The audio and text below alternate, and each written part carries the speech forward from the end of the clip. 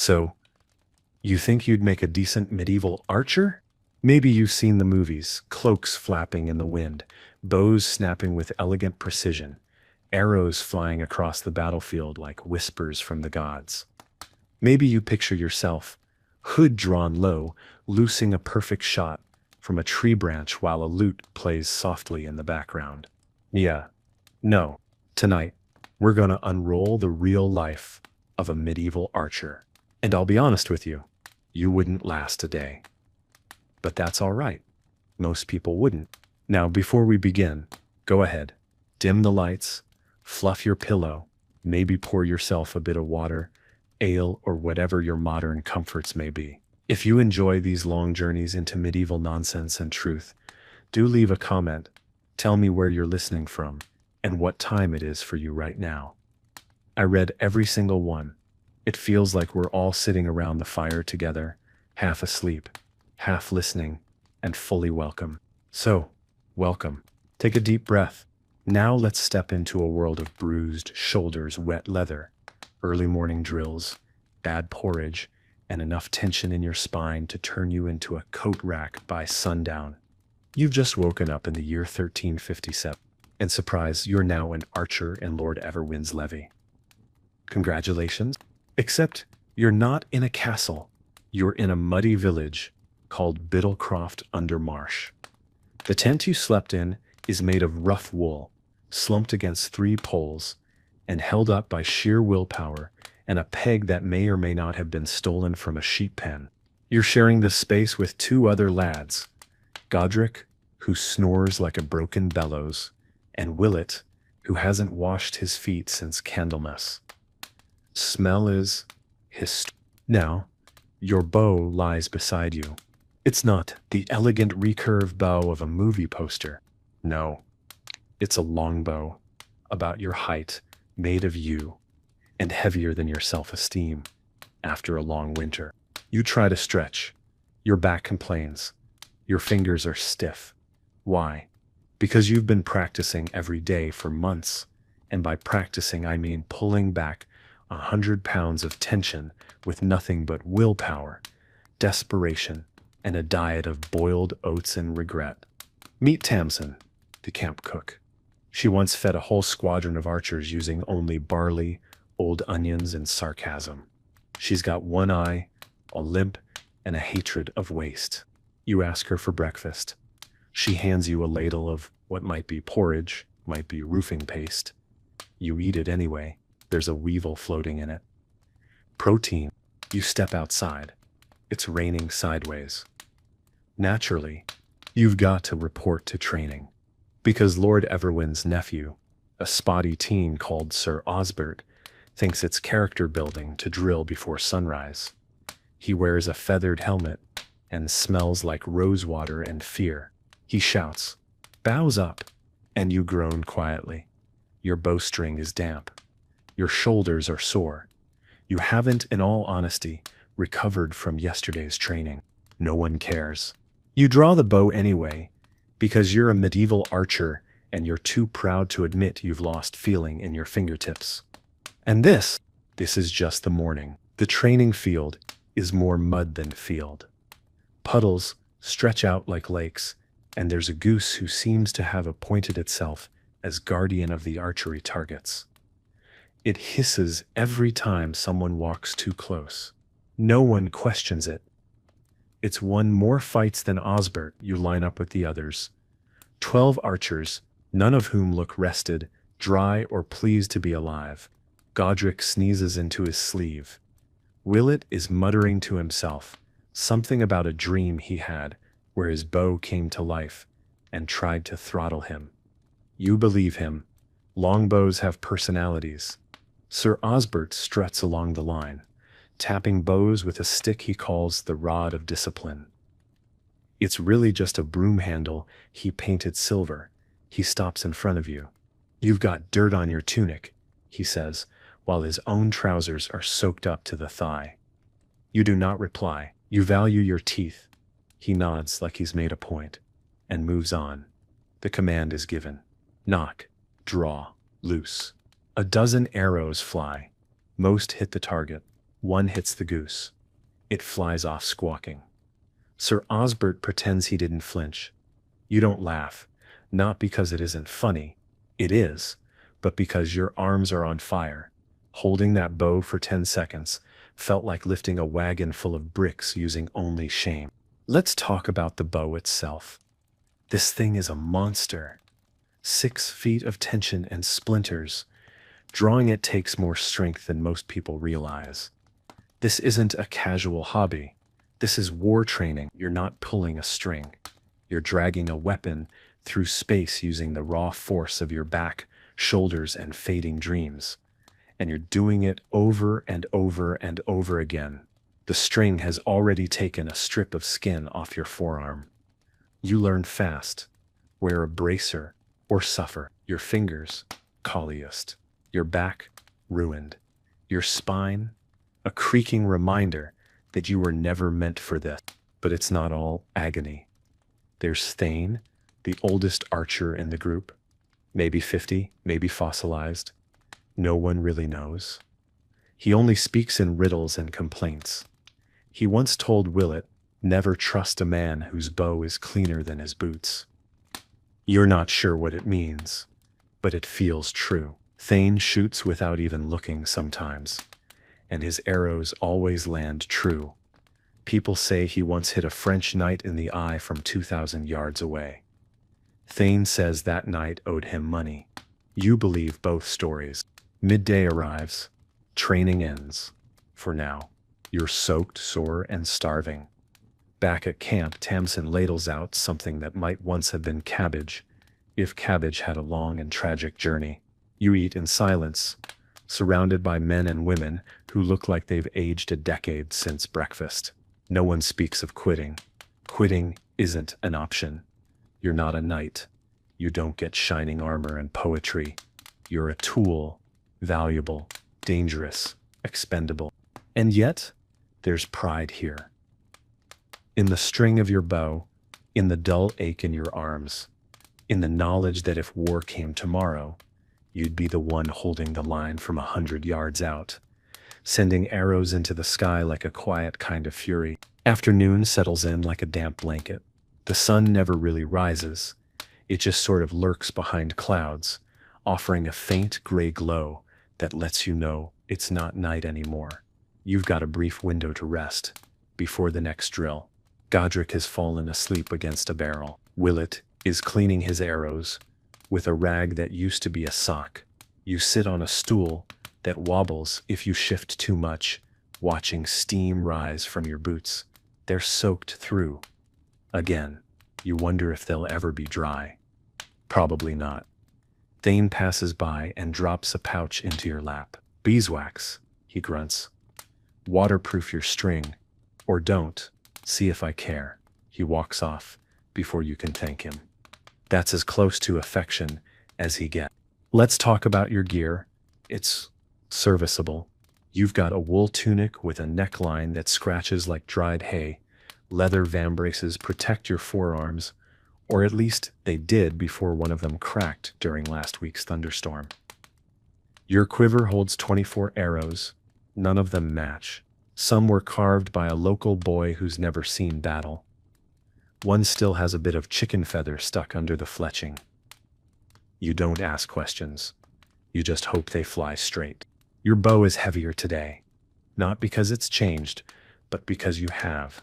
The repetition, the weight, the damp, it grinds you down slowly, like a river wearing away stone.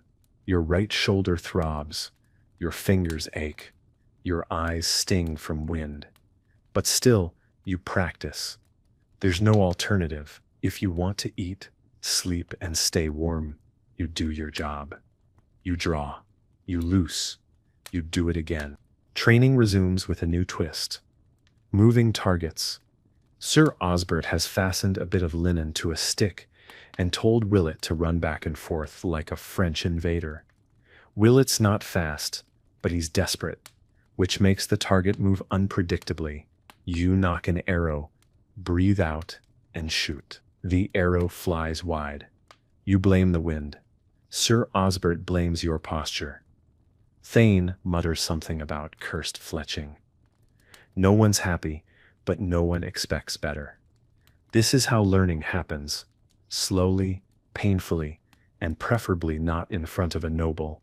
Later, you help Willett pull arrows from the practice stumps. Most are embedded deep.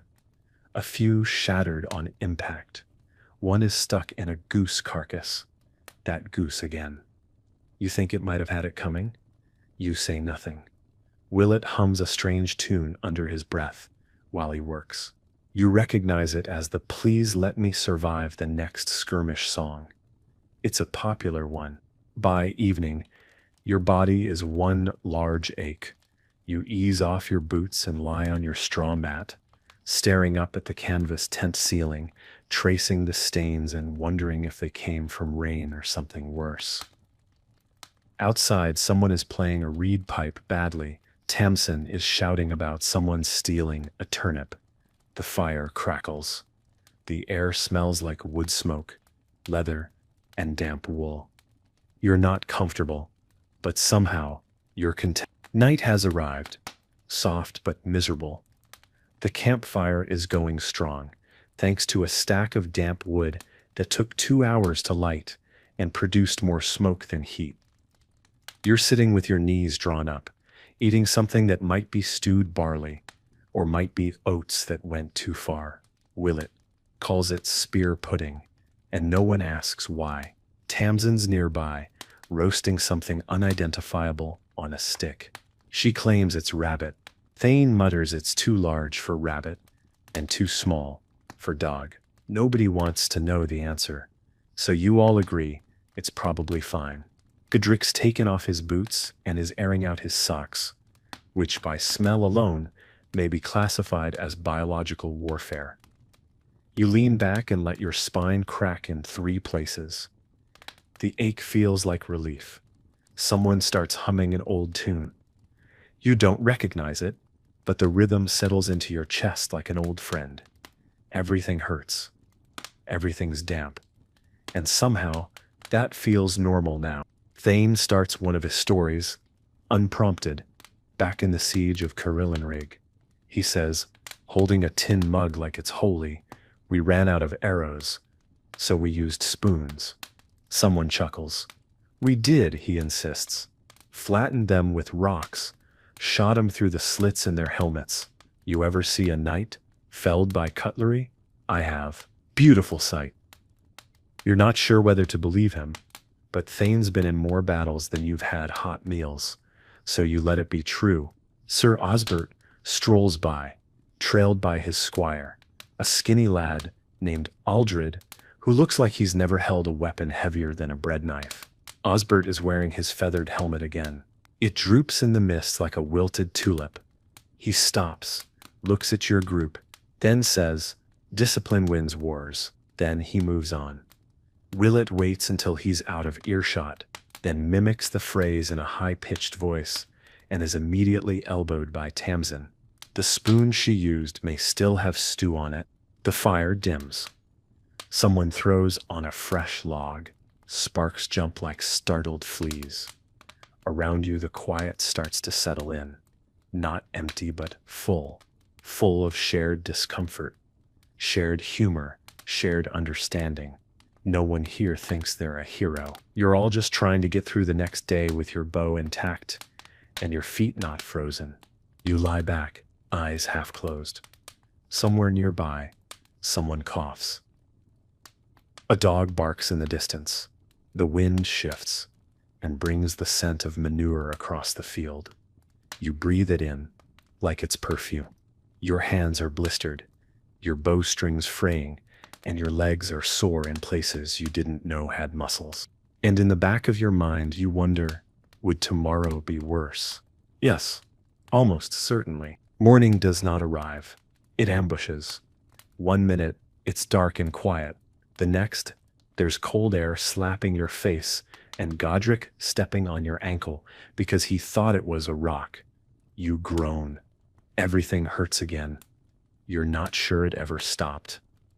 Your back is one long silent scream. Your hands feel like they've been crushed by a mule. Willet's already up, squatting over a bucket, and arguing with himself about whether porridge can be evil. You think the answer is yes. Outside, the camp is wrapped in fog so thick you can't see the fire, even though you can hear Tamsin shouting at someone for burning the oats. The mist clings to your clothes, your hair, your thoughts. You stretch bad idea and pull your tunic over your head, which is still damp from yesterday. You think about what it might feel like to be warm again. Then you stop. That kind of dreaming leads to madness. Today's training involves hill shooting, which is exactly what it sounds like. Climb a muddy slope, then shoot down it while trying not to slide, trip, or land face first in a sheep pat. The sheep, by the way, are watching, judging. You're not sure why, but their disapproval is palpable. Sir Osbert gives a speech about elevation, trajectory, and noble aims. Then he falls down the hill. Thane doesn't laugh, but his mustache twitches. You fire your first arrow. It arcs beautifully. You feel pride. Then it hits the ground, 20 paces short. The target is a straw dummy holding a painted shield, affectionately named Sir Branston by the archers, because he smells faintly of pickled turnip. Godric hits him in the neck. Willet shoots wide, hits a tree, and claims it was a warning shot to the squirrels. You believe him. The squirrels in this region are hostile. By midday, you're soaked through again, your thighs burn from climbing, and your bowstring has frayed just enough to make you nervous. Thane offers you a new one. It's horsehair. You didn't know horsehair could be used for that.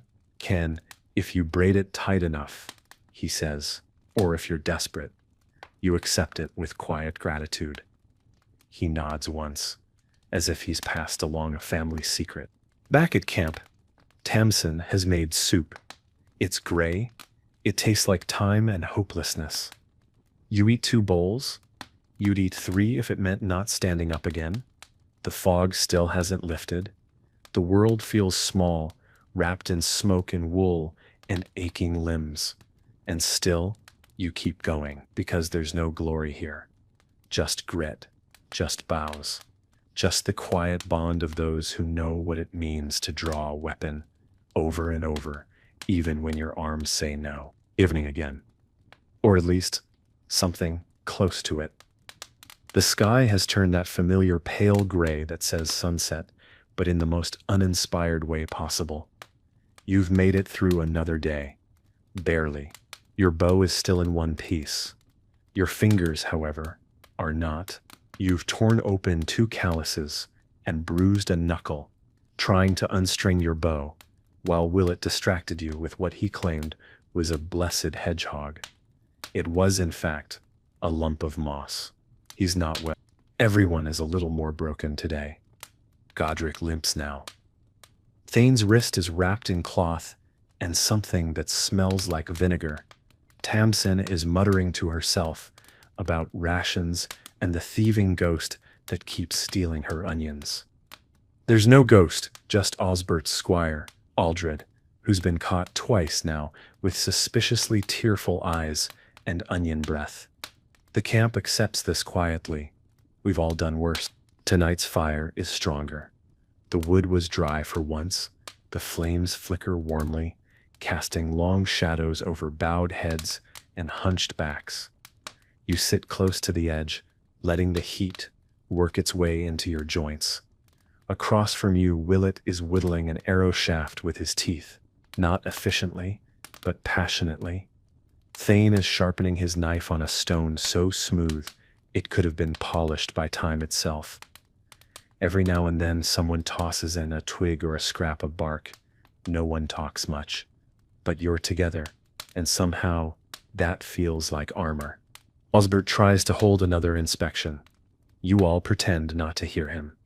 He circles the fire once, sniffs dramatically, then walks off in a huff. He'll probably write about it in his campaign journal, which you suspect is just a folded scrap of linen where he doodles pictures of himself in battle poses.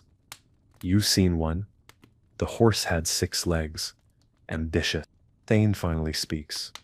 You know, he says, voice low, they say a good archer needs 3 things: strong shoulders, strong will, and a complete lack of common sense. A pause. We're halfway there. Willet laughs so hard he chokes on his moss. Later, when it's time to lie down, you do so with the grace of a dropped sack of grain. Your body no longer bothers to complain. It simply sulks. The straw beneath you is damp. Your cloak is stiff with dried mud. You close your eyes and listen to the fire crackle, to someone snoring, to the wind nudging the tent flap. And somehow, beneath all that discomfort, you feel a flicker of something else: belonging. Sleep comes, but not easily. The cold finds the gaps in your blanket like it's looking for them. You curl tighter. Someone coughs nearby. Someone else mutters in their sleep. The fire outside is low now, its crackling reduced to the occasional pop, like a twig breaking under a boot. You dream of arrows that bend mid-flight, of wool tunics that never dry, of Tamsin chasing Aldred with a ladle raised high like a mace. You wake to your own snort. Godric is sitting up, chewing something that may or may not be leather. Couldn't sleep, he says. Teeth itch. You don't ask questions. You just nod. By dawn, the mist is back. It never really leaves. It just steps aside briefly, like it's letting you think you're free before it rolls in again. Breakfast is a piece of hard bread and a mug of something warm that smells like oats and fear. Tamsin calls it morning broth. It's the same thing she served last night. No one's surprised.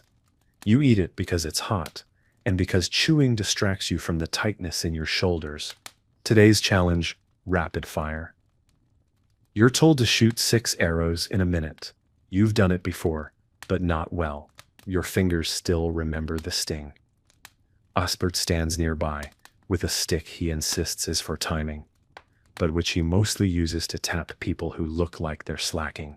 Thane mutters something under his breath about tap me once and see what happens. He's not joking. You've seen him throw an arrow like a dagger. You line up, breathe, knock, pull, loose. It's less graceful than it sounds. Arrows fly. Some hit, some don't. One shatters against a tree. Willet's last one goes straight into the mud. It was warning the ground, he says, in case it gets any ideas. You believe him. The ground's been smug lately. Between drills, you sit with Thane sharpening old arrowheads. When I was your age, he begins, you prepare for a story. I didn't have a bow, had a bent stick, and angry thoughts. He smiles. You don't know if he's joking. Then again, you've never seen him miss a shot. By the end of the day, your arms are jelly, your hands shake, you try to pick up your mug and spill half of it on your lap. It's cold now anyway. The kind of tired you feel isn't the good kind. It's deep, sour, bone deep. You ache where you didn't know you had parts. But no one complains. You just sit together, like logs drying near the fire, quiet, used up, still here. And when the night folds in again, you lie down not because you want to sleep, but because there's nothing else left to do. You stare at the ceiling of the tent. You count the slow breaths of your comrades. You listen for the wind. And somewhere, beneath the ache, is that same feeling, the one you don't name. The one that says, I'm not alone in this. The next day doesn't begin. It simply picks up where yesterday left off. You're not sure if you ever truly slept. The cold seeped into your bones sometime after midnight, and the damp never left your clothes. Your dreams were full of half-remembered orders, misfired arrows, and the sound of Sir Osbert's voice echoing through your skull like an unwanted sermon. You wake up before dawn and just lie there, staring at the ceiling of the tent, wondering if you'll ever feel your fingers again. Thane's already outside. He always is, sitting on a stump with one leg crossed over the other, sharpening a dagger that looks older than most of the recruits. He nods at you. If you can still feel pain, you're not dead yet, he says, which, coming from Thane, is basically encouragement. Godric stumbles out behind you, squinting into the fog like it owes him money. Willett emerges last, covered in straw, looking like a hedge come to life. Dreamt I was a carrot, he mumbles. No one asks for more detail. Today, there's no training. Instead, there's talk, rumor, really. A skirmish on the edge of the marshlands. Raiders, maybe. Bandits, maybe worse. No one knows for sure. But suddenly everyone's checking their strings, counting arrows, muttering quiet prayers they claim not to believe in. You feel the shift in the air. It's different when it's not practice. The silence is heavier. You start to notice how few spare bowstrings are left, how many arrows are crooked, how tired everyone looks when they think no one's watching. You sit beside Willett, both of you fiddling with your gear. He pulls out a charm tied to a bit of bone. For luck, he says. Found it in a fish. You raise an eyebrow. He shrugs. Seemed promising. You don't laugh, but you smile. It's something. Tamsin gives you extra food. Not a lot, but more than usual. You don't ask why. She doesn't look at anyone directly today. Just stirs the pot and mutters about needing more barley and fewer bloody mouths to feed. When she hands you your bowl, you say thank you. She doesn't reply, but she ladles in another scoop. Thane walks the perimeter, slow and steady. He's done this before. Many times. You watch him pause now and then, look out across the trees, the hills. He squints, listens, moves on. First shot matters, he says, not looking at anyone. Always does. Then he keeps walking, and you realize, with a dull kind of clarity, that this isn't just another drill. Something is coming, something real, and your bow, the one that bruises your chest and bloodies your fingers, might be the only thing between you and silence. The day wears on like a damp cloak, clinging, heavy, hard to shake off. No one says much. The laughter's gone, tucked away somewhere behind the tension that settles into every shoulder. Thane sharpens every blade in camp. Tamsin refills water skins without being asked. Even Sir Osbert seems quieter, walking with his hands behind his back, like he's trying to remember something important and keeps forgetting it again. Aldred, his squire, keeps tripping over things. Nerves, probably, or his own feet. You sit on a log near the edge of the clearing, watching your bow, not holding it, just watching. It leans against your pack, tall and silent. Its curve familiar now. You've cursed it, blamed it, nearly snapped it across your knee twice. But right now, it looks different, like a companion, like something that might matter. Willett is beside you, fiddling with his arrows. I think I'll name them, he says suddenly. Each one, so they know they're not alone. You glance at him. He's dead serious. This one's Geoffrey, he adds, tapping the shaft of a broadhead. Looks like a Geoffrey. You nod slowly. And what about that one? He holds up a crooked arrow with half its feathers missing. He frowns. That's probably Marjorie. Godric, across the fire, is tying a fresh grip onto his bow.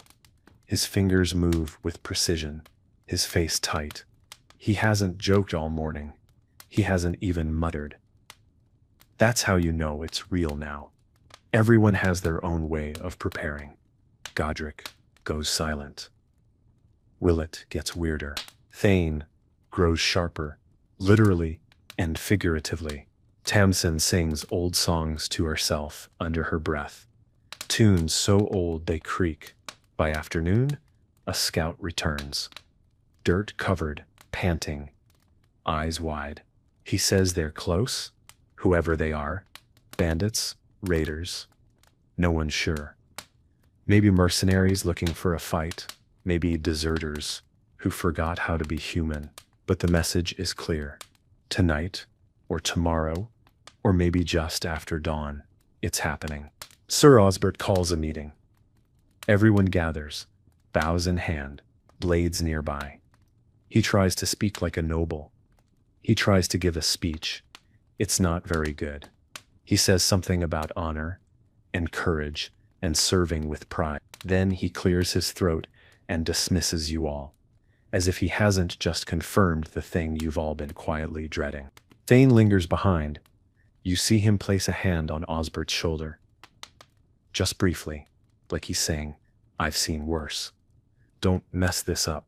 You spend the rest of the day checking gear, tightening bowstrings, running fingers along fletchings, whispering to arrows like they're old friends.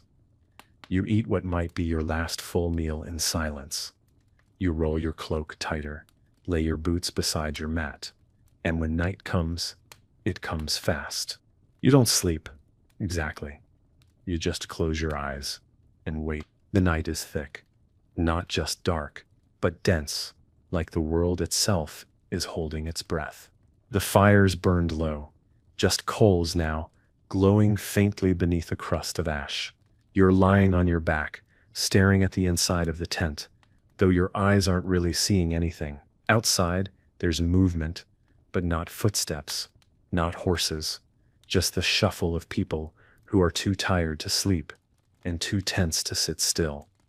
You hear Willett whispering to his arrows again. Geoffrey, you behave tomorrow. Marjorie, please fly straight this time. Godric is sharpening the tip of a spear with a rock. He doesn't use a knife, says it ruins the soul of the weapon. You're too tired to ask what that means. Thane is sitting cross-legged in the dirt, eyes closed, palms resting on his knees. Meditating, maybe, or just napping with dignity. Tamsin moves like a ghost between tents, placing mugs of warm broth beside sleeping forms, silent as a shadow. You think about thanking her. You don't. Not because you're rude, but because words feel heavy tonight. Aldred, poor thing, sits by the fire, looking like a wet napkin. His hands tremble every time he checks his dagger. Sir Osbert paces behind him, arms folded, muttering things that sound important, but don't mean much. Formation discipline, shield coordination, forward posture. You think he's rehearsing a speech or an apology? The mist thickens, curling in through the edges of the camp like it's watching. The trees whisper. The wind nudges, and the silence gets louder. You pull your cloak tighter. Your bow lies beside you, waxed and strung. 20 arrows. You count them again. You know the number hasn't changed, but it feels like the only thing you can control. Thane breaks the silence at last. First arrow's the hardest, he says quietly. No one responds, but everyone hears him. After that, it's just breathing. Then he picks up his bow and walks to the edge of camp, just to stand, just to look, just to be still. You follow a few minutes later, not because you have anything to do, just because being near someone like Thane feels like standing beside a stone wall, solid, silent, and strangely comforting.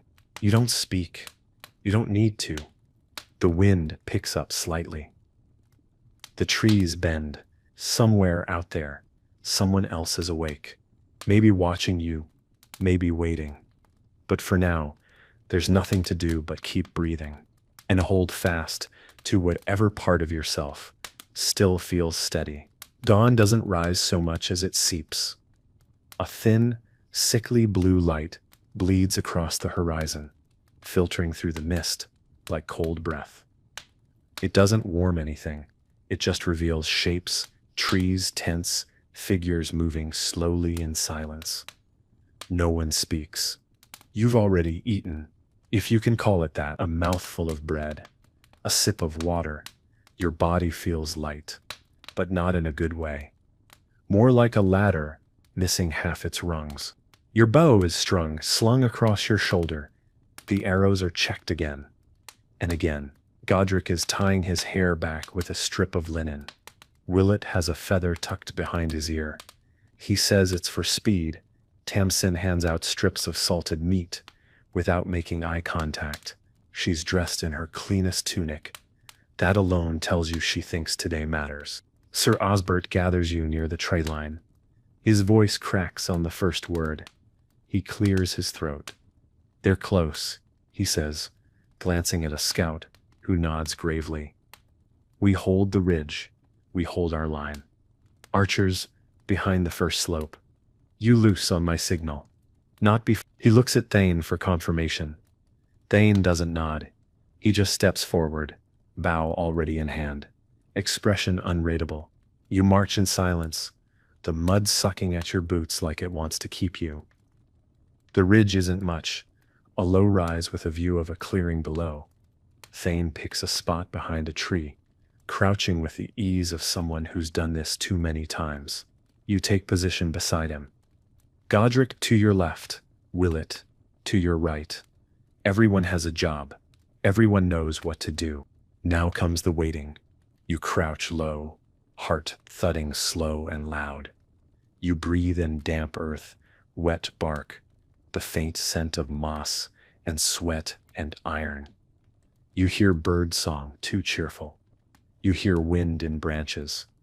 You hear Thane whisper, no shame and fear, just means you understand what's about to happen. Then the scout returns. 2 fingers raised, movement in the trees. They're here. Sir Osbert raises a hand. You grip the bow tighter. Not yet. Figures emerge. Shadows at first, then clearer. Leather, steel, movement. Bandits, or worse. One carries a torch, another a curved axe. You count 10, 12, maybe more. They don't know you're here. Not yet. Osbert holds his breath. Then his hand drops, and the world changes. The hand drops. And in that instant, you don't think, you just move. The bow rises, the string pulls back, and the arrow looses. It all happens faster than it should. Faster than your body should allow. The first arrow sails. It doesn't matter if it hits. What matters is that it flew. Around you, others release. Willett beside you curses as his string slaps his arm. Godric mutters something you hope wasn't a prayer. You reach for your next arrow before the first one lands. Down below, the bandits react like kicked ants. One drops instantly. Another ducks. The rest scatter, but it's too late. A second volley is already in the air. You feel your arm tense, your back strain. The third arrow you loose thuds into a shield. The fourth grazes a tree. You keep going, no time to think. Just knock, draw, loose. Your hands move like they've always known this rhythm. You've practiced it in rain, in pain, in half sleep. Now it's real. A scream echoes through the trees. You don't know whose it is. Thane shouts something. Maybe a name, maybe an order. Osbert's voice is high, sharp, commanding from behind. The squire, Aldred, is trying to reload a crossbow with shaking hands. You loose another arrow, then another, then nothing. Your quiver's empty. You don't panic. You drop low. Your heart is racing now, not in fear, but in sheer animal focus. The kind that only shows up when you've got no other choice. Around you, other archers shift. Godric tosses you a half-full quiver without a word. You nod. Grab one. Draw. Loose. Your breath comes in sharp bursts now. Sweat stings your eyes. Mud cakes your boots. You can't feel your fingers. Then, silence. A strange, awful quiet settles over the ridge. A bird chirps once, then stops. The air feels hollow. You peek over the edge of the slope. The clearing below is a mess of trampled grass, bodies, broken shafts. A few figures retreat into the woods, limping, dragging, gone. The fight, if you can call it that, is over. You stand slowly, your legs trembling. Willett sits down in the mud like his bones gave up. Jeffrey did good, he whispers, staring at his last arrow. Godric hasn't moved. He just stares ahead, jaw clenched. Thane lowers his bow and mutters, "Not clean, but done." You nod, though you're not sure what part you're agreeing with. Osbert walks past, pale but upright, his helmet askew. "Good work," he says. His voice wobbles. You all pretend not to notice. And just like that, the silence becomes heavier than the noise that came before. You don't speak for a while. No one does. The clearing is quiet now, except for the creak of branches, the soft rustle of the wind trying to carry away what just happened. Your hands are still curled like you're holding the bowstring. Your arms ache with the kind of pain that doesn't stop once the fighting does. You look down at your fingers. The skin is torn. There's a small splinter driven into the side of your thumb. You didn't feel it happen. You feel it now. Willett finally exhales, long and slow, like he's been holding it in since yesterday. "Didn't die," he mutters. "Didn't die, didn't miss, didn't cry. That's 3 for 3. You don't point out that he did. In fact, scream at one point. That's beside the point. Godric still hasn't said a word. He's got blood on his sleeve. You don't ask if it's his. You both decide not to know. Thane stands slowly, bow in hand, face like stone. He surveys the field, then turns away. "Burn the bodies," he says quietly. "If they're left out, others will find them. Animals, or worse." Sir Osbert gives the order a moment later, louder, as if it were his idea. Tamsin shows up with water and a sack of something to chew. She doesn't speak, but she hands you a strip of dried apple. It tastes like sweetness and rot, and everything you didn't know you missed. Aldred is crying behind a tree. He's trying not to. You give him space. Let the lad cry. He still believes this was about glory. He'll learn. The fire is built by midday. The smoke rises thick and bitter. You help carry 2 bodies. They're not heavy. That's the worst part. They feel too light, too human. The face of one is young, barely older than Aldred. There's a half-eaten biscuit in his pouch. Someone takes it out and tosses it into the fire with him. Some things shouldn't be left behind. Later, back at camp, everyone eats in silence. The stew tastes like ash. You don't finish yours. Willett falls asleep, sitting upright. Jeffrey still clutched in his fist. Godric finally speaks. "First one," he says. You nod. "Yours too." Thane sits by the fire, not looking at anyone. "Next time, don't aim high," he says, to no one in particular. "You're not shooting at trees. You're shooting at people." You lie down that night, sore in body and mind. The tent is too quiet. Your thoughts are loud. You stare at the canvas and wonder how many more times this will happen. How many arrows you'll fire before one finds its way back to you. The next morning arrives like it doesn't know what happened. The mist is back, thicker than ever, curling through the trees and hugging the tents like an old friend, trying not to ask too many questions. You wake slowly, everything aching in the same dull rhythm. Not sharp pain, just the kind that lets you know you were used like a tool and then left out in the rain. You sit up groaning, checking for bruises, scratches, new regrets. They're all there, present and accounted for. Godric is already outside, staring at nothing. He hasn't said much since yesterday. He will, eventually, but not yet. Willett is carving tiny faces into his arrows now. Helps them focus, he says, as if that explains anything. One of them has a mustache. You decide not to ask. Thane's not in camp. He disappeared before sunrise, probably walking, or hunting, or remembering something he never wanted to remember. You find your bow where you left it, wrapped in cloth, carefully leaned against your pack. It looks peaceful, almost like it didn't just help end a life. You run your fingers along it. The string is worn. You'll need a new one soon. The wax is holding, but barely. You tighten the wrap at the top. A splinter is starting to rise from the grip. You smooth it down with your thumb. The bow doesn't complain. It just waits. Tamsin serves breakfast. Boiled grains and a fried egg. Somehow. You don't ask where she got it. You just eat it. It tastes like a new start, or at least a pause. She says nothing while you eat, but she gives you an extra ladle.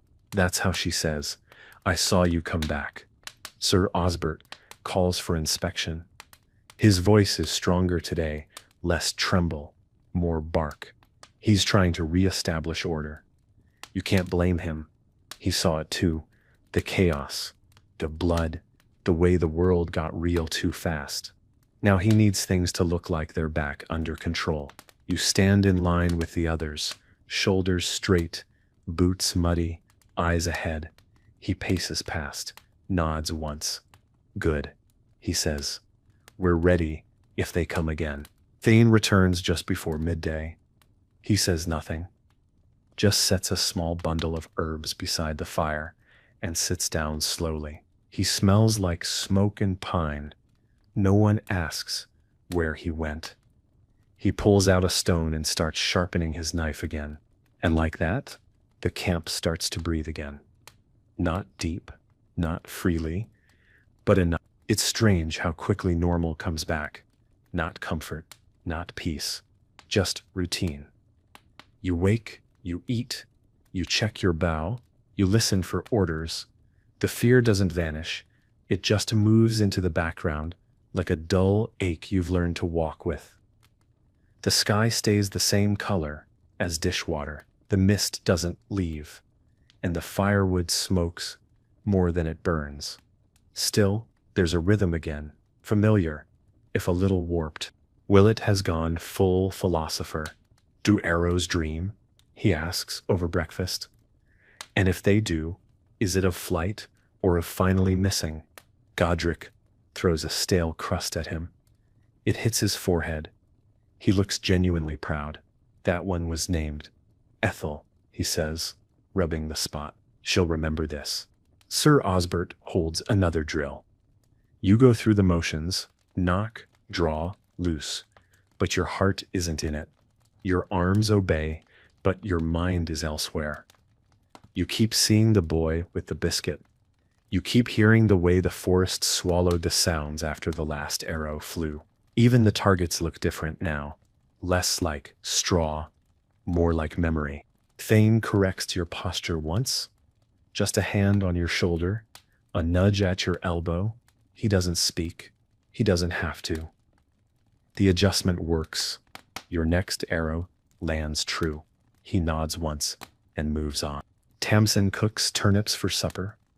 Again, you eat without complaint. There's something comforting about bad food made by someone who still shows up. She hums a song you don't recognize, low, slow, the kind of tune that might have been passed down through 3 lifetimes. You wonder if she even knows she's doing it. That night, the campfire feels warmer. Not because the flames are better, but because no one's trying as hard to pretend nothing happened. The silences are less tense. The jokes return, if only in fragments. Godric retells the story of Osbert falling down the hill, and this time, even Osbert chuckles, grudgingly, but honestly. You sit close to the fire, bow across your knees, staring at the way the light dances on the wood. You run your thumb over the grip again. There's a new nick in it. You don't remember when it happened. You decide to leave it. A mark is just a sign. Something was used. Like a scar. Like a story you're still learning how to tell. The next morning arrives. With bird song. Real bird song. Not just the half-hearted crow of an angry rooster, or the screech of a goose with emotional problems, but actual song. Sweet and clear. It throws everyone off. You sit up wondering if you dreamt it. Willett claims it's a sign of the world. forgiving you. Godric says it's probably just mating season. Either way, the mood is lighter. The mist is still here, but it feels thinner, more like a blanket than a shroud. You stretch. It hurts. Every part of you cracks like old firewood. Your fingers are stiff. Your shoulders feel like they belong to someone else, and your back makes a sound that shouldn't exist in nature. You're 20-something, but your joints scream like you're 70.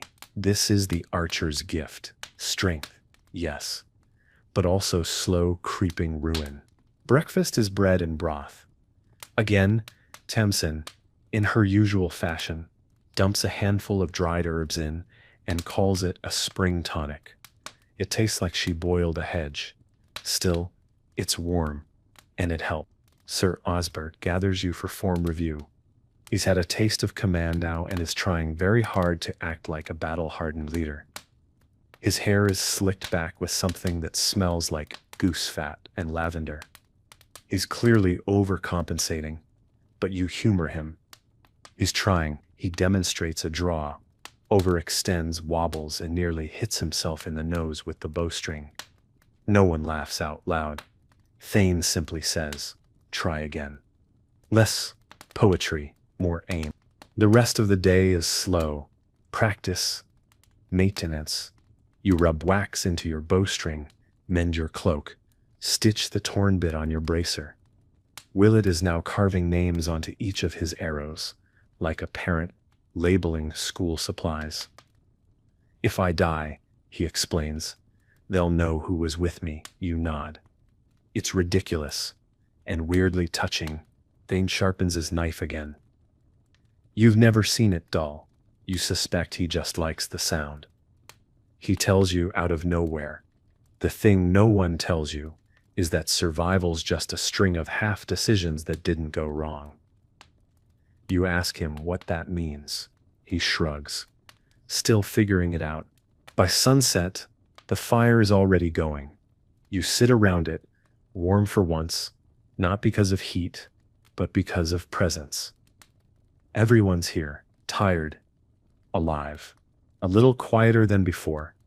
But here, Willett passes around a flask of something that burns like dragon breath. Medicinal, he claims. You drink it. You regret it. You drink it again. And for a little while, no one talks about arrows, or war, or what it feels like to see someone fall. You just share warmth, and laughter, and a silence that finally feels safe. The days blur together now. You wake, you train, you eat, you sleep, or try to. There's still an ache in your fingers that no salve seems to touch. Your bow shoulder throbs every time you lift your arm above your head. You think about complaining, but there's no audience for it. Everyone else hurts too. Pain's just part of the rhythm now, like meals and mist and Tamsin's soup that always tastes vaguely of root cellar and disappointment. Willett has begun giving daily performance reviews to his arrows. Ethel flew straight, he mutters over lunch. Might give her a fresh fletching. Oswin curved left. Again, I think he's rebelling. Godric suggests naming one, "Don't miss," just to see if it takes the hint. You almost smile, but your lips are too dry from the wind. Sir Osbert holds another drill. He's gotten better, less shouting, more watching. He still can't string his own bow without help, but he walks the line with a steadier step. He pauses beside you, watches you draw and release, then says, "You don't flinch anymore." You blink. You hadn't realized you ever did. He walks on before you can reply. You find Thane later, standing at the edge of the clearing, looking at the sky. You ask him what he's watching. He doesn't answer right away. Then he says, "I used to aim by the clouds. Pick one. Trust the wind. Let the rest happen." You try it. You loose an arrow toward a cloud that looks like a crooked goat. It lands wide. Thane doesn't laugh. "Wrong goat," he said. That night, Tamsin surprises everyone with honeyed bread. Just a little, just enough to taste. The camp pauses as one like a spell's been cast. You chew slowly, carefully, reverently. It's the best thing you've eaten in weeks. Willet cries a little. No one says anything. The fire is warm. The moon is low. The woods are quiet.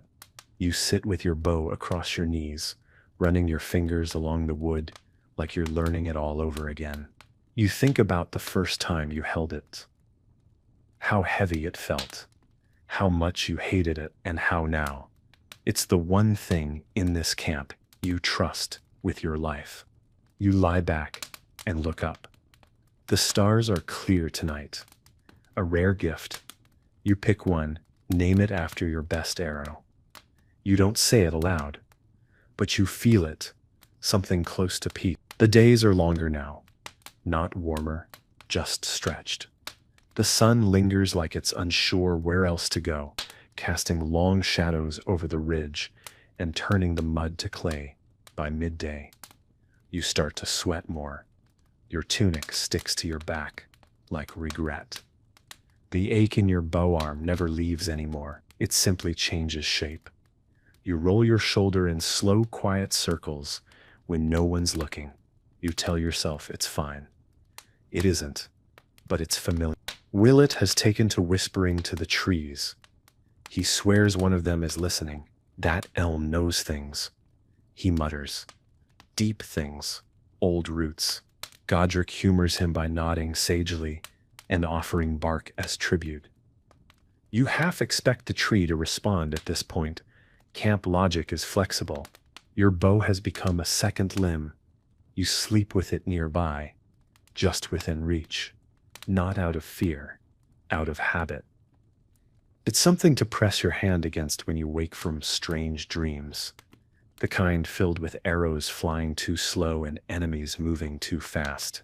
You don't remember them clearly, just the feeling of being unready, of being watched.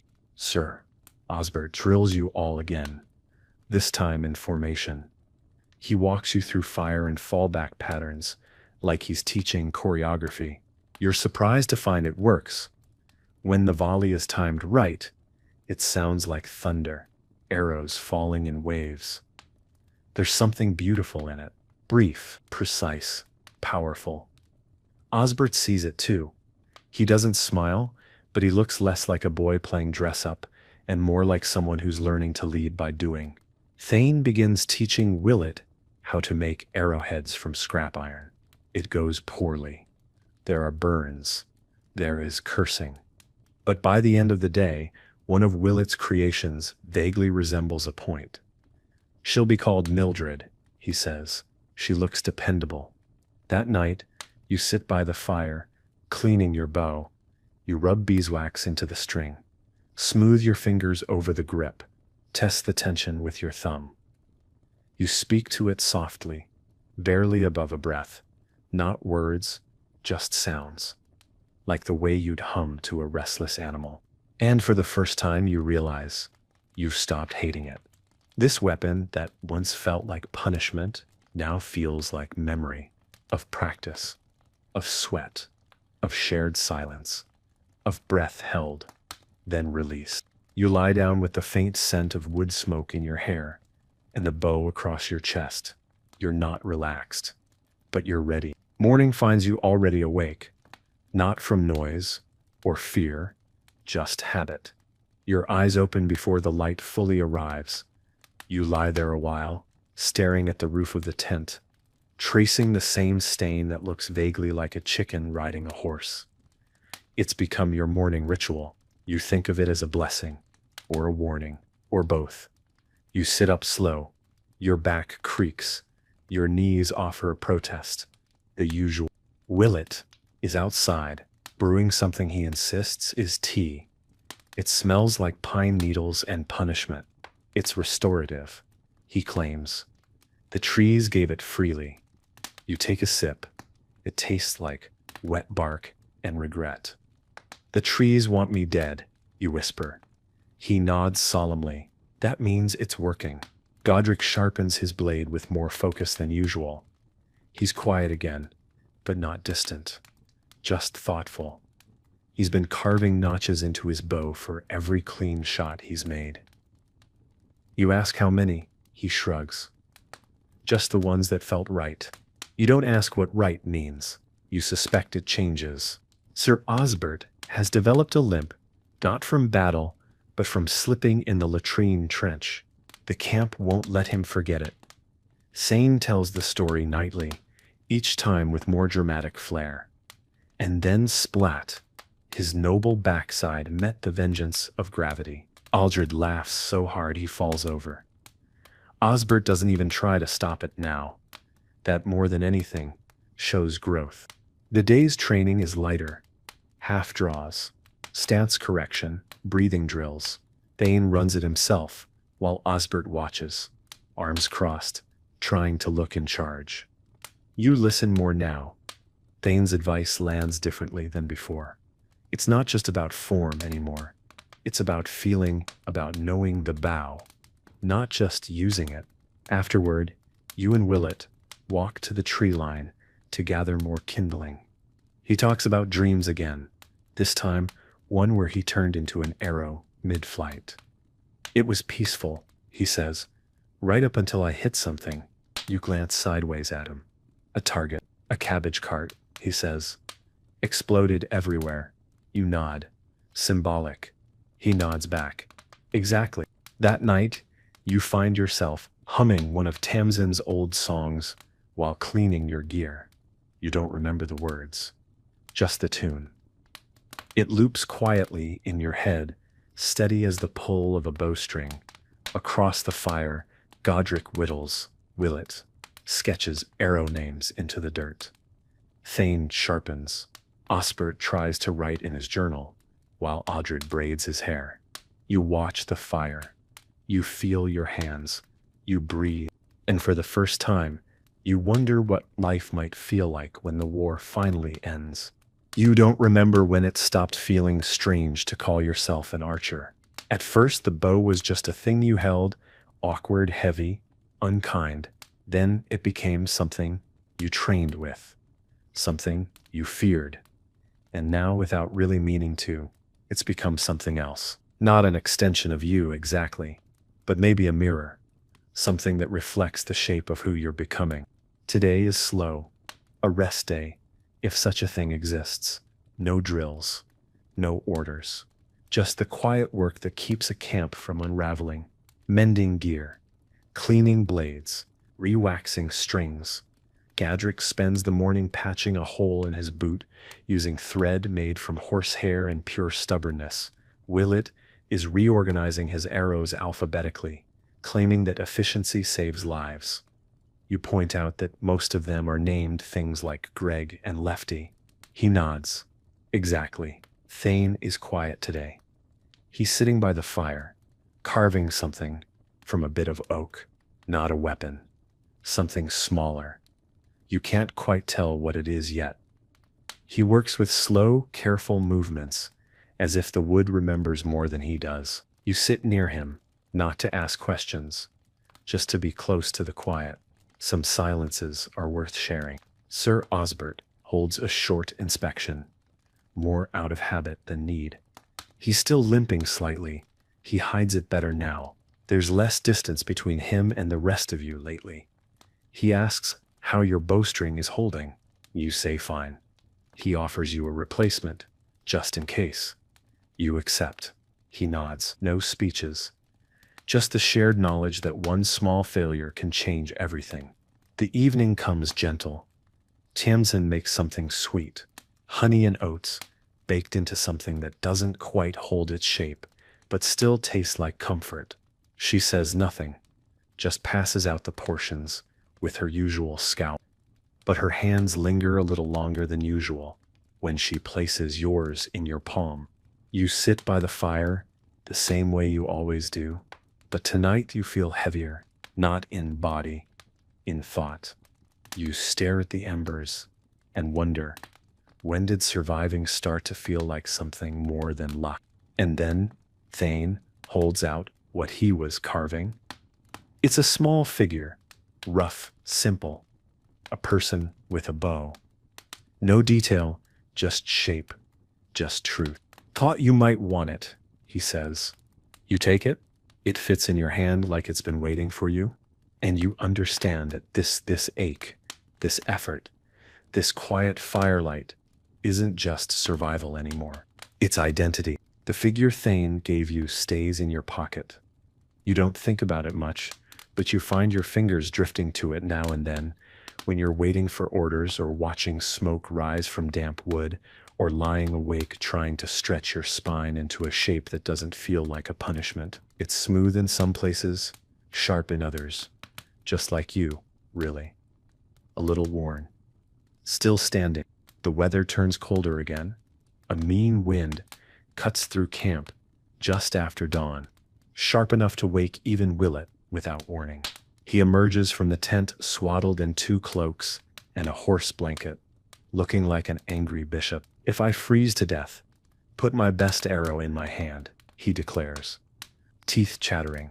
Send me off with some dignity. Godric throws him a lump of bread. It bounces off his head. No one speaks of it again. Today's training is with moving targets, ropes strung between trees, with sacks swinging from them. You've done it before, but Thane's added a twist. Shoot from cover. Real trees, real brush, not just to hit, but to hide. He calls it learning how to be invisible, with teeth. It's harder than it sounds. Your cloak snags on branches. Your quiver makes too much noise. You miss the first 2 shots. You don't miss the third. Sir Osbert watches from a distance, arms crossed, expression unreadable. He doesn't interrupt. He's learning too. You see it in the way he nods after each volley, not with pride, but with understanding, like someone finally realizing what they've asked of you. By midday, your hands are numb and your stomach's louder than Willett. Tamsin brings out a pot of something thick and yellow. You don't ask, you just eat. It tastes like lentils, maybe, or regret. Willett adds salt from a pouch he insists was blessed by a traveling monk. You're pretty sure it's just dirt, but it helps.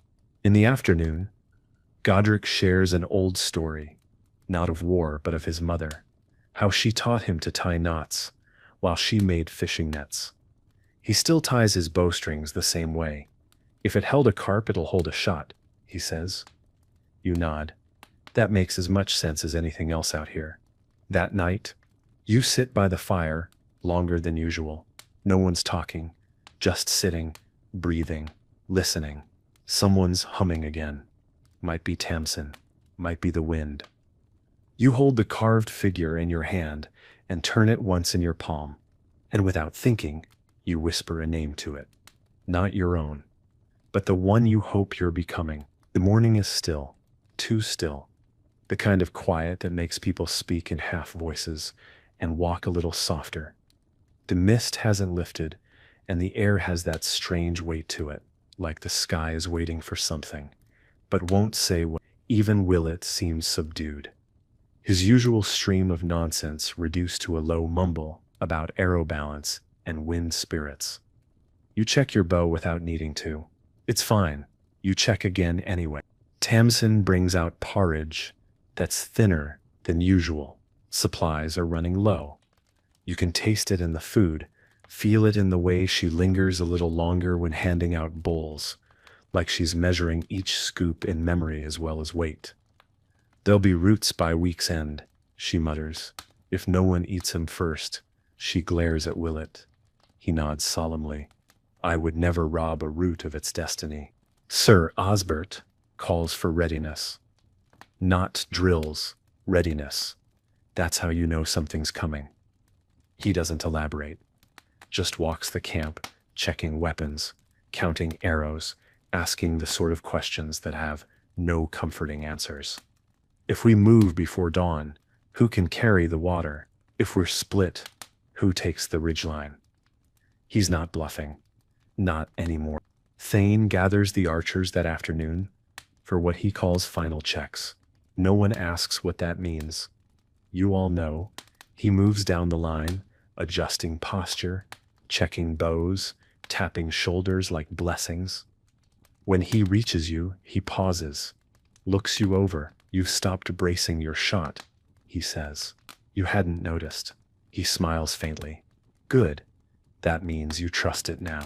The sun doesn't so much set as disappear. One moment, it's there. The next, it's gone. The sky bleeds gray into black. You sit with Godric and Willett near the fire, each of you lost in thought. Willett sharpens an arrowhead that's already sharp. Godric hums a low tune. You hold your bow and listen to the sounds of the camp winding down. Tamsin hands out broth, herbs, garlic, and whatever else she could find. It tastes like someone tried. That alone makes it better than most. You thank her this time. She nods. That's all. Before sleep, you walk the edge of camp, just like Thane does. You stop near the tree line, stare out into the dark. You don't see anything, but you feel something. Not fear, not exactly. More like the weight of the next arrow before it's ever been loosed.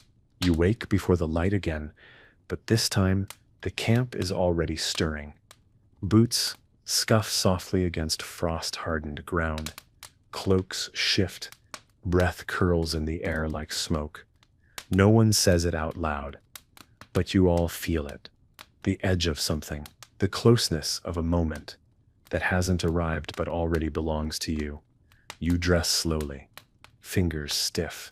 Every buckle and strap feels heavier today, as if your gear knows where it's going before you do. Willett hands you a fresh arrow. This one's called Hope, he says, with a smile that doesn't quite reach his eyes. Or Harold. Honestly, I forgot. You tuck it into your quiver without asking which. There's something comforting about not knowing. Godric doesn't speak. He just sits by the fire, sharpening a knife that doesn't need sharpening. Tamsin gives him a piece of bread that's mostly crust. He takes it like it's gold. Thane stands near the supply cart, checking the packs himself. Osbert is nowhere to be seen yet. That's not a surprise. Leaders don't always rise as early as the weight they place on others. By mid-morning, the command comes. You move out, South Ridge. No battle yet.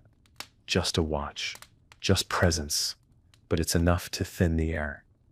You march in silence through low brush, bows slung across your backs, arrows clinking gently like quiet warnings. Willett tries a joke halfway there, something about squirrels forming a union. No one laughs, but no one asks him to stop either. The ridge is steep, and the wind harsher at the top. You take position behind a line of brambles, half hidden, half exposed. Thane moves among you like smoke, correcting foot placement, adjusting angles, whispering to the wind more than the people. You crouch low, eyes scanning the tree line. There's nothing yet, just leaves. But you stay ready. That's what archers do. You're not the first strike. You're the quiet breath before one. Hours pass. You stretch, you wait. You shift your weight to ease the ache in your knees. You eat a crust of bread.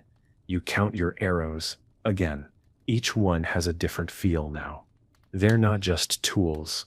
They're possibilities, promises, maybe even prayers. As the sun begins to dip, Thane crouches beside you. If they come, he says, you don't think, you just breathe. You loose the first one like it's part of your body. The rest will follow. You nod, and you wait. The sky darkens slowly, like it's unsure how this evening should end. Clouds roll low, pulling the light with them.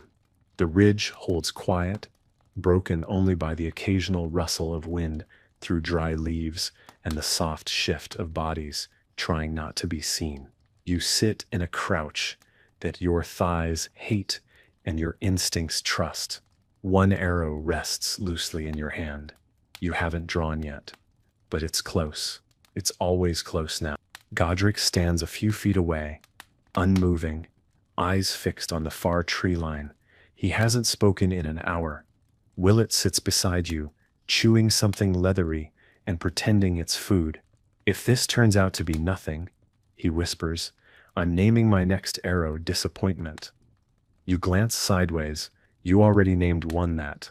He nods solemnly. And it missed. Then moves along the line again. No orders, just presence. He passes you, rests a hand briefly on your shoulder, and moves on.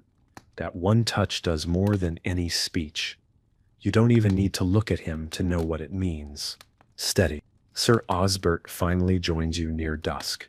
He looks tired, his armor scratched, his gloves worn, but he holds his bow right, and his jaw is set. No performance today. Just a man with something to protect. He crouches beside Aldred and speaks to him so softly, the wind steals half the words. You catch enough. You don't have to be brave, just useful. The trees ahead remain still. No sign, no motion. But your body's already halfway drawn. Your muscles coiled like rope soaked in cold water. You're not sure whether you want something to come or want it to stay quiet forever. Both feel dangerous. Both feel real. As darkness falls, you ease back slightly. Thane signals a slow shift. Rotate watch, 2 rest, 2 stay. You move down the line and settle behind a fallen log, wrapped in your cloak, eyes still sharp. Your hands never stray far from the string. Sleep isn't expected, just stillness. You lie back, stare at the stars that begin to peek through the clouds. And in that strange space between readiness and rest, you realize something that surprises you. You're not afraid anymore. You're ready. The night stretches on, longer than it should. Time begins to lose its shape. Minutes become vague, rubbery things. The stars shift overhead in slow procession, and the cold creeps into every seam of your cloak like it's been waiting all day for this moment. You're not shivering anymore. You passed that stage an hour ago. Now you're just cold, deep, steady, unshakable cold. You lie still, one eye on the trees, the other somewhere far away.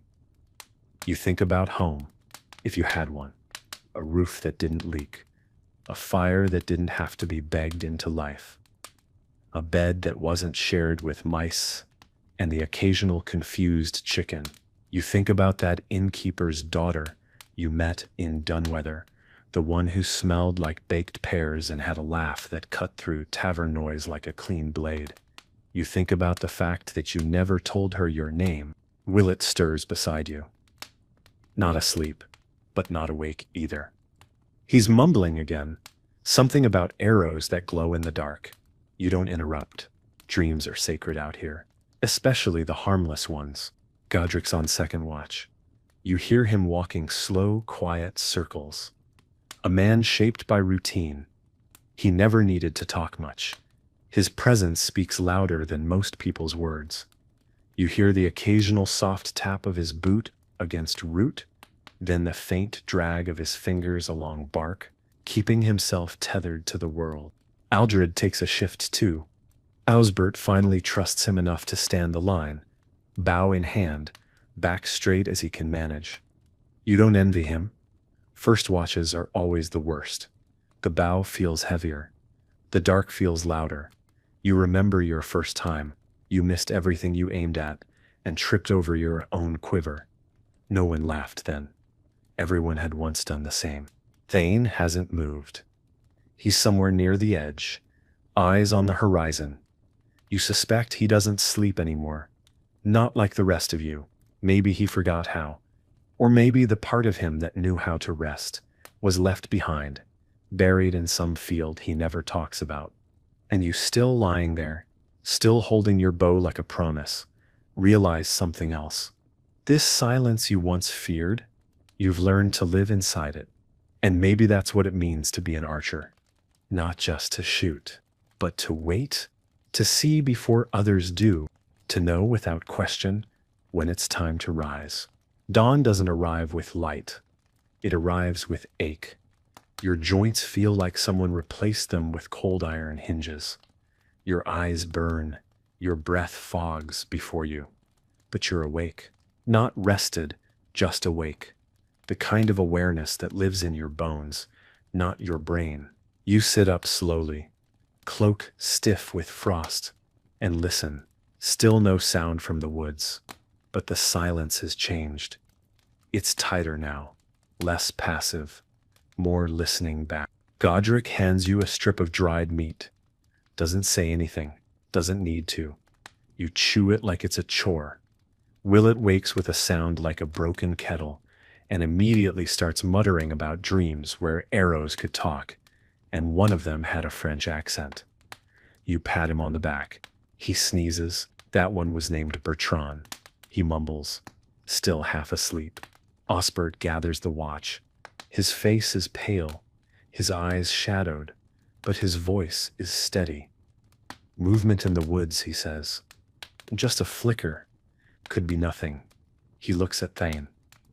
Thane doesn't reply, but his hand rests on his bow in a way that answers more than words. We stay sharp, Osbert adds. No panicking, no noise. If they're watching, let them keep wondering. You return to the ridge. Everything feels closer now. The trees, the breath of the earth, even your heartbeat. You press your hand to the ground, out of instinct. Cold, still, but not empty. You check your arrows. Each one familiar, Willett's labels have begun to fade, worn down by handling, by weather, by time. He looks at you and says, "If I die today, tell Tamsin she still owes me a decent meal." You nod. "I'll carve it on your grave. Make it rhyme." He adds, "I want gravitas." Godric sharpens his dagger without looking down. His motions are slow, steady, almost meditative. You realize it's not about the blade anymore. It's a way of breathing, of staying present. Thane teaches without teaching. Godric listens without asking. Willett survives by talking. You just keep watching. The sun breaks through the trees in streaks. It hits your bow, catching the grain of the yew wood, the marks, the polish. You run your thumb across it. It's no longer just a weapon. It's a story, a ledger, a witness.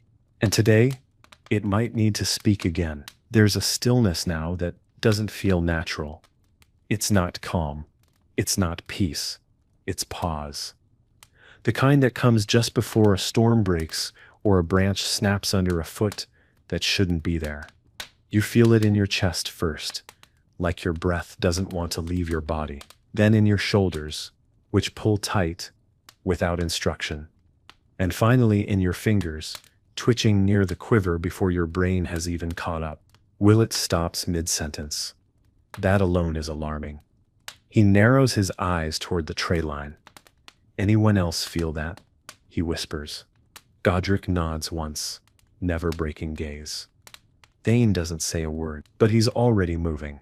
One slow step forward, knees bent, hand hovering above his bow, like it might jump into action on its own. You follow his line of sight. Nothing moves, but something's there. You don't know how. You just know. The trees aren't swaying. The birds have gone. Even the wind has taken cover. It's like the whole forest is holding its breath. Osbert signals for silence. You were already there. He steps up beside Thane, eyes scanning, jaw tight. "How many?" he asks, quietly. Thane tilts his head. Hard to say, but not one. That's all he says.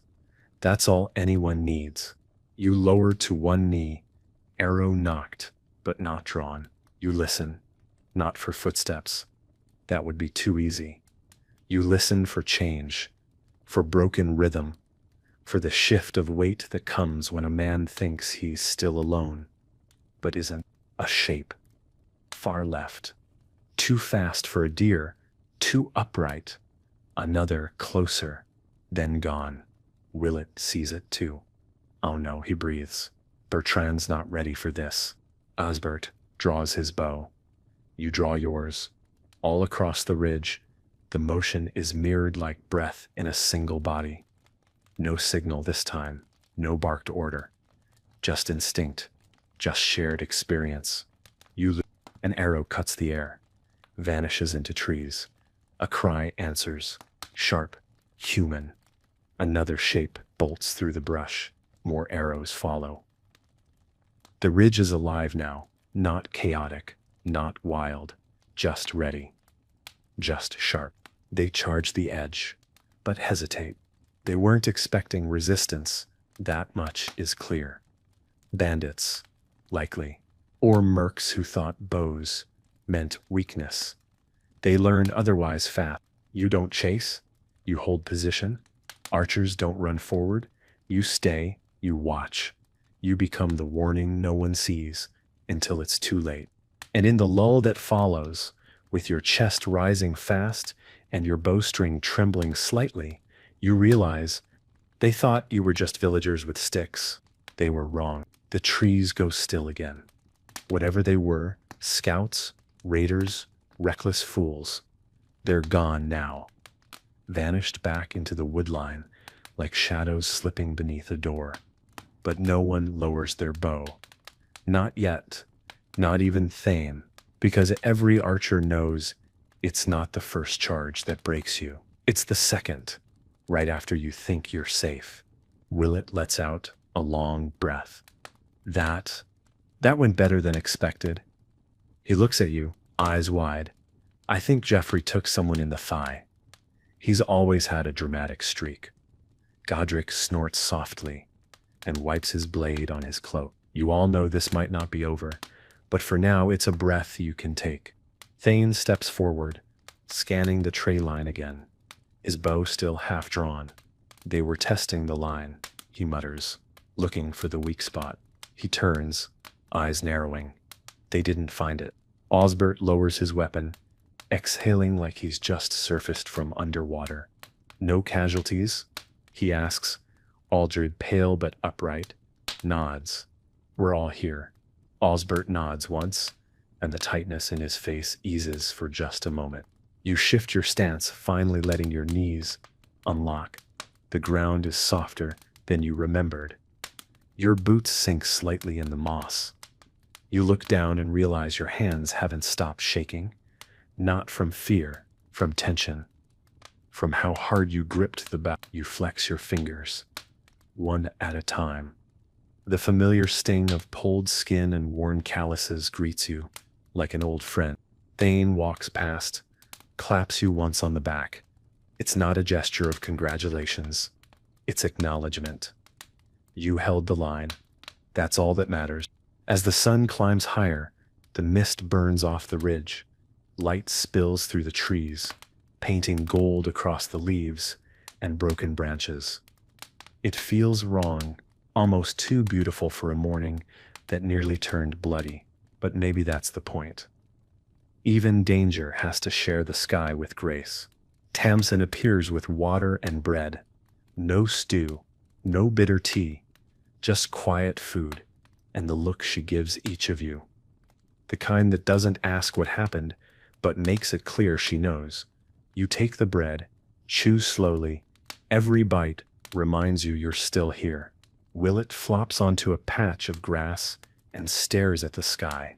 If I live through this, he says, I'm opening a bakery, one that sells nothing but bread shaped like arrows, for poetic reasons. You don't tell him that's a terrible idea. You just say, I'd buy one. Because sometimes, staying alive deserves a ridiculous dream. By mid-afternoon, the ridge is quiet again. No more movement, no more voices in the trees. Just the low rustle of wind brushing through the grass, and the sound of people breathing like they've only now remembered how. The watch is doubled, and no one complains. Everyone knows it's not over. It's just paused.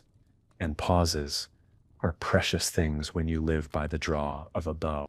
You sit beneath a bent tree, your back pressed against the bark, your quiver beside you. The carved figure from Thane is in your hand again. You've started carrying it without thinking, not as a charm, not as a superstition, just something to hold, something real, something that doesn't expect anything from you but presence. Willet naps beside a log, hat over his face, arrows fanned out like a strange, warlike flower. Godric is checking bowstrings for wear, his expression unreadable. He does this after every fight, an old habit from a younger man who saw a bow snap mid-battle and never forgot the sound. Osbert paces near the tray line, not giving orders, not posturing, just walking, maybe thinking, maybe realizing that being in charge means being afraid for more than just yourself. Thane sits by the fire, sharpening a new arrowhead. His hands never stop, even when his mind is miles away. The sun hits the side of his face, tracing the lines that weren't there a year ago. You wonder how long he's carried this weight, how many camps, how many young faces that didn't get to grow old. Tamsin brings water in a dented tin cup and presses it into your hand without a word. Her fingers brush yours for a moment. Calloused, warm, brief, then she moves on. That's all you need. You drink, it tastes like cold stone and something cleaner than you expected. The light stretches out, golden now. Long shadows trail across the ridge. You string your bow again, just to feel the pull. It bites into your fingers, and you welcome it. It tells you you're still capable, still ready. You lean your head back and look at the sky. One cloud looks like a horse, another like a fist. You try not to assign meaning, but it's hard not to when you've lived long enough with symbols, when every arrow becomes a name, every scar a story, and every silence earned. Evening settles like a blanket, low and gentle, no alarms, no shouts, just the slow, grateful kind of quiet that seeps into the joints and smooths the sharp corners of the day. You've removed your boots, your toes finally breathe. The fire is low but steady, and for the first time in what feels like weeks, the smoke rises, straight, instead of clinging to everyone's cloaks like a judgment. You lean against a log and watch the flames. They don't dance, they breathe. Tamsin's made something that smells like lentils and thyme. Willett calls it victory stew. Thane calls it hot disappointment. You call it dinner and eat 2 bowls. It tastes better than anything has a right to out here. Maybe because you're eating it warm with both hands still attached. Godric sits sharpening a broken arrow shaft. Not to fix it, just to do something. Osbert finally takes off his helmet and hands it to Aldred without a word. His hair is flattened on one side. He scratches at his jaw and says nothing. That silence earns him more respect than any speech ever has. Willett, revived by food and sleep, begins composing an epic ballad about the Battle of the Rustling Trees, starring his arrow Bertrand and an unnamed goose that may or may not have been involved. Thane hums in the background, eyes closed, somehow asleep and alert at the same time. You think he dreams in formation drills. Your bow rests beside you, unstrung, warm from the fire. You pick it up briefly, run your fingers along the grain. You know it now. Every curve, every notch, every slight shift in tension when the air is wet. It's not a weapon, not really. It's a ritual, a partner, a truth you hold in your hands when words don't work. The stars come out in clusters. You lie back on the ground, arms folded behind your head, watching them shift slowly above the treetops. It's quiet now, not the scary kind, the earned kind, the kind that wraps around your ribs and says, you did what had to be done. No glory, no parade, just survival, shared, steady, enough. And in that stillness, with the fire whispering and your limbs too tired to argue with gravity, you think, this might not be the life you wanted. But somehow, it's become the one you understand. The fire has burned down to coals, glowing like small stars on the ground. You're still lying on your back, eyes open, not asleep, but not fully awake either. Somewhere between, somewhere good. The kind of place where thoughts drift in and out like smoke and nothing demands to be solved. The kind of quiet you stop noticing until you lose it. Willet is snoring softly a few feet away, curled around his quiver like it's a childhood toy. Godric's blanket has slipped off his shoulder. You toss it back over him without waking him. Tamsin has long since retreated to her tent, though not before making sure everyone had something warm in their stomachs. You think she pretends not to care so no one sees how much she does. Your fingers find the carved figure again in your pocket. Still smooth, still solid. You roll it between your thumb and forefinger. It reminds you of something you're not ready to put into words. Maybe someday. The night is cool, but not cruel. The stars are sharp. The kind of stars that remind you how small everything is, how short the arrow's flight really is, even when it feels endless. You wonder briefly how many people are looking at the same sky right now. How many of them are soldiers, archers, dreamers. How many of them have names for their arrows and bruises they don't talk about. You reach for your bow, not to use it, just to feel the weight. It's heavier at night, not physically, but it carries the day. It carries the memory of tension, of aim, of breath, held and let go.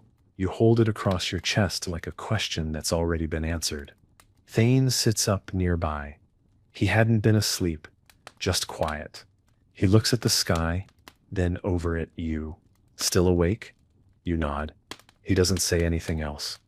Just pulls his cloak tighter and settles back again. That's the thing about Thane. He says more in silence than most people do with speeches. You close your eyes, but not to sleep. Just to listen better. To the fire, to the breath of the trees, to the small hum inside your ribs that says, I'm still here, still breathing, still aiming, even in the dark. Most of the camp is asleep now. The kind of deep, hard sleep that only comes after a day that used every part of you. Boughs rest beside beds.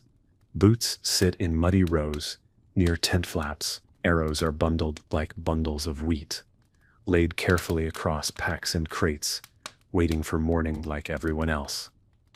The only light is the faint red pulse of the fire's last coals, like the heartbeat of the ground itself. You don't want to sleep. Not yet. Not because of fear, but because you know how rare a night like this is, when nothing hurts quite enough to pull you under, and nothing waits outside the trees with a blade in hand. Just stillness, the kind that makes you feel like you've stepped outside of time for a little while. You walk quietly through the edge of camp, your bow slung across your back, the figure from Thane still warm in your palm. You stop near the old cart by the ridge, the one with the wheel that squeaks when it's rolled too fast. From here you can see the tray line. Just shadows now. Familiar, tamed by light and routine. You listen, nothing, and yet everything. Godric shifts in his sleep, murmurs something, then goes quiet again. Willet snorts himself awake, looks around, mutters, "Oh, I'm still alive," and goes right back to snoring. You smile barely. A twitch at the corner of your mouth. It's more than enough. You remember your first day here. You couldn't even hold your bow steady. You thought the archers looked like something out of a storybook. Serious, silent, sharp. And now you're one of them. Not because you became strong, but because you stayed. Because you kept drawing the bow even when it hurt. Because you missed and came back again the next day. Because you listened, learned, watched, waited. And through it all, the bow didn't judge. It didn't forgive. It just asked, "Are you ready?" You stand there for a while longer. The cold brushes your face, not biting, just reminding you it's there. You breathe in slow, let it out slower. The figure in your palm feels steady. You tuck it away. And when you lie down again, pulling your cloak up to your chin, you don't even notice when you fall asleep. The sun creeps in slow, almost apologetically. Not bright, not warm, just enough to peel back the dark and let the shapes of the world return. You open your eyes without rush. There's no horn, no shouting, no immediate sense of threat, just birdsong and the quiet clatter of someone stirring the fire back to life. You stay still for a few minutes, eyes open, watching smoke curl upward through the tent flap like it's stretching. Willett is already up, of course. He's crouched beside the fire with 2 sticks and an expression of intense disappointment. They refuse to spark. He says solemnly, "I think they've unionized." Godric appears behind him and lights it in one strike. Willett gasps. Witchcraft. He's ignored. You rise slowly. Your back cracks. Your shoulders complain. Your thighs whisper rude things. But you're upright. You're moving. That counts for something. You splash cold water on your face from the barrel, blink at the world through dripping lashes, and suddenly the trees look a little sharper. The breeze carries the scent of pine and ash. It smells like a place you've spent too long in to ever fully leave behind. Tamsin hands you a cup of something hot.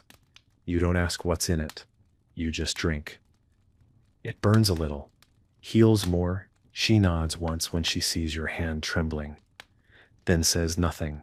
That's the closest she comes to comfort, and it lands better than most words ever could.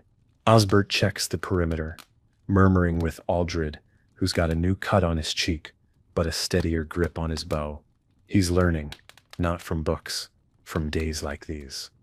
You remember when your hands looked like his, unscarred, uncertain, still soft around the edges. You sit with your bow across your lap. You unstring it, check the limbs, test the flex. Every notch and nick means something now. You run your fingers over the grain and remember the places it's been, the ridge, the drill line, the nights when it rested beside you like a second spine. It's not just wood and string anymore. It's a record, a history. Thane walks past, tosses you a new wax cloth. You dries fast. He says, "Don't let it forget who takes care of it." Then he keeps walking. You nod, quietly grateful. You think, for a long moment, that maybe this is what survival becomes after a while. Not escape, not ease, just the building of a life around the thing that almost broke you. And if that life happens to include Willett trying to teach squirrels archery, well, you've seen worse. The day passes without event, which almost feels suspicious. You train a little, not hard, just enough to keep your hands honest and your arms from stiffening. Thane has you shoot at a stump with 3 knots in it, calling them head, heart, and habit. You hit 2. He says nothing, just grunts once, which might be approval or indigestion. With Thane, it's hard to tell. Willett's in a rare, quiet mood. He's sitting cross-legged, with his arrows spread out like a deck of cards, rearranging them by vibe. You ask if that's tactical. He says, "Absolutely not." Then goes back to humming. Godric spends the morning fixing his boot again, muttering about heel seams and poor craftsmanship. You sit beside him and help thread the cord through the leather. It's strange how natural that feels now, like fixing what breaks is as much a part of being an archer as pulling a bowstring. Tamsin has made something with peas in it. You don't ask what else is in there. The texture is vague, but it fills you. That's enough. She pats your shoulder once when you bring the bowl back. Not too hard, just enough to say, "I saw you." The sun begins to dip. The camp readies for another quiet night. You help Willett set up extra kindling and stack fresh arrows near the edge of the ridge, just in case. No one's expecting anything, but no one trusts the silence either. You take comfort in the preparation, not because you want to fight, but because being unready is worse than being afraid. You find yourself alone for a while, walking the edge of the tree line with your bow across your back, and your eyes soft from the way the light hits the grass. You think about everything you've done to make it here. Every miss, every bruise, every breath you had to remind yourself to take. And you realize something. You haven't just learned to shoot, you've learned to see, to notice the things most people pass by. The way the air changes when something's wrong, the weight of a shadow that doesn't belong, the quiet in someone's voice before they say they're fine. You sit near a rock and close your eyes for a moment. You don't sleep, but you rest, because tonight there's nothing chasing you. And that, in itself, is a kind of victory. The stars come out slowly, like old friends who aren't quite sure if they're welcome. You lie back on the earth, cloak wrapped tight around your shoulders, your bow within arm's reach, even though nothing stirs beyond the ridge. It's just habit now, keeping it close, like you'd miss a part of yourself if it weren't there beside you, catching the same moonlight, breathing the same cool air. The fire crackles low. Godric pokes at it with a stick, not because it needs it, but because it keeps his hands busy. He says something under his breath about the shape of the flames. You don't catch the words, but you nod anyway. You understand. Willett has drifted off mid-story, chin tucked to his chest, one hand still resting on a half-named arrow he'll forget about by morning. Thane sharpens, always sharpening. You wonder if he's ever tried just letting a blade be dull for a day. Probably not. But you wouldn't ask. Tamsin sits on an overturned bucket, sipping from a dented tin. She's watching everyone without watching. Her gaze moves like a mother's might, sharp, unspoken, tired. You think she must have known 100 camps like this? 100 cold fires, 100 ragged men with good intentions and poor aim. Someone hums. It might be Aldred. He's taken to carving something too. A little hoarse, you think. Rough, wobbly-legged, but he keeps at it. A small act of defiance against everything that wants to turn people into ash. And order. You close your eyes, just for a moment, not to sleep, just to listen.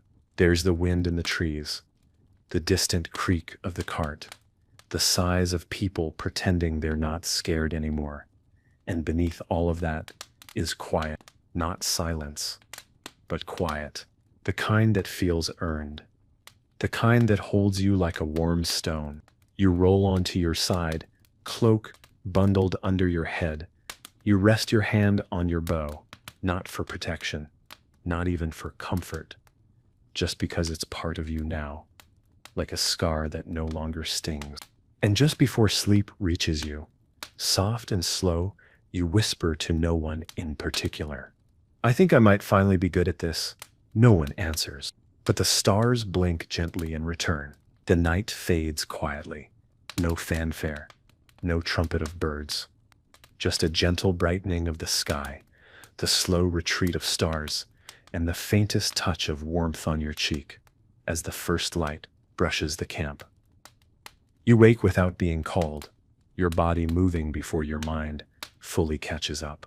You sit up, slow, no rush. No reason to rush. Not today. Willett is already up, somehow, poking at the remains of the fire with a stick and humming to himself like a man who just remembered he has no idea how to start a fire properly. Godric hands him flint without speaking. He lights it on the third strike. Both men nod, as if they've just solved something ancient. You stretch. Your spine protests. Your shoulders click, but it's all part of the rhythm now.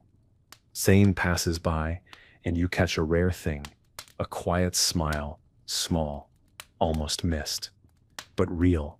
He glances at your bow, then at you, and simply says, "You've kept it straight."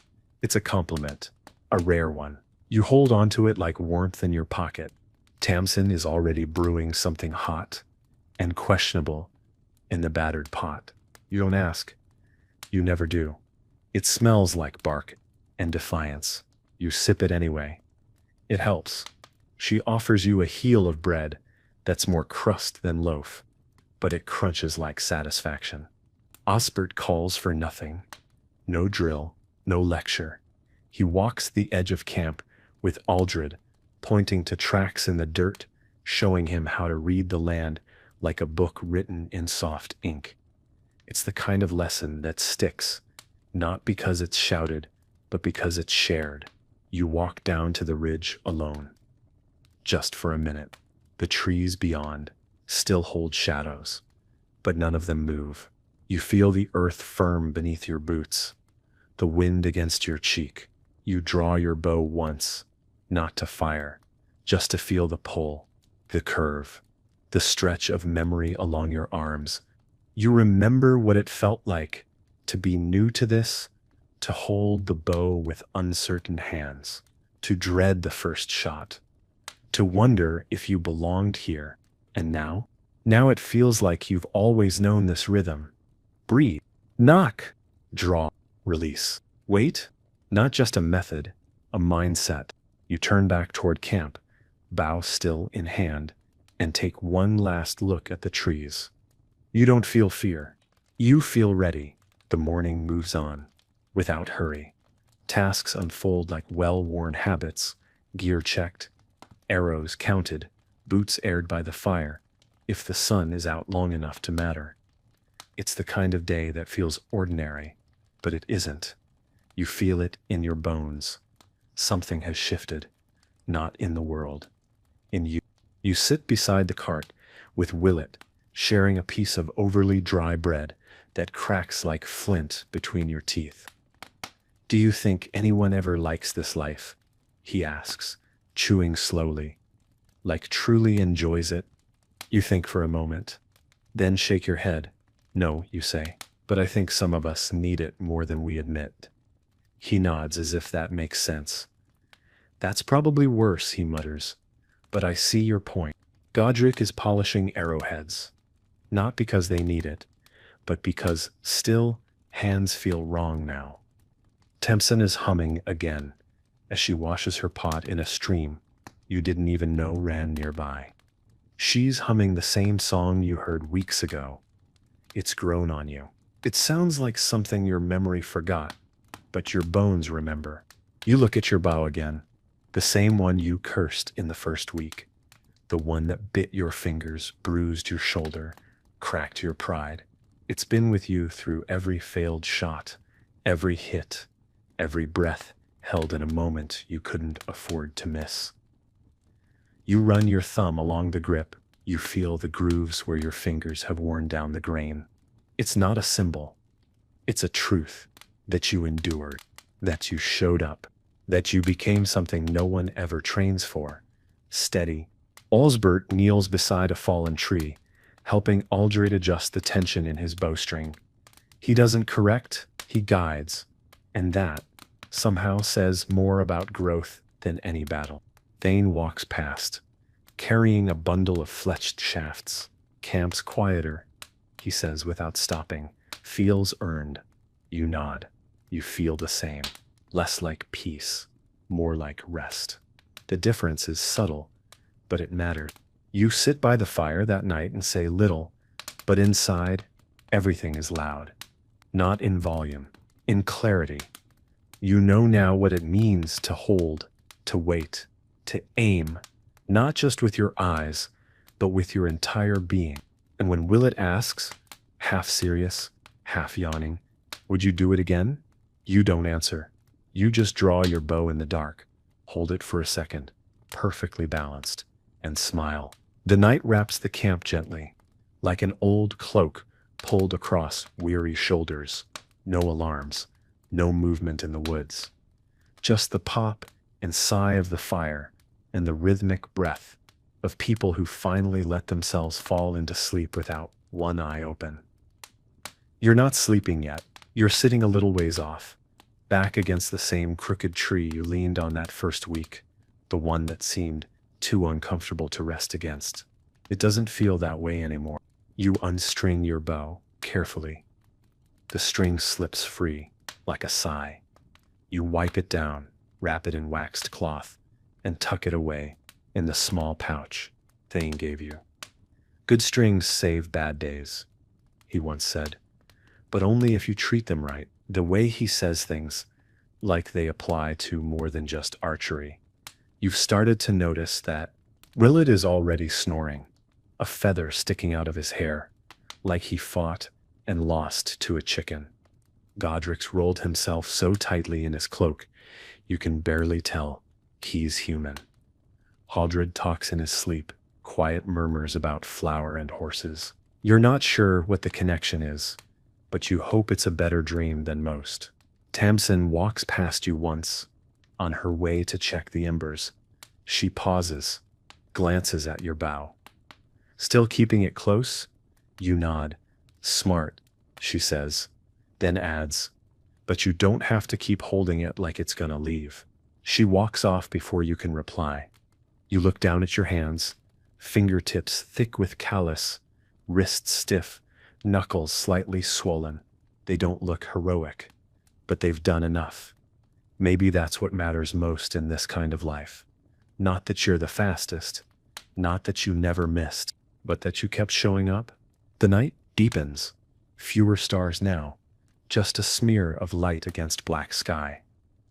You lie down slowly, bow beside you, and pull your cloak tight around your shoulders. You listen to the small sounds of camp, the ones you've come to trust. A cough, a shifting boot, the hiss of cooling ash. And for the first time in a long while, you don't feel like someone pretending to belong. You just... Morning comes soft. No fanfare. No trumpet of urgency. Just a slow light that creeps in through the trees and nudges at the corners of sleep. You open your eyes to the familiar, the smell of ash and wet wool, the creak of a bow being lifted, the low murmur of someone starting the fire. You stretch beneath your cloak, muscles stiff but willing.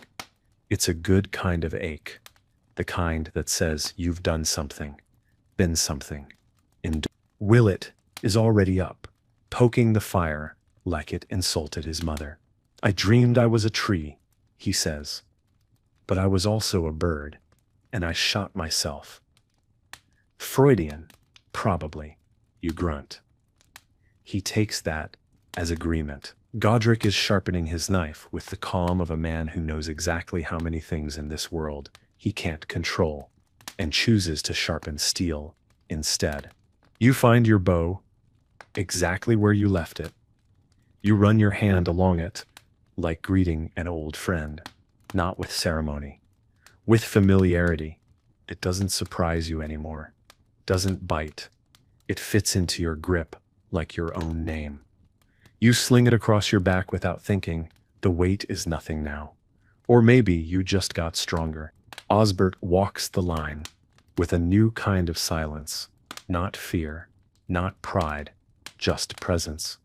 He nods to each of you. No speech, no performance. You think he finally understands what kind of respect is worth more than authority. Thane stands near the cart, arms folded, gaze on the horizon. Clear day, he says to no one. Too clear. Then he chuckles softly, as if amused by his own suspicion. He catches your eye and gives the smallest nod. You return it. That's enough. Tamsin serves hot broth with actual herbs in it. She doesn't say where they came from. She just hands you your bowl and says, eat. You do. You don't ask for more, but she gives it to you anyway. Later, you sit by the tree again, the one that saw you at your worst, the one that leaned into your back when you couldn't carry your own weight. You hold the carved figure in your hand, not tightly, just enough to feel it. You think of the first time you picked up a bow and how wrong it felt. And now it feels like the only thing that's ever made sense. You don't feel heroic. You don't feel famous. You just feel real. And in a life like this, that's more than enough. There's no grand ending, no banners, no sudden change in the wind. Just another breath, another step, another morning, where you tighten the strap on your bracer and feel the sting in your shoulder and know you can still do it all again, if asked. But today, No one asks. The camp moves slowly, as if even the fire has learned to stretch before it speaks. Willett hums something tuneless while sorting arrows. Godric has finally stopped sharpening things. Thane sits still, fully still, a rare thing.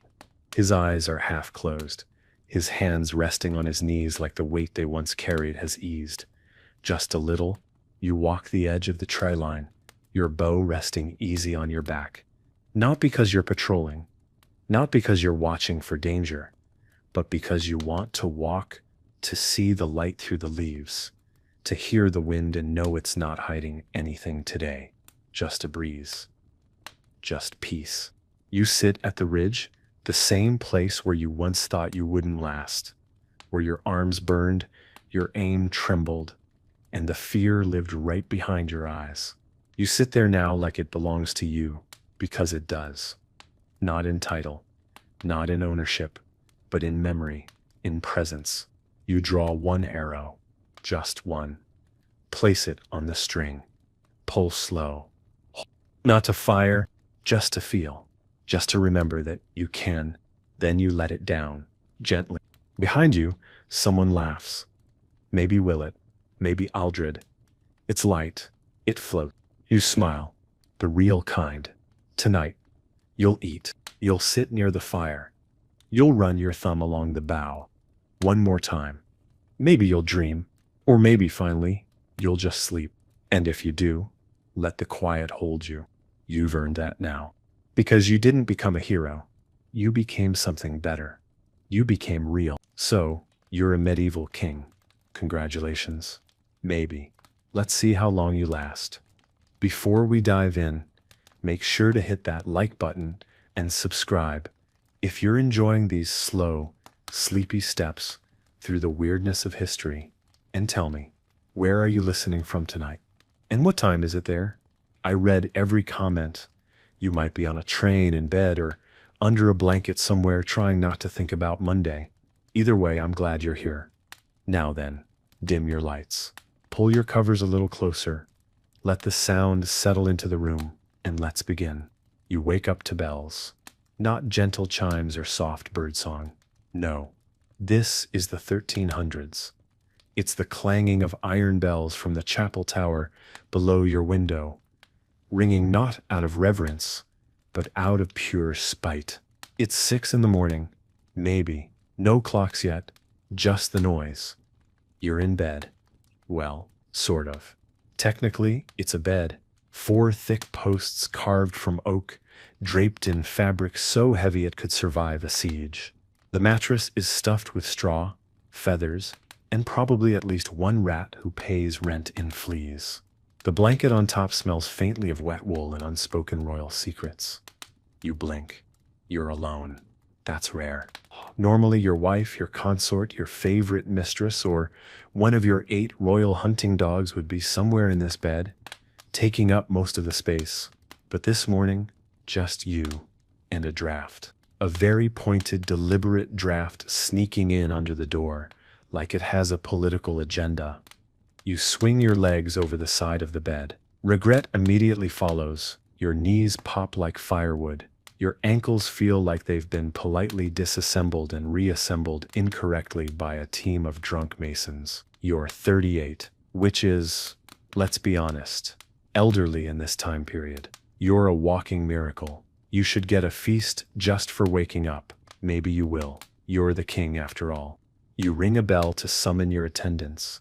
It's a small bronze thing that makes the same noise whether you're asking for a hot bath or declaring war. You shake it twice and wait. The sound echoes down a hallway somewhere. You hear one servant trip, a second one sigh. Footsteps shuffle toward you like they're negotiating with fate. A boy named Anselm enters. He's 12, underpaid and already developing back pain from carrying royal night chamber pots. He bows so deeply he nearly headbutts the floor. "Good morning, Your Majesty," he mumbles. You grunt. He takes this as permission to approach. He carries your robe, which smells like lavender, wet stone, and wealth.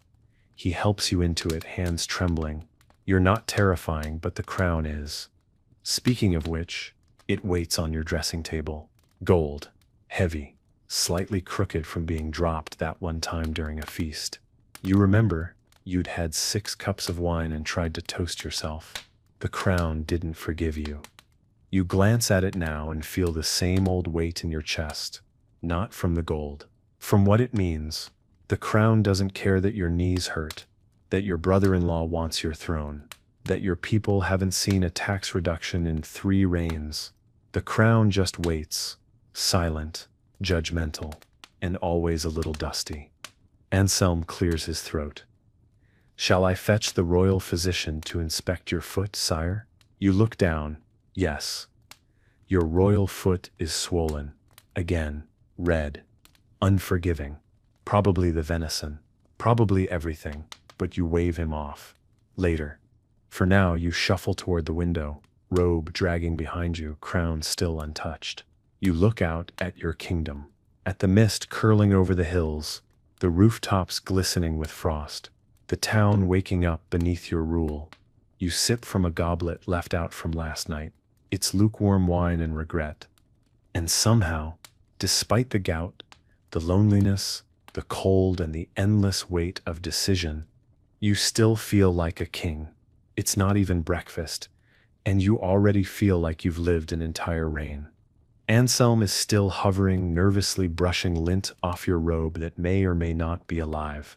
You don't stop him. He needs to feel useful, and you need someone to absorb your quiet royal dread.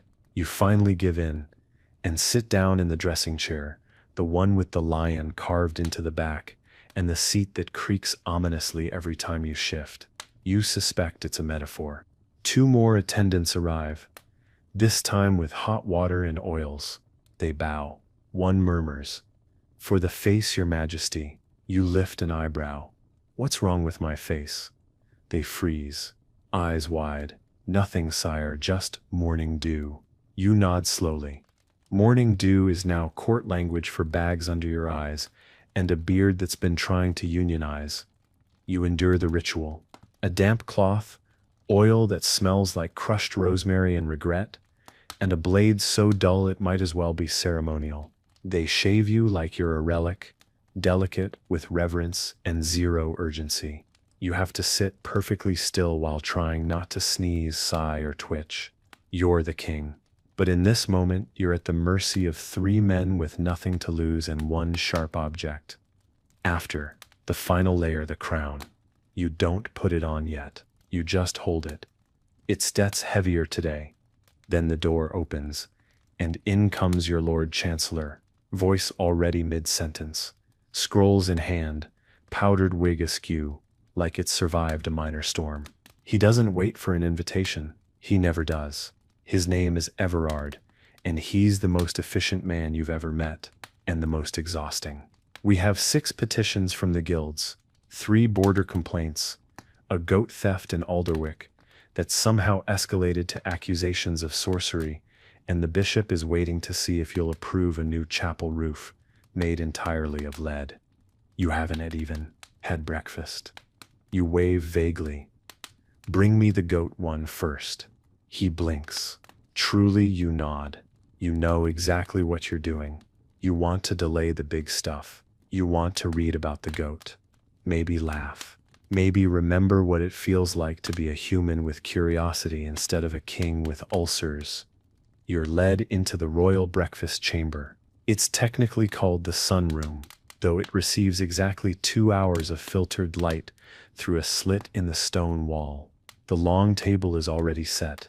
Pewter plates, bread that could chip teeth, a roast pheasant that has been roasted again for good measure, and your food taster Benedict, already chewing, nodding gravely. "No poison," he says with his mouth full. You don't even flinch. You just take your seat at the end of the table, miles away from anyone else, and pick up your knife. Breakfast as a king is not peaceful. There are heralds reading the names of people waiting for an audience. There's a scribe, scribbling every bite you take for the official royal diet log. Why? You're not sure. There's someone announcing today's weather as though it's news from a battlefield. Fog approaching from the east, possible rain near the barley fields. Wilfred the steward brings a tray of jams, bows, and asks, if you'd prefer gooseberry, blackberry, or the royal favorite, onion and plum. You say nothing for a moment. Just stare at him. He wilts. You choose gooseberry. You always do. But he has to ask every single morning.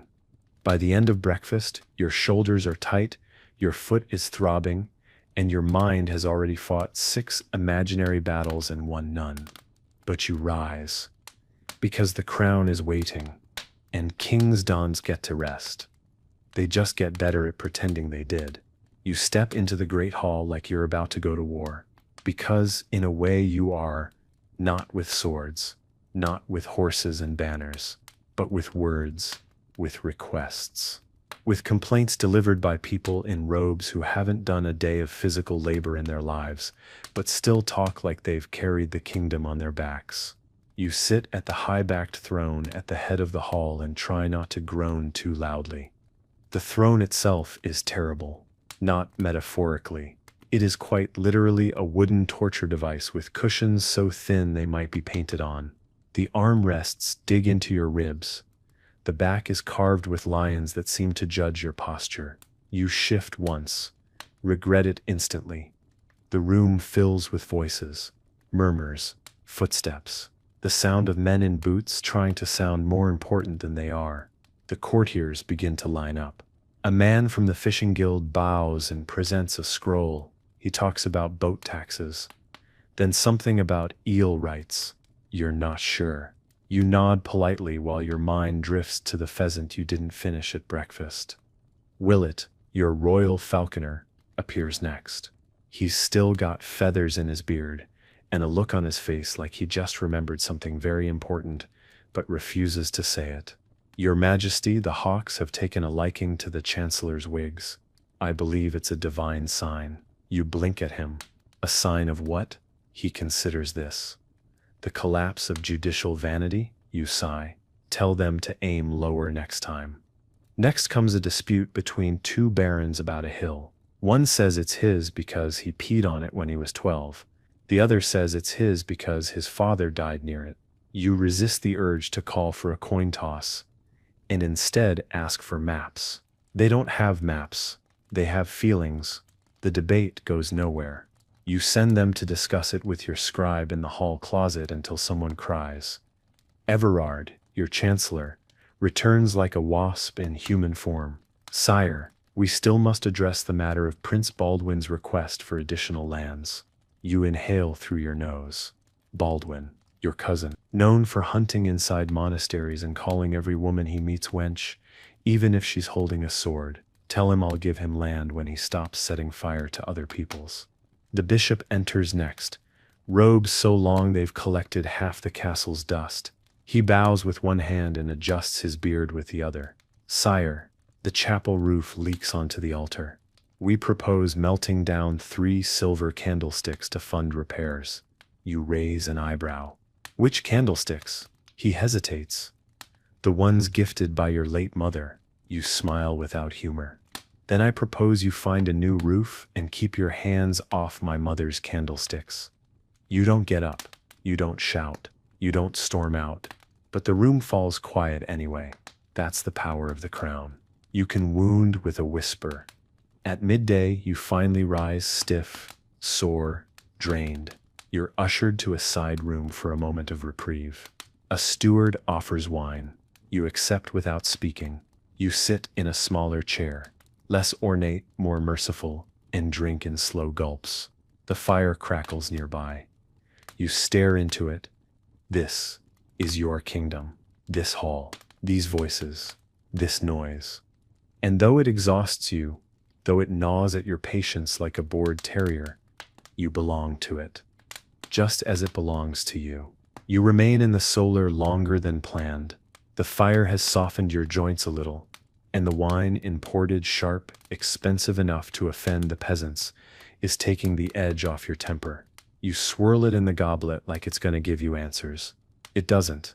It never does. The room is quiet, except for the fire and the sound of someone sneezing in the hallway and pretending they didn't. You think about ignoring the afternoon session entirely, just not showing up, pulling your robe tighter, drawing the curtains, and claiming a noble illness. The king has a humoral imbalance, Everard would say. He requires rest, leeches, and boiled roots. No one would question it. Not publicly. But you don't. Because kings don't get to disappear. Not unless they want their cousin Baldwin to slide onto the throne while they nap. You stand, slowly, one vertebra at a time. Your knees sound like a basket of walnuts being stepped on. You wince. You're starting to suspect the royal physician is avoiding you out of professional shame. You may be the only king in history with a limp caused by ceremonial dancing. You pull your robe tighter and step back into the corridor. The castle is buzzing now. Servants bustle past like bees with bad posture. A messenger from the north has arrived and looks like he's been dragged here by a mule and the will of spite. He smells like wet leather and anxiety. He bows so low his cap nearly catches fire from the torch beside him. A report from the border, sire. You take it, unroll it. It's smeared, damp, and mostly legible. There's trouble again. There's always trouble. Bandits, this time, or rebels, or just hungry farmers who got tired of watching tax collectors ride past on horses fat from the king's grain. You stare at the paper. You know what Everard will suggest. Send troops, show strength, make an example. But you remember what your mother once said. You only scare people into silence, not into loyalty. You fold the scroll and tuck it away. Later, for now, the council chamber awaits. It's worse than usual. Everyone's talking at once. Maps are unfurled. Coins are scattered on tables to represent troops. Someone's arguing about harvest projections. Someone else is mad about hay. Hay. You close your eyes briefly. Breathe. Imagine you're anywhere else. On a boat, in a tavern, even in a muddy field as a common man. If it meant 5 minutes of peace, you raise a hand. Slowly, the room quiets. No need to yell. Your silence has more power than their noise. We will send riders north, you say, but with grain, not swords. Let them eat first. If they burn it, then we march. Everard bristles. The bishop frowns, but no one speaks. And just like that, you've bought yourself a little more time, a little more quiet, and maybe, just maybe, a little more sleep tonight. The meeting ends with a slow unravel. Council members shuffle out like monks after a sermon, all pretending they weren't just 2 minutes away from drawing swords over wheat tariffs. Everard lingers, of course. He always does. You give him the usual vague wave, the universal royal signal for leave. Me alone, but pretend I dismissed you formally. He nods like it was his idea, and disappears down the corridor, already muttering about parchment. You step into the library, one of the few places in the castle where the silence feels like yours. The fire's low, the shelves are tall, and the smell of old books and dust and forgotten promises hangs thick in the air. You love this room, not because you read often. Half these books are in Latin, and the other half were copied by monks with terrible handwriting and strong opinions, but because it's still, and stillness is rare. You pull a scroll from the shelf. You don't even look at the title. You just sit in the window seat, the one that overlooks the south orchard, and pretend you're here because you have scholarly intentions. Really, you just want to sit and not be asked a question. You unroll the scroll and let your eyes blur over it. Something about irrigation, possibly poetry, hard to say. Down below you see the orchard keeper chasing a goose with a broom. You watch, expressionless, as the goose wins. Again, you suspect the goose may be possessed. You make a mental note to bring it up with the bishop, right after you approve his roof of silver-plated hubris. Your stomach growls, loudly. And now you realize you never finished breakfast, or lunch, or anything that wasn't politically seasoned. You think about calling for something simple. Bread, cheese, a boiled egg that doesn't come with a garnish the size of a boat sail. But you already know what would happen. 5 servants. A silver platter. 3 courses. Applause. You stay hungry. It's that's easier. There's a knock on the frame of the door. It's Tilda, one of your oldest attendants.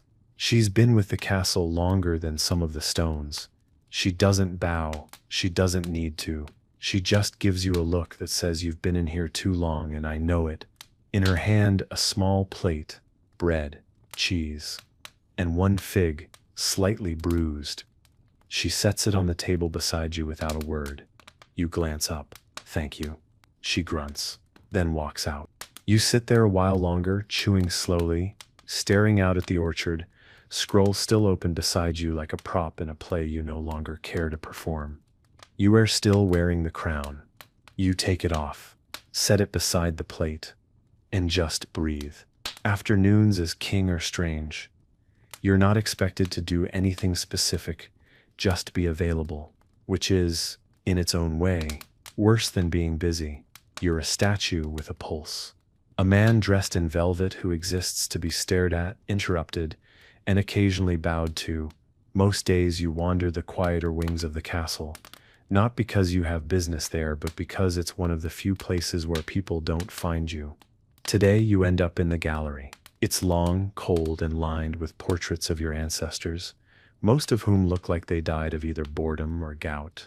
One of them, your great-grandfather Alaric, is painted holding a scepter with one hand and a squirrel with the other. No one knows why. You've asked. No one answers. You pause before your own unfinished portrait. It's been stuck in progress for 6 months. The painter is afraid to finish the eyes. They change too much, he said once. You're not sure if it was an excuse or a compliment. Maybe both. Right now, it just means your painted face has a very detailed nose and a disturbingly blank stare. You keep walking. The guards nod as you pass. One sneezes and tries to bow at the same time, nearly hitting the stone wall. You nod, pretending not to notice. It's strange how exhausting it can be to be noticed everywhere and still not really seen. You step out into the small courtyard. The sun's low, and it spills gold across the cobbles like someone spilled treasure and didn't bother picking it up. You sit on a bench, one that creaks, because of course it does. Everything in this castle creaks, including your knees. A child runs by, someone's son. He doesn't bow, doesn't stop, just laughs and chases a stick like it's a dragon. You watch him, remembering a time when you did the same, before crowns, before councils, before waking up every day with a list of people who need you to decide what kind of bread they're allowed to sell in their village. You close your eyes for a moment, just to listen. There sits a bird, in the ivy above the wall. A soft breeze moving through the trees. Distant clang of training swords down in the yard. And for a fleeting moment, no decisions to make. No titles, no duty. Just you. Sitting, breathing, being. The moment doesn't last. Footsteps approach. A page, panting. Your Majesty the steward says the Duchess of Varn has arrived early. She sips waiting in the antechamber with 2 swans and a poet. You open one eye. Did you say swans? The page nods. Yes, sire. One sips wearing a ribbon. You sigh. Stand. Brush off the crumbs from your lap. Pick up the weight of your title again like it's a second cloak. Fine, you mutter. Let's go meet the birds. You walk through the stone halls toward the antechamber, your robe whispering along the floor behind you like a very judgmental shadow. The steward greets you at the door with a bow so deep you fear he might never return upright. She's in a cheerful mood, he says, voice low, and she's brought gifts. You squint at him. Is one of them silence? He pretends not to hear. Inside, the Duchess of Varn is already holding court, despite being very much in your court. She's draped in furs thick enough to smother a small horse, and she's surrounded by an entourage of nervous servants, and one poet who looks like he's lost a bet. The swans, yes, 2 of them, are tethered by delicate cords of silk, and seem remarkably unfazed by being indoors. One is pecking the other. The other is plotting revenge. Your Majesty. The Duchess booms, her voice coated in the honeyed arrogance of someone who owns more land than she's ever seen. How radiant you look. The sunlight favors your face today. You consider telling her the sunlight isn't even in this room. Instead, you bow your head slightly. Your Grace. I trust your journey was interesting. She cackles. One of the swans refused the river ferry, had to ride in the carriage, like a countess. The poet, standing at her elbow, coughs into his sleeve and mutters something about avian nobility. You glance at him. He wears a velvet cap and the vacant look of a man who has survived 3 readings of his own work in the same afternoon. Do you bring word from Varn, you ask, already regretting it. She waves her hand like the subject is beneath her. Trade is steady, grain is fat. My nephew is considering monkhood, and I've discovered a new spice. Red as blood, smells like burnt garlic. Very fashionable. She says this as though she invented it. She probably believes she did. She gestures to the poet. Recite, he sighs like a man being marched to the gallows, and opens a scroll. Ahem, Cito, Ode to a King, in the style of a dove, after a dream of turnips. You raise a hand. Let sex skip that part. The Duchess laughs again. He's shy, she says, patting your arm like you're a wayward child, instead of the man who could, with a single nod, have her banquet hall filled with goats. Now, Your Majesty, I simply must talk with you about expanding the Eastern Road. You see, my swans need a smoother ride. You stare at her for a beat. Is this a metaphor, or are we still talking about actual swans? Both, she says brightly. An hour passes. You listen to her make demands, offer gossip, flirt badly, and misquote scripture. You sip wine that you don't remember asking for. You nod at all the right moments and resist the urge to fake a fainting spell just to escape the room. Eventually, she stands. You've been such a gracious host, she says, clearly preparing to talk for another 20 minutes. But you rise, take her hand and bow. Always a pleasure, Duchess. May your return journey be uneventful, for you and your birds. She beams, clearly taking it as a compliment. As she leaves, the poet mouths, "Thank you," at you. You consider adopting him out of pity. And just like that, the room is quiet again. Well, except for the swan that left a message on your rug. You stare at it. Then look up. This is still better than the council meeting. You don't go straight back to the council chamber after the Duchess departs. You need a moment. A long one, maybe a month. You walk slowly down the corridor, past the tapestries that depict your ancestors winning battles you're not sure ever happened. One of them shows a man, possibly your great-uncle, strangling a wolf with one hand and kissing a nun with the other. You stare at it for a while, trying to decide if you're impressed or just deeply concerned. The castle is quieter now. Late afternoon has a way of softening everything. Voices, footsteps, even ambition. The servants are more tired, the guards more relaxed. The stone corridors echo less. Everyone's just waiting for supper. You slip through a side door and take the back way up to the North Tower. It's rarely visited. Too many stairs, not enough gold. Which is exactly why you like it. Up here the wind hums against the arrow slits, and the dust doesn't care what title you wear. There's an old chair by the window, and for a moment you let yourself sit without poise. You lean back. Let your arms fall. Let your stomach expand like it hasn't had to impress anyone since breakfast. From this height, the kingdom looks unreal, like a painting. The town is laid out in soft lines and crooked chimneys. The fields beyond wave like a worn green blanket. And far in the distance, a thin ribbon of river glints in the fading light. It's beautiful, and it makes you feel something dangerously close to small, which is oddly nice. There's a knock at the door, a soft one. You consider ignoring it, but you know the rhythm. It's Tilda. No one else knocks, like they're testing the wall for secrets. She enters without waiting. Of course, she sets down a wooden cup on the windowsill. Warm cider, stolen from the steward's private stash. You raise an eyebrow. You steal for me now? She shrugs. I steal back for you. It was yours to begin with. He just didn't know it. You nod. Take the cup. Sip.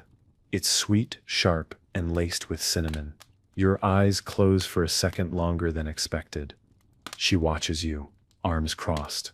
You haven't eaten properly in 2 days, your legs swollen again, and you smell like formal diplomacy. You glance at her. That bad? You smell like ribboned poultry and lies. You chuckle, but it catches in your throat. It's not that funny. Not really. She softens. Just a little. You don't have to be steel every hour of the day, you know. You look out the window. If I step not steel, I bend. Maybe, she says, but you've been brittle lately. You don't answer. You just keep sipping the cider and watching the sun pull its last gold streak across the world you're responsible for. Before she leaves, she adds, "There sips soup at the fire tonight. I tull bring some. And if you try to give it to the dog again, I tull make sure your robes shrink." She steps halfway down the stairs before you manage a quiet thank you, not as a king, just as someone who needed a minute. You stay in the North Tower longer than planned. The cider warms you from the inside out, and the silence feels earned, not forced. Outside, the last threads of daylight slip behind the hills, taking with them whatever pressure was still clinging to your shoulders. Down below, the torches are being lit one by one. It looks like the kingdom is exhaling. You should go back. But instead, you stay seated in the old chair, rubbing your thumb along the rim of the cider cup. It's smooth and worn, like it's been passed through more hands than the throne itself. You wonder how many kings have sat here before you. Probably none. Most preferred the solar or the war room. You've always liked the places people forget about. You close your eyes for a moment and let your mind wander, not to war or taxes or cousins who think they'd make a better monarch, but to the first time you walked into the throne room, not as a king, as a boy. You were 13, maybe 14, wearing boots that didn't fit and a belt that kept sliding. The hall felt impossibly large back then. The crown seemed like a joke, something that belonged to a storybook or a coin. You remember thinking, "There's no way I'll survive this." You were right, in a way. That version of you didn't survive. He grew into someone else. You open your eyes and glance down at your hands. The rings feel heavier now. The calluses from your training days are still faintly there, ghosts beneath soft skin. Your fingers used to hold a bow. Now they hold a scepter and shake from too much writing. From behind the stone wall, you hear faint music. A lute, maybe, someone practicing, not well. Probably Aldred, the stable boy with dreams of becoming a bard. The tune stumbles, repeats, stumbles again. You smile not because it's good, but because it's honest. There's no performance in it, just trying. There's something comforting about that. You finally rise, joints protesting as always. You're not old, but your bones have questions. You stretch, sigh, set the empty cup down gently on the sill. It'll be gone by morning. Tilda sees to everything. You descend the tower slowly, cloak trailing behind like the ghost of your younger self. The castle is glowing. Now candles in alcoves, hearths burning low, the distant echo of someone laughing in the servants' quarters. You envy them sometimes. Not their work, but their ease with each other. At the bottom of the stairs, a scribe nearly walks into you. He stammers, bows, drops a scroll, picks it up, bows again. You wave him off gently. Don't sit worry. I was never here. He smiles. A real one, then scurries off. And for the first time today, you feel less like a king, and more like a person wearing a crown that finally fits. The castle changes at night. It exhales. The stones seem warmer, the torches lower, the footsteps softer. You make your way through the halls not like a monarch surveying his domain, but like someone slipping back into something familiar. You don't need a procession. You don't want one. The guards nod but don't follow. Tilda must have told them. It's that kind of night. You pass the chapel, quiet now except for a single flickering candle and the faint scent of old incense and even older confessions. Someone's inside, whispering a prayer that probably has nothing to do with you, and for once, that's a relief. You enter the lower hearth hall, a tucked-away chamber near the kitchens, where the air smells like ash, onions, and the past. It's where you go when you want to eat without being watched. No trumpets, no feast, no taster waiting to die heroically. Just a bowl, a spoon, and enough space to sit without needing to sit up straight. Tilda's already there. Of course. She gestures to the seat closest to the fire and hands you a bowl before you even say anything. It's hot, thick, and full of things you can actually name. You eat in grateful silence, letting the warmth of the broth chase the chill from your spine. Still wearing the crown, she says eventually. You reach up, startled, and then laugh. It's become such a part of you that you forget it's there. You pull it off and set it on the bench beside you. It looks oddly small now, like something a child might pretend with. Tilda pours something dark and strong into a second cup and hands it to you. Careful, she warns. It bites on the way down. You sip. It does. But it also numbs your gums in a comforting way. You raise the cup in her direction. You could rule, you know. She snorts. I already do. You're just the figurehead. You nod. You're not entirely sure she's joking. Willett appears not long after, somehow managing to track soup by scent alone. Ah, royal leftovers, he says, settling in beside the fire and stretching like a cat that survived too much weather. Tilda, you absolute goddess of broth. Your soup makes me believe in a future I have no evidence for. He's followed by Godric, who doesn't speak. He just sits, pours his own drink, clinks his cup against yours. Once, a toast without words.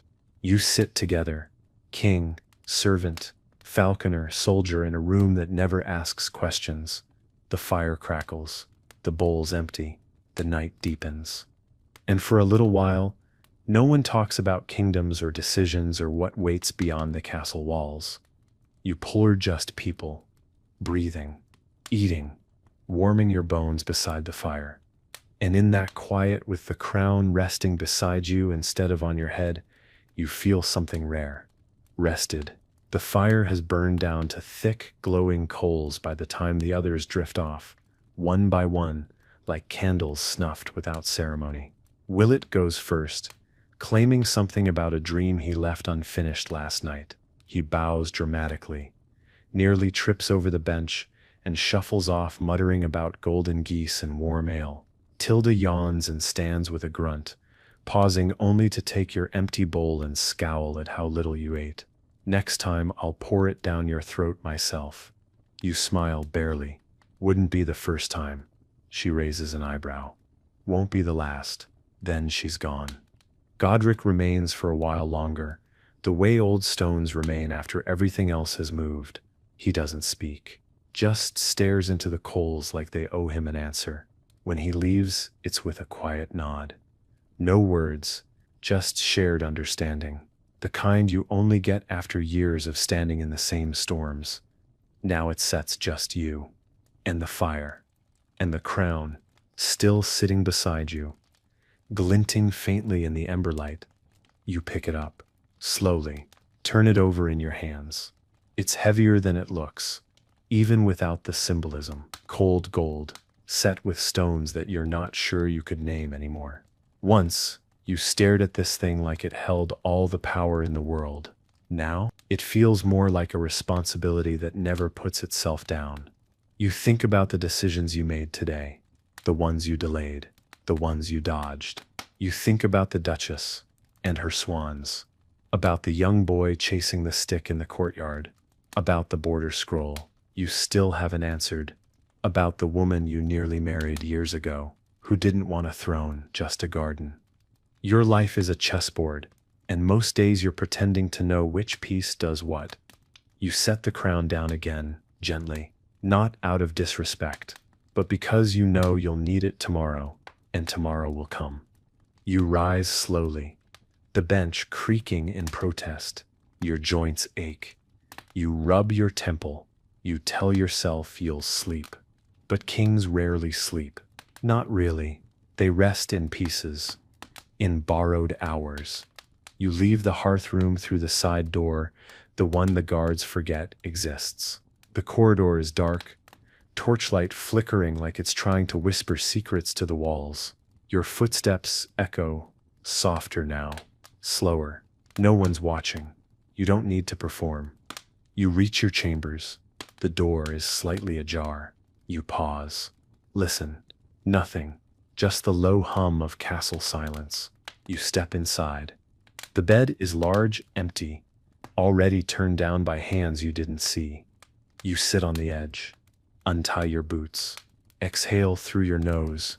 Your head feels too full and too hollow at the same time. You lie back. Let the dark settle over you. And before you drift off, you whisper to the ceiling, almost amused. Let's see if I get it right tomorrow. Morning finds you the way it always does. Uninvited, a little rude, and entirely too early. You wake before the bell, which is both suspicious and cruel. There's a window high in the corner of your chamber, just enough to let in a sliver of gray light and a draft that seems personally offended by your existence. Your eyes open slowly. You stare at the ceiling beams, waiting to remember who you are today. For one glorious second, you almost forget you're king. Then your foot cramps, your back protests, and your bladder reminds you that royalty has nothing on biology. You sit up with the grace of a sack of barley. The mattress groans. It's been restuffed twice this year and still manages to feel like sleeping on guilt and horsehair. You swing your legs over the side and immediately step on something cold. A scroll, of course. Why wouldn't your nightstand be leaking royal paperwork? You rub your eyes. Something in the corner of your mind is already whispering about unfinished council matters, unresolved land disputes, and that envoy from the Eastern Isles who smells like pickled fish and wants an audience again. You inhale, exhale, swing your shoulders once, twice. The joints pop like kindling. There's a knock at the door. Not loud, not soft, just insistent. It's Anselm. You don't even need to ask. Enter, you mumble, still blinking the world into focus. The boy shuffles in with a tray. Porridge, bread, buttered bread, a single boiled egg, one piece of fruit that looks optimistic about its own freshness. Breakfast, sire, he says, eyes on the floor. He always looks like he expects to be yelled at. You don't yell, you just nod. He sets the tray down carefully like it might explode. He hesitates. Then, the steward says the bishop is waiting. Of course he is. You take the bread, chew slowly and mutter around it. Let him wait. Anselm hesitates again. He wants to say something. You glance up. Out with it. He fidgets. Did you sleep well, Your Majesty? You blink. It's such a normal question it nearly catches you off guard. You nod. Slowly. Well enough. He nods too. Like that answer matters to him. Maybe it does. He turns to go. Stops again. One of the kitchen boys says there's a cat nesting in the chapel roof. You raise an eyebrow. Is it pregnant or pious? Unclear, he replies seriously. Then he's gone. You finish the bread. Leave the egg. You've never liked eggs in the morning? You rise, stretch, and shuffle toward the robe waiting by the fire. You drape it over your shoulders. The crown, for now, stays on the table. You stare at it. Let it stare back. And then, quietly, you mutter, you and I again then. Another day. Another roll. Another round of pretending you're not as tired as you feel. By the time you reach the throne room, the hall is already alive. Not lively, just alive. Buzzing with voices, papers rustling, boots clacking, and the faint smell of too many bodies trying to act like they didn't just sprint here to be early. The herald announces you in the usual voice, booming, theatrical, about 2 syllables too long on your name. You wonder, not for the first time, if he practices his dramatic pauses in front of a mirror. probably. You walk the length of the hall slowly. Not out of pride, but because your left knee is sending you warnings. You've stopped trying to disguise the limp. Everyone's seen it. Pretending otherwise just makes them nervous. The throne sits on its raised dais, like it always does, looming cold, built to be more statement than seat. You ease down into it, biting back a wince. The cushion is still too thin, and the carved lions on the arms are still just as judgmental. You adjust your robe, shift your shoulders, pick up the scepter. Everard is already mid-scroll, eyes alight with bureaucratic glee. First item, sire. The grain merchants of Westmere request a reduced levy, citing the unusually damp spring. They've included samples. You raise an eyebrow. They sent wet wheat, he nods, in a pouch. Slightly moldy, you wave him on. Tell them I admire their commitment to theatrics. But no. Next, a visiting knight from the south. Sir Elric something, broad-shouldered. Hair like a sunset. The kind of man bards write about because he makes for easy metaphors. He bows, flourishes, and offers you a sword you don't need. For your glory, sire. You resist the urge to say you already have a drawer full of glory swords, and most of them are decorative. Instead, you nod. Put it with the others. He offers a tale of slaying a boar the size of a wagon. The court gasps in all the right places. You sip water and pretend not to yawn behind your goblet. The bishop frowns at the mention of blood. You suspect he thinks meat should be blessed before it's hunted, which raises interesting logistical concerns. Next, an old woman from the far western hamlets. No title, no entourage, just a basket of something wrapped in cloth. She curtsies low, lower than she needs to, and presents you with a pie. You blink. Is this for me? For your table, sire, she says, and your patience. You've not raised taxes in our village in 3 winters. We noticed. You pause. You weren't aware. Not directly. That was someone else's chart. But you nod and take the pie. It smells like cinnamon and something deeply humble. After she leaves, Everard leans in.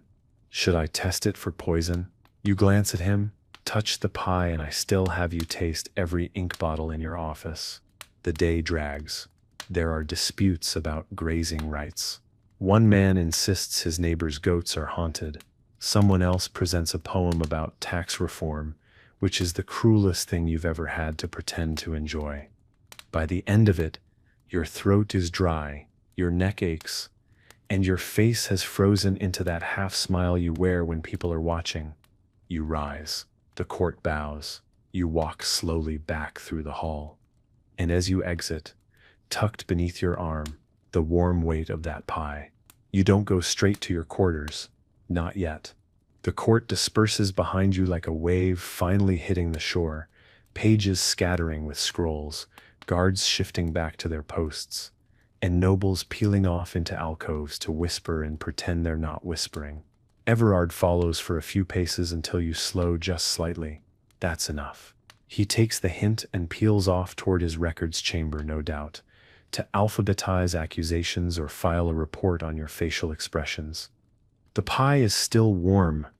You hold it in both hands, walking slowly down the lesser-used corridor that leads to the old map room. It's one of those spaces no one's touched in years. Too drafty for meetings, too remote for eavesdropping, and full of parchment that smells like history and mildew, which is frankly perfect. The door creaks open, like it's surprised to be used. You step inside. The windows here are tall and narrow, dust streaking the light across the room in pale beams that cut through shadow like forgotten banners. Maps hang on the walls, some curling, some cracked, all out of date. You once ordered someone to update them. They nodded and promptly did nothing. You never followed up. You sort of like them this way. They're honest. You settle into a worn leather chair at the corner table. No ceremony, just a man with a pie in a room full of inaccurate borders. You unwrap it carefully. The crust's a little rough. The filling, a swirl of spiced fruit and something nutty, smells like it was made by someone who didn't rush. You break a piece off with your hands. No plate, no silver fork, no applause. And it's good. Not noble good. Not prepared by a chef who studied under a duke. Good. Just real. Comfort baked into form. The kind of food that doesn't try to impress. It just wants you to feel all right for a little while.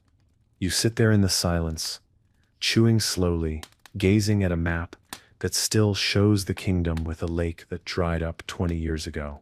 You think about sending someone to fix it, then decide against it. After the second bite, you realize your shoulders are lower, your breathing slower, and no one is asking anything of you. You think of the woman who brought it, the way she said we noticed.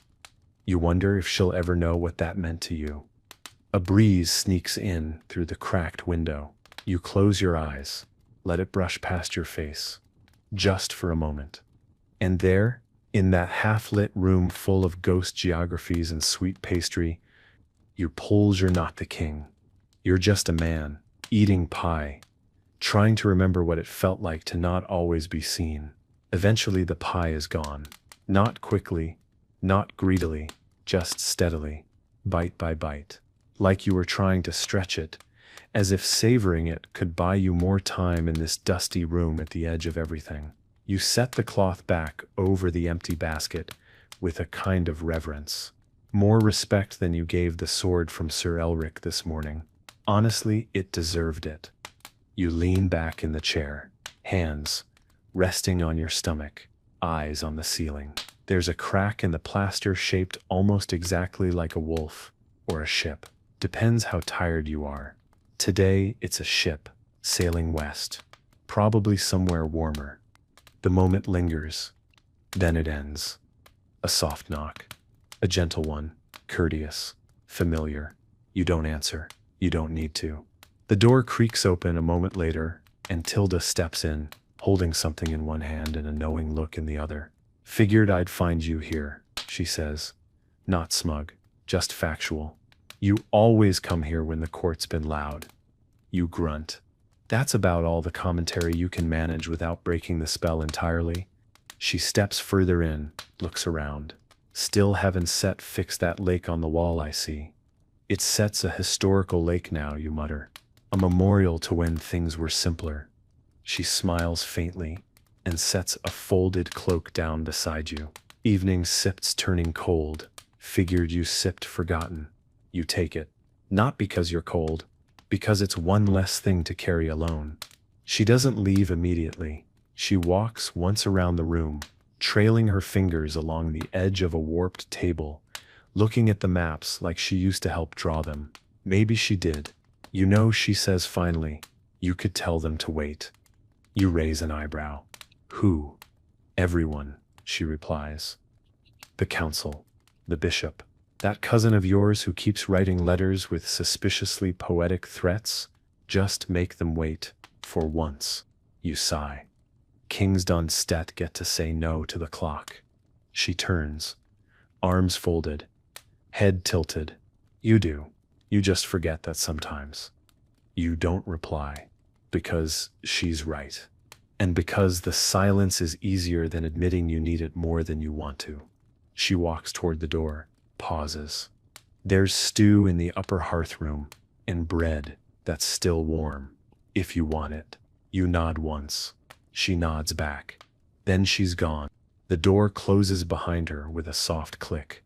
You sit there a little longer, the folded cloak on your lap, the pie basket beside your elbow, and the maps of the kingdom all around you, wrong, fading, real. The crown waits for you somewhere down the hall. It always does. But for now, you are allowed to sit in a room where no one claps when you enter. The sun has dipped lower by the time you rise. The light has that end-of-day hue now, gold that's turned more copper, like a coin worn thin from too many hands. You stand slowly, the old chair creaking beneath you like it's offering one last complaint. You stretch, hear something in your back shift like a reluctant gate. Then, With one last glance at the cracked ship on the ceiling, you step out of the map room. The corridor outside is quiet, not silent, just respectful. The kind of hush that only happens after sunset in places made of stone and memory. Your footsteps echo faintly, softened by tapestries that haven't been dusted in a month. You like it this way. The edges of the castle feel older here, more honest, less polished for ceremony. You pass a stained glass window lit from behind by the last of the sky's fire. It casts colors across the wall in a silent parade of saints and symbolism. One figure, some long-forgotten martyr, catches the light just right and throws a red glow onto the floor like a warning. Or maybe just a joke. You're too tired to tell the difference anymore. You make your way toward the upper hearth room, a little-known space, tucked behind the servants' corridor and used mostly by people who've earned the right to sit without being watched.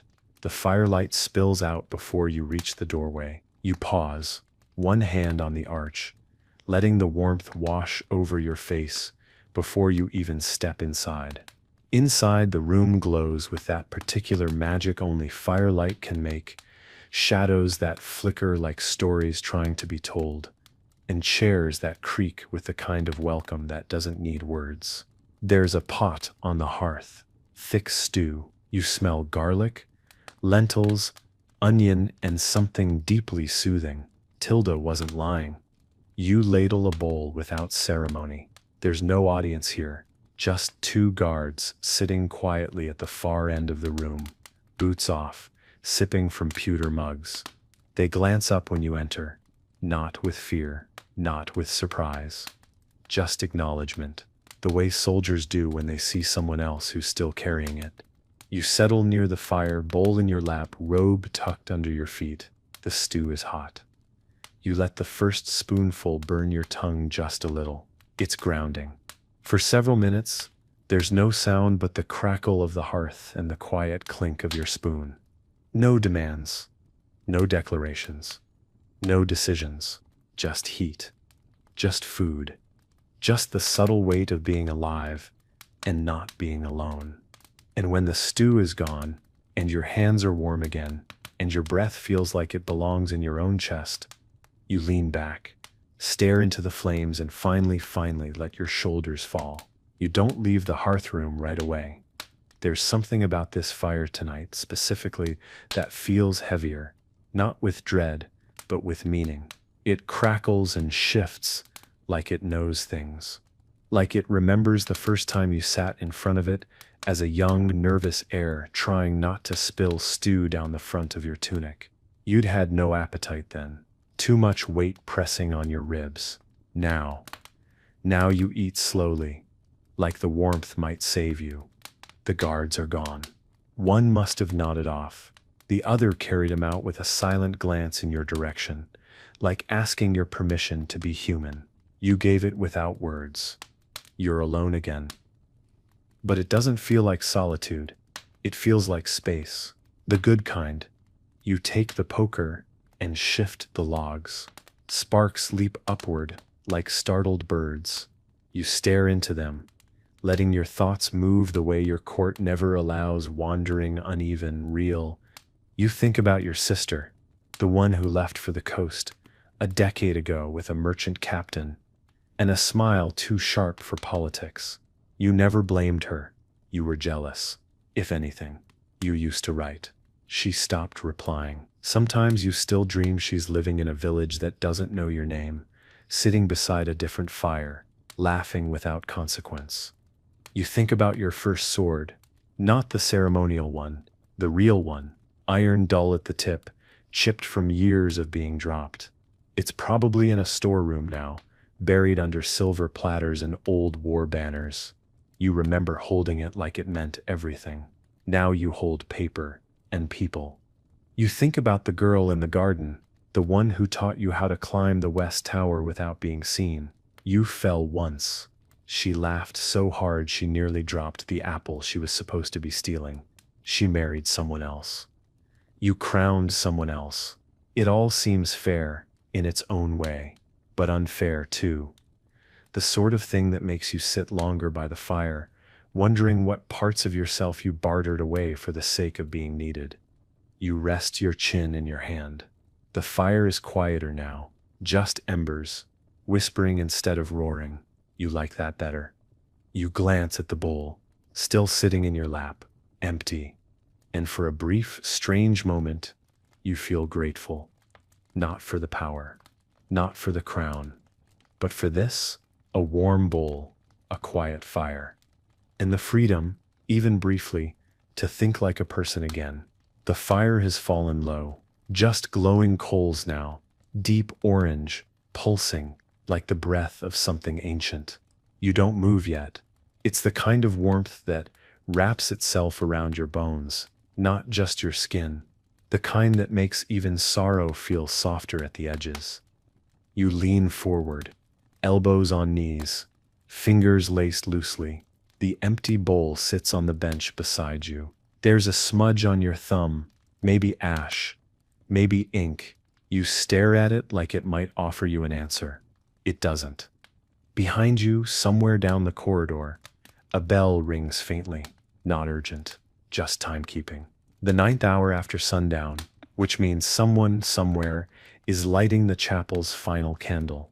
A monk is praying for peace you'll never feel. A scribe is cataloging decisions you haven't made yet. And someone in the servants' wing is probably sewing a tear in a curtain you didn't know had torn. It's strange, the machinery of it all. How the kingdom moves beneath you like gears you never stop hearing. Even now, even here, your eyes wander to the crown. It's not with you, not physically. You left it in your chambers, resting on a velvet cushion like some glorified bedtime story. But it's still there, in your thoughts, always, pressing. You wonder what people would say if they saw you like this, robe loosened, hair unkempt, shoulders hunched like a man half his age and twice his weight. Not kingly, not polished, just tired, the kind of tired that doesn't fix itself with sleep. And you wonder how many kings before you sat in this exact posture, how many of them gripped the same silence, hoping it would teach them how to be more than ceremonial. You shift in your seat. Something clicks in your back again, a reminder that the body doesn't care about status. It just keeps score. There's a sound in the corridor. Footsteps. Light. Familiar, you know it's Tilda before she even rounds the corner. She appears in the doorway, holding a folded blanket and a face that doesn't ask questions anymore. She doesn't speak, just walks in, lays the blanket over the bench beside you, and sets a small candle on the table. "Stay here if you want," she says gently. "I told them you were praying." You raise an eyebrow. They believed that? They wanted to. She shrugs. "Let them." You nod. She starts to turn away, then pauses. The kitchen boys are baking honey bread before dawn. If you come down early enough, they'll pretend not to see you. You smile, faintly. That might be the most sacred offer you've had all week. Then she's gone again, like fog clearing before it's noticed. You look at the candle. You look at the fire. And for a few more minutes, you decide to believe her. That you fear not being watched. That you stir just here. Just you. Just now. The candle burns low. You haven't touched it. You don't need to. The glow is enough. Steady, warm, and just bright enough to make the shadows feel like company instead of threat. You sit back again, slower this time, the blanket Tilda brought draped over your legs like a reminder that someone, somewhere, still sees the man and not just the monarch. The hearth has gone almost completely quiet. No popping logs now, just a bed of coals, smoldering like thoughts you've pushed down all day. You stare into it, watching as one ember pulses brighter than the others, then fades, a moment of fire, gone without ceremony. You wonder how many decisions you made today that no one will remember. How many times you nodded, signed, agreed, just to keep things moving, just to keep the machinery turning. It's strange, isn't it? How many choices feel enormous in the moment, only to be swallowed whole by the next sunrise. You lift your hand slowly, flex your fingers, You used to carry swords with these. Now they carry ink, paper, people. You take a long, steady breath, the kind you used to take before duels, or speeches, or seeing your father. It settles deep in your lungs like warm smoke. You wonder what he think of you now. Your father, that is, the last king. His portrait still hangs in the war chamber, forever scowling like someone just spilled soup on his treaty. He was louder than you, sharper, believed in strong walls and stronger punishments. People feared him, and they obeyed. But no one brought him pies. You lean your head back against the wall, let your gaze drift to the ceiling. There's no wolf shape here, no cracked plaster, just old beams, darkened by age, stretching above you like ribs, like the inside of a creature too large to name. You speak, softly, not to anyone in particular, just to the room. I don't know if I'm doing this right. The room doesn't answer. Of course not. But something shifts, not in the air, but in you. Like admitting it, out loud, let a sliver of weight roll off your chest. You stare at the candle. It flickers once, as if to nod. You smile, just a little. Then you reach down, pull the blanket higher, and let your eyes close. Not all the way, just enough to let the world go quiet, just for a bit longer. Because the moment you stand, the kingdom will ask for you again.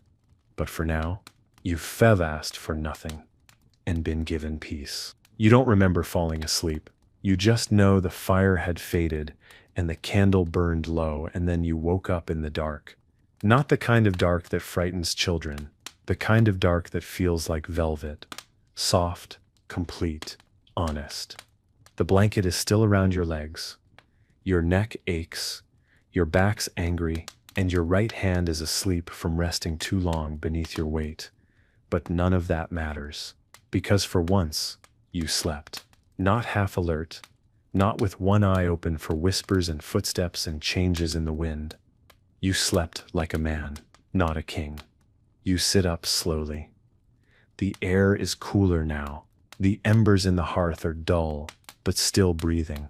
You stand, groaning softly, and stretch until something in your back decides to surrender. There's no one to see you wince, no one to laugh or worry or offer you a tincture that tastes like boiled dirt and regrets. You glance at the table. The candle's gone out, wax pooled around its base like a collapsed crown, fitting. You pick up the blanket and fold it roughly, not well, just enough to feel like you respected the gesture. You leave it on the bench where you found it. It'll be gone in the morning. Tilda will see to it. She always does. The hall outside the hearth room is nearly silent.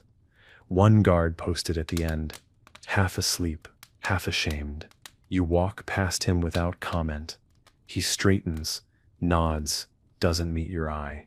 You don't expect him to. You look tired. You are tired. And there's a strange power in letting people see it now and then. You return to your chambers without fanfare. No procession, no announcement, just your steps and the faint rustle of your robe. The door creaks open at your touch. Inside, the room is exactly how you left it. Crown still resting on the side table. Goblet untouched. Robes laid out for tomorrow by hands that know your habits better than you do. You walk past all of it. You don't light a candle. You pull back the thick covers, heavier than they need to be, and slide into the bed. It's not warm, but it's yours. The mattress gives beneath you grudgingly. You lie back, stare at the ceiling, and you feel it again, that quiet, that weightless moment between one day and the next. The kingdom is still there, the throne, the maps, the questions, all of it waits. But tonight, they can wait a little longer. Because tonight you slept near the fire and remembered who you were before the crown started whispering. And you didn't disappear. You endured. You wake to the sound of voices outside your door. Muffled, low, urgent but polite, like someone's trying to convince the morning not to be a disaster just yet. You blink slowly, letting the haze of sleep fall away in layers. The stone ceiling above you is pale with early light. The crown on the side table hasn't moved. It never does, which is somehow worse. You sit up, slowly, carefully. Your body makes the same noise as your old war boots, worn, creaky, reliable. The air in the chamber is still. Not cold, not warm, just indifferent. There's a knock. Not the quiet kind from someone who wants to be ignored. The kind that means something's already waiting. Enter, you say. Your voice rough as bark. The door opens, and Everard steps in, hair already combed, robe immaculate, scrolls tucked under one arm like he's afraid the information might flee if he lets go. Apologies for the hour, sire. There's steps. Been movement on the northern border. Of course there has. You swing your legs out of bed. The floor is cold. It always is. You glance at the basin of water nearby. Decide against washing your face with something that feels like it was stored in a glacier. You reach for your robe instead. Thick, lined, and already warmed. Someone's been in. Early. Maybe Tilda. You make a note to thank her. Quietly. Maybe with less sarcasm this time. Everard follows you across the chamber, already unfurling parchment. It's Stott's not an invasion, he says. Yet. Scouts spotted unfamiliar banners. A few riders. We don't set have numbers. You take the scroll without looking. Let it hang from your fingers while you sit near the hearth. No fire yet, just ash. You poke it once with the iron rod. Nothing stirs, just like you. Everard pauses. Should we recall the captain from the southern road? Pull troops? You finally look up. No, not yet. We watch. Let them wonder if we stir sleeping. He hesitates, then bows and retreats. As always, backward and stiff, like someone who's been taught that the back of the king's head is sacred ground. You sit there for a while, robe drawn tight, scroll unread in your hand. It's dots not fear. It's dots not dread. It sits tired calculus. Because you know what happens next. You've seen it play out 100 different ways. A single wrong decision sparks 10,000 funerals. A single delay saves a village, or loses a castle. The crown never tells you which until after. You finally rise. Toss the scroll on the table. Let it wait. You pick up the crown, not because you're ready, but because pretending to be is part of the job. You place it on your head, the weight as familiar as breath now, and when you look into the polished silver tray, used as a makeshift mirror, you see it again, not just a king. A man shaped by obligation, held up by duty, still standing. You leave your chambers with the crown settled on your brow and the robe draped heavy over your shoulders, like it's trying to remind you who you are. The castle's corridors are cooler in the mornings, still waking up, like everything else. Fires haven't been built in every grate yet. The stone breathes cold. Your breath puffs in front of you as you walk, ghost-like. Servants nod and scatter. Guards straighten. Pages press themselves to the walls like nervous ivy. It's not fear. Not exactly. It's that quiet reverence people carry when they've convinced themselves you know what you're doing. You pass by a boy carrying a tray of apples. He drops one when he bows too fast. It rolls toward your foot and stops. You bend slowly and pick it up. You hold it out. He takes it back with shaking fingers. You nod once. That's all it takes. He'll talk about this for a month, like it was a miracle. You keep walking. Down past the tapestry of the Battle of Dunfield, where your great-grandfather is painted beheading 2 men at once, even though the records show he mostly negotiated and got dysentery. The colors are faded, but the story stays bright. That's the way of these halls. History here is only accurate if it flatters. You reach the council chamber and pause. You always pause. Not for drama, not even for nerves, just to remember. You put your hand against the doorframe, Feel the old grooves in the wood. Imagine, just for a heartbeat, that you could walk past it, down the stairs, out the gate, into a day that isn't shaped by decisions and signatures and faces pretending they like you for reasons that start with politics and end in inheritance. But you don't walk past. You never do. You enter. The room rises. They always rise. Even when you're 5 minutes late, even when you're wearing the same robe as yesterday, and your hair looks like you argued with your pillow and lost, you wave them down before anyone starts bowing too hard. Everard clears his throat. The scouts have confirmed the riders were from Garland. No official crest, but their colors match. He hands you another scroll. Their emissary is waiting in the outer court. You glance over the parchment. You already know the script. A veiled threat. A request for land they know they won't get. An apology for accidental trespass. The usual dance. You lower the scroll slowly. Look at your council. At the bishop. Already annoyed. At the general. Already planning a march. At the treasurer calculating how many horses you can afford to lose without upsetting the market. You say nothing.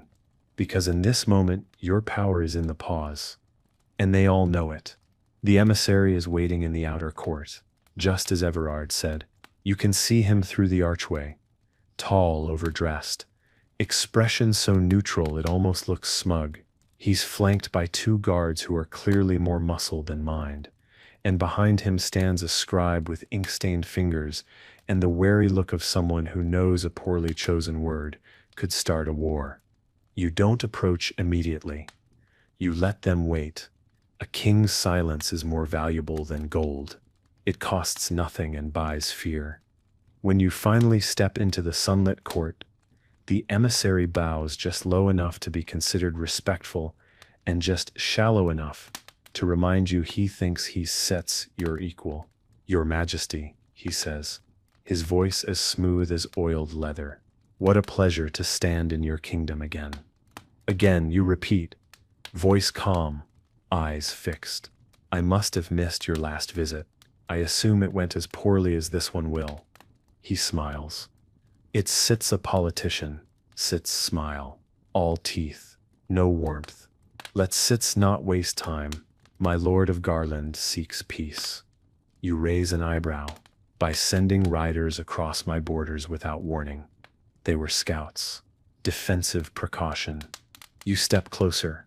Just 1 pace. Enough to make the space shrink. Peace doesn't ride in with steel. It knocks on the gate with open hands. Behind you, someone stirs. The general, probably nodding, like a pleased vulture. The emissary shifts, adjusting his sash. There was no harm meant. No, you say slowly. But there may yet be consequences. That land belongs to farmers who have buried their sons under its soil. I ask your lord how many graves he intends to walk over on his way to diplomacy. He flinches, just slightly. A twitch at the mouth. You file it away. He offers a scroll. You take it. Unroll it. Read the same tired lines written in the same tired ink. Promises. Requests. Suggestions disguised as generosity. You scan it, then fold it without ceremony and hand it back. Tell your lord this. He may ride near my land, but he will never ride over it. The scribe looks pale. The emissary, to his credit, doesn't break character. He bows again. I will deliver your message with the grace in which it was received. You smile. Faintly. Try not to trip over the border on your way out. They turn. Leave. No one speaks until they're gone. Only then does Everard clear his throat behind you. A strong stance, sire.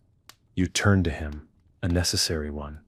And in that moment, under the crisp air and the weight of a crown that somehow feels heavier outside than it does indoors, you remember exactly why they still fear you. Not because you yell, not because you threaten, but because when it matters, you never blink.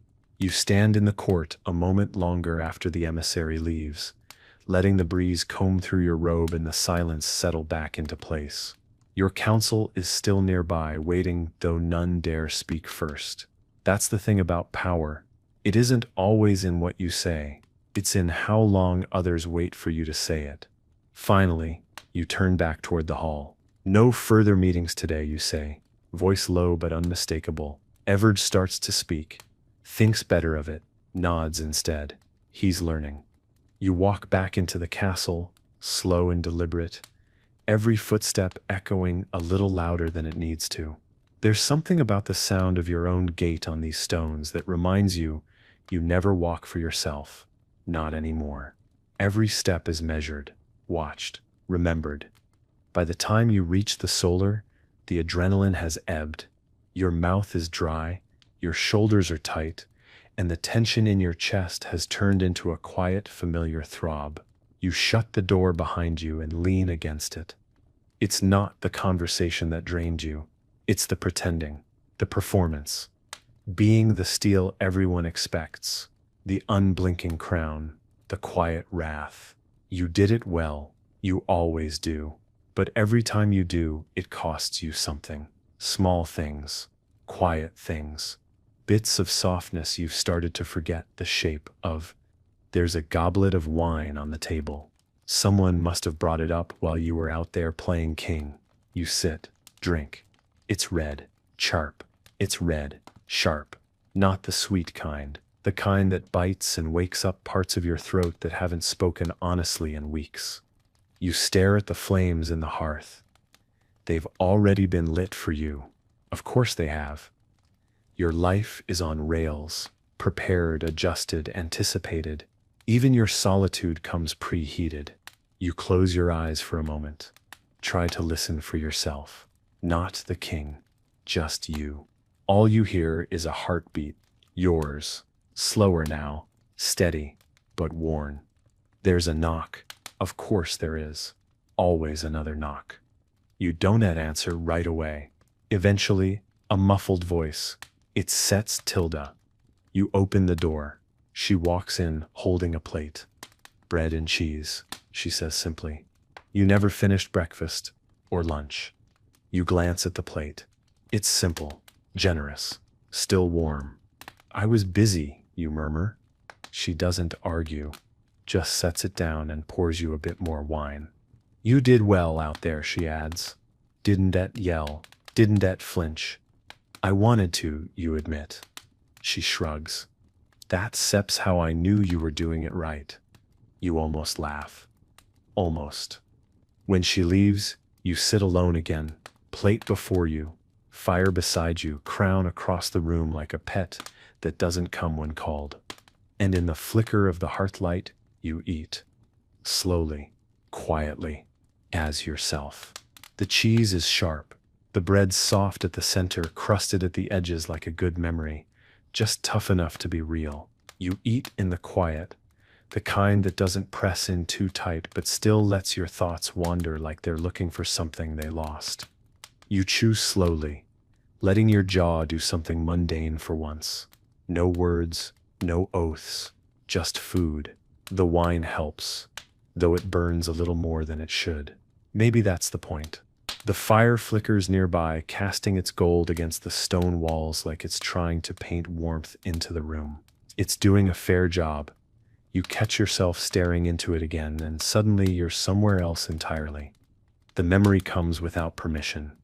A winter banquet, years ago. Before the title weighed so heavily, the hall had been decorated with ivy and frost-bitten flowers that looked more noble dead than alive.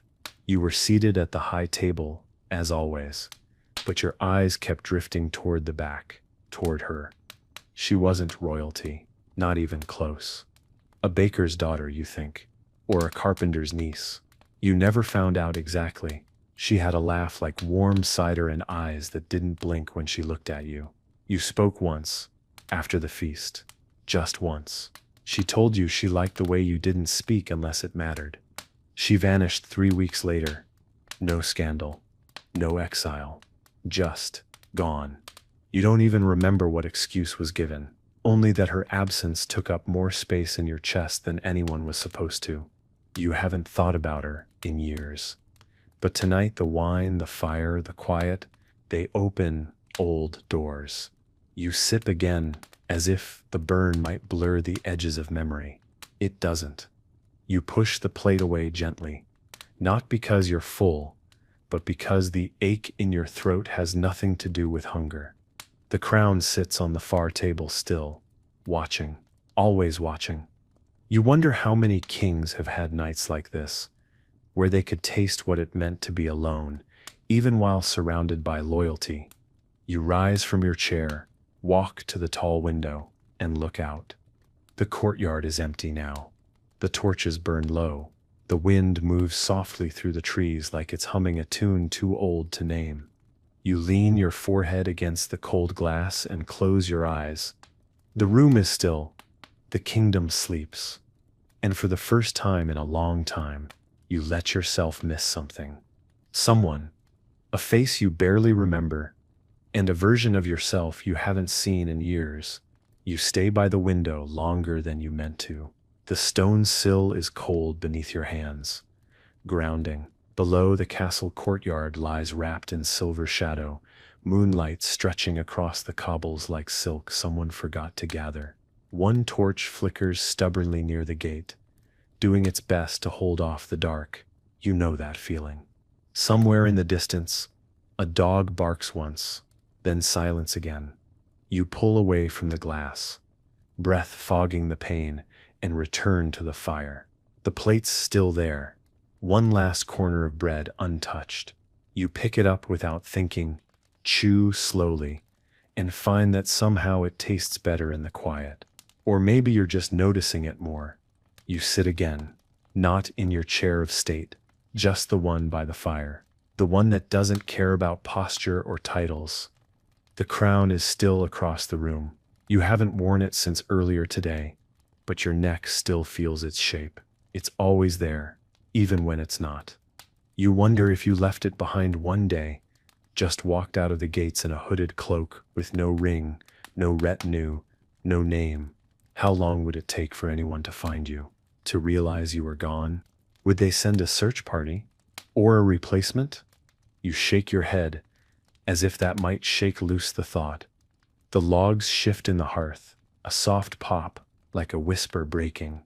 You think of the northern emissary again, the practiced smile, the scroll of rehearsed civility. He'll ride home tonight or tomorrow and report to his lord that the king still has teeth, still knows how to look down without blinking. You did what you were supposed to, but no one will mention the moment you sat alone in this room, nursing wine and ghosts, wondering how a man can be feared by thousands and still feel forgotten. The door creaks slightly, not opening, just moving with the draft. You glance at it like you're expecting someone, but no one comes. You pull your knees closer, cloak wrapped tight. Your eyes flicker to the candle stub, barely holding on, wax pooled like a sleeping thought. It'll go out soon. And when it does, you till sleep. Not because you want to, but because you have to. Because in the morning they still knock again, and you still rise, and wear the steel in your spine like it was forged for you. But for now, you just sit, and let the night be what it is, soft, honest, and unafraid of kings. The candle gives up at last. No dramatic flicker, no heroic final breath, just a quiet surrender into darkness, the wick curling into itself like it's tired of trying to be light. You watch it fade. You don't relight it. The fire in the hearth has shrunk too. Coals now, nothing more, breathing slow and red like a tired heart. The warmth still lingers in the stones, but the chill of the castle has crept in under the doors, over the flagstones around your ankles. You stand, groaning softly as you stretch. Your bones sound like distant drums, deep and familiar. You pull the cloak tighter around your shoulders, not because you need it, but because it's comforting. It feels like a shield made of fabric and memory. You carry the crown in your hand as you leave the room. You don't wear it, not now. Not at this hour when everyone's asleep and the kingdom forgets. just for a while, who it belongs to. You carry it the way a priest carries a relic, not for show, but because the weight feels earned. The hallways are dark, just torchlight here and there, flickering like nervous thoughts. You walk slowly, not because you're weak, but because the silence invites it. Your feet know the way. They've done this 1,000 times. Back to your chambers, back to the room where the day always ends, and the next one already waits. When you enter, the fire has been lit. Small, neat, obedient. A servant must have come while you were in the court, or the solar, or staring out at things that don't belong to you anymore. The bed is turned down, the sheets crisp, the air faintly scented with rosemary and sleep. You set the crown down on its usual place, next to the basin, above the worn wood of your writing desk, beside a sealed letter you've never opened. You sit on the edge of the bed, slowly remove your boots, flex your toes. For a brief moment, you let your head fall into your hands. The room doesn't judge you. The walls are too old for that. They've seen worse. Then, without ceremony, you lie back. The mattress sinks beneath your weight. The ceiling waits.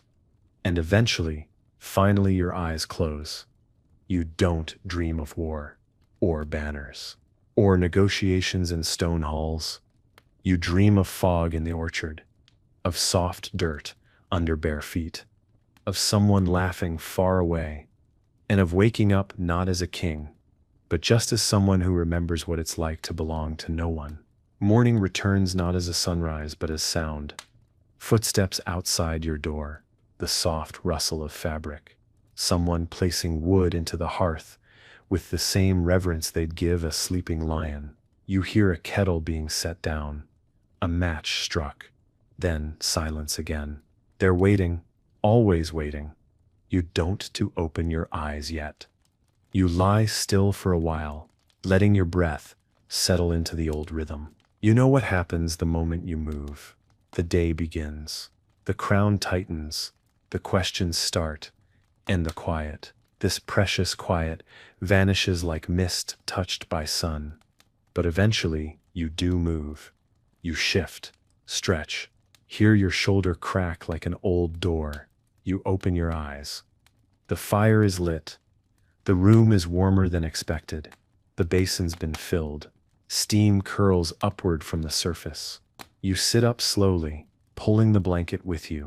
You stare at the fire for a moment. No thoughts, just light. Then the knock comes. 3 soft raps. Anselm sips, rhythm, timid but dependable. Your Majesty. You answer with a grunt. He opens the door a hand's width, enough to slide in with a tray. Bread, porridge, 2 figs, a small pot of something that might be tea or punishment. He sets it down, doesn't speak. He knows better now. He hovers a second longer. You finally glance up. He swallows. You didn't call for your attendance last night. We thought I was warm where I was, you say. He nods, eyes wide. He thinks that's a secret, that you have a hiding place in your own castle. You let him believe it. Some truths are too strange to explain. As he turns to leave, he pauses. Should I polish the crown this morning? You look at it, still sitting where you left it. A little askew, like even it's tired of pretending. No, you say. Let it rest today. He blinks. Yes, Your Majesty. The door clicks shut behind him. You pour the tea. It is, unfortunately, punishment. You take a bite of the bread. It's good, fresh, still warm in the center. You think of the baker, already up for hours, hands dusted in flour, working without knowing who he's feeding. You think, too, of the hundreds of people doing the same, shoveling, stitching, mending, herding, cooking, cleaning, all without applause, all without crowns. And yet here you are, eating their labor under soft linen, with a robe that costs more than their barns. You feel the weight of that, quietly. You eat the second fig, slower. And you decide, just for today, to walk through the lower halls, to be seen where you stir rarely expected, because sometimes a king should not look down from the tower, but walk through the kitchen and thank the hands that keep him standing. You don't announce your visit. You don't wear the robe with the silver trim. You don't bring guards. You don't even tell Everard. If you had, he'd have followed you with a ledger and 3 scrolls for you to sign while you were mid-bite of an apple. No. Today you walk alone, and softly. The lower halls hum with life. Not ceremony, not performance, just honest work. You pass a linen room where 2 women are folding sheets the size of sails. They don't see you at first. When they do, they both freeze. One drops a corner of cloth. You hold up a hand, slow, easy, carry on. They glance at each other, unsure if you mean it. You keep walking. The kitchen corridor smells of yeast and onions and life. You follow it like someone tracing an old trail in the woods. You remember these halls, years ago, before the throne, when you were still a prince and not yet a promise. You duck beneath a low beam, brush past a curtain, and step into the heat and noise of the main kitchen. Chaos, in its purest form. Pots clanging, water boiling, bread being slapped into shape. A young girl rushing past with an entire wheel of cheese like it's a sacred artifact. You step aside just in time. She doesn't even look up. And then someone does. The head cook, a barrel-chested man named Garrick, spots you from across the room. He goes stiff. Mouth opens, probably to shout something like "Clear the hearth." The king's here. You shake your head once. Firm, quiet. He closes his mouth. You walk past the fire pit, where a stew is bubbling hard enough to solve national issues.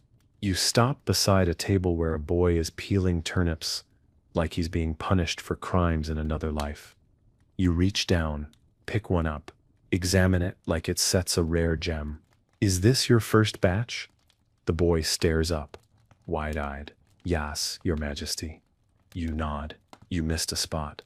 He looks like he might faint. You grin barely and keep walking. You don't stay long. A few minutes. Enough to be seen. Not as the crown, but as the person beneath it. A face. A body. A man who breathes the same smoke, walks the same floor, hears the same clatter of work done without thanks. On your way out, Garrick sidles up to you with a warm, round loaf wrapped in cloth. "Baked this morning," he says, voice gruff with pride. "No spices, just flour, water, hands. You take it, the best kind." He nods once, deeply, then turns back to his ovens. You carry the bread under your arm as you return to the upper halls, through the stone stair past the forgotten door, and back into the part of the castle where kings are expected to exist. When Everard finds you later, he'll ask where you've been. You'll say you were inspecting the foundation. And for once, it won't be a lie. By the time you return to the council chamber, the mood has already begun to ferment. Everard is pacing, scroll in hand, eyes flashing like a man who's been rehearsing disappointment for the past half hour. The bishop sits nearby with his hands folded, perfectly still in the way only holy men and politicians can manage. The steward whispers something to a page, and the page runs off like his boots are on fire. You step through the doorway holding a warm loaf of bread. Everyone stops talking. Everard turns toward you with a sigh, so theatrical it could be sold as a sermon. "Sire, we've been waiting." "I know," you say. You walk past him unhurried and take your seat at the head of the long-worn table. You set the bread beside the usual stack of dispatches like it belongs there. He blinks at it. "That is bread." "Correct," you say, reaching for a knife. "Would you like some?" "No, thank you," he replies stiffly, like you just offered him a rat. "We have matters of state. We always do." You cut a thick slice, steam curling from the middle like a quiet prayer. You tear off a piece and chew, slowly, while they all watch you like they're waiting for a lesson. "You know," you begin, mouth full of honesty, "we spend all day talking about grain, tonnage, Yield, storage, levy, but none of you have tasted the bread made from it this week. The bishop clears his throat. That sip's not our role, your majesty. It should be, you say, not unkindly. You offer a piece to the steward. He hesitates, then accepts, takes a bite, looks surprised. You nod. Then you get down to business. You listen as Everard recites the latest movement reports from Garland, as the bishop campaigns for more silver to expand the monastery's walls, as the treasurer warns of shortages in the southern markets. You listen, tearing bits of bread, sharing a few, eating quietly. It grounds you. It quiets the part of you that wants to drift into fury or fatigue. You speak less than usual, but when you do, it lands like iron. Because sometimes the man who eats humbly commands louder than the man who shouts from a throne. By the end of the session, half the bread is gone, and the tension in the room has thinned like fog in spring. As they file out, the steward glances back at the remaining slice. You nod once. He takes it. When the room is empty again, you sit in the quiet and brush the crumbs from your robe. And for the first time in a long time, you feel like a king who did something real. Not grand, not golden, just real. After the council chamber clears, you don't go to your quarters. You don't go to the war room or the chapel or the garden where the roses bloom too perfectly for anyone to believe they're not enchanted. You take the long corridor, the one with uneven stones and a ceiling that leaks when it rains, and you turn left through the narrow wooden door that most people think leads to a storage closet. It doesn't. Not anymore. It leads to the old library. There's no ceremony in the room, no polish. The shelves bow in the middle, like even they're tired. Scrolls and leather-bound ledgers sit in loose piles, spines cracked, pages stained by years of unwashed hands, and candle wax. There's dust here, real dust, the honest kind that settles where no servants dare interrupt. And that's why you love it. You walk through slowly, running your fingers along the edge of a table covered in stacked atlases, maps of the world as it was, or was imagined depending on the cartographer's wine intake. One map shows a sea that doesn't exist. Another places dragons in the western hills. You sit in the corner chair, the one no one else uses because it leans slightly left. You like that. Perfection makes you nervous. You don't reach for a book right away, you just sit. Let the weight of silence press in. Let it wrap itself around your bones like a cloak that doesn't care who you are, only that you're here.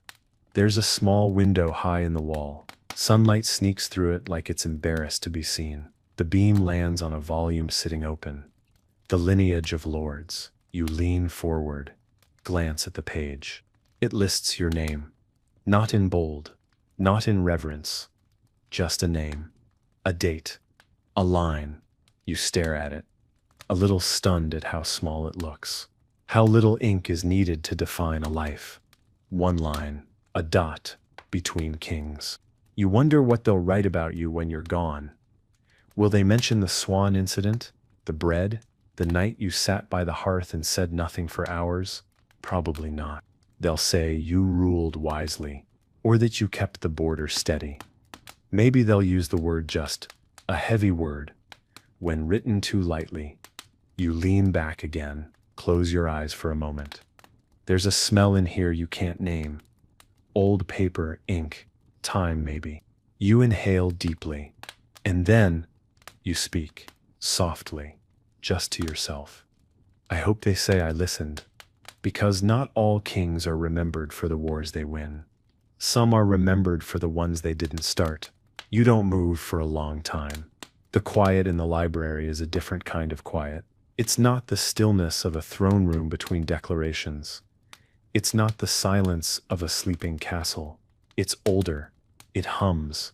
Like everything in here is remembering something but refusing to say it aloud. Your eyes drift back to the open book. The page doesn't change, of course, but the way you feel about it does. There's something sharp about seeing your life summarized so cleanly, so completely, as if a reign could be summed in a margin note and ink that dries in seconds. You rise slowly, stretch, feel the ache behind your ribs. That always comes when you've been too still for too long. You walk to the desk in the corner, the one no one uses anymore. On top of it, a small stack of letters tied with fraying twine. Most are official. You can tell by the wax seals, the ribbon colors, the stiff parchment that crackles like ambition when bent. But one is different. No seal, just folded parchment. No name on the outside. You stare at it for a second too long. You pick it up. It Stutz, the letter. The one you never opened. The one you found months ago tucked in a drawer in your old traveling satchel. The one with handwriting you knew instantly, even after all these years. Her handwriting. You don't sit. You stand by the window. Unfold it. Let your fingers move slow, not with hesitation, but with something quieter. Respect, maybe, or regret. The ink has faded, but the words are clear. You read them all. She wrote of the coast, of how the salt air had finally let her lungs loosen, how her hands were rougher now, but her sleep was softer. She thanked you for not chasing her, for letting her leave. She said the world was quieter without your voice in it, but not colder. She said she remembered the apple, the tower, the way you looked before the crown started to shape your face into something unreadable. And then, a line that hooks itself into your chest like an arrow, meant to wound gently. You were never meant to be only a king.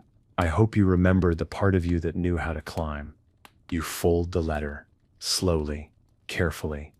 You set it back on the desk.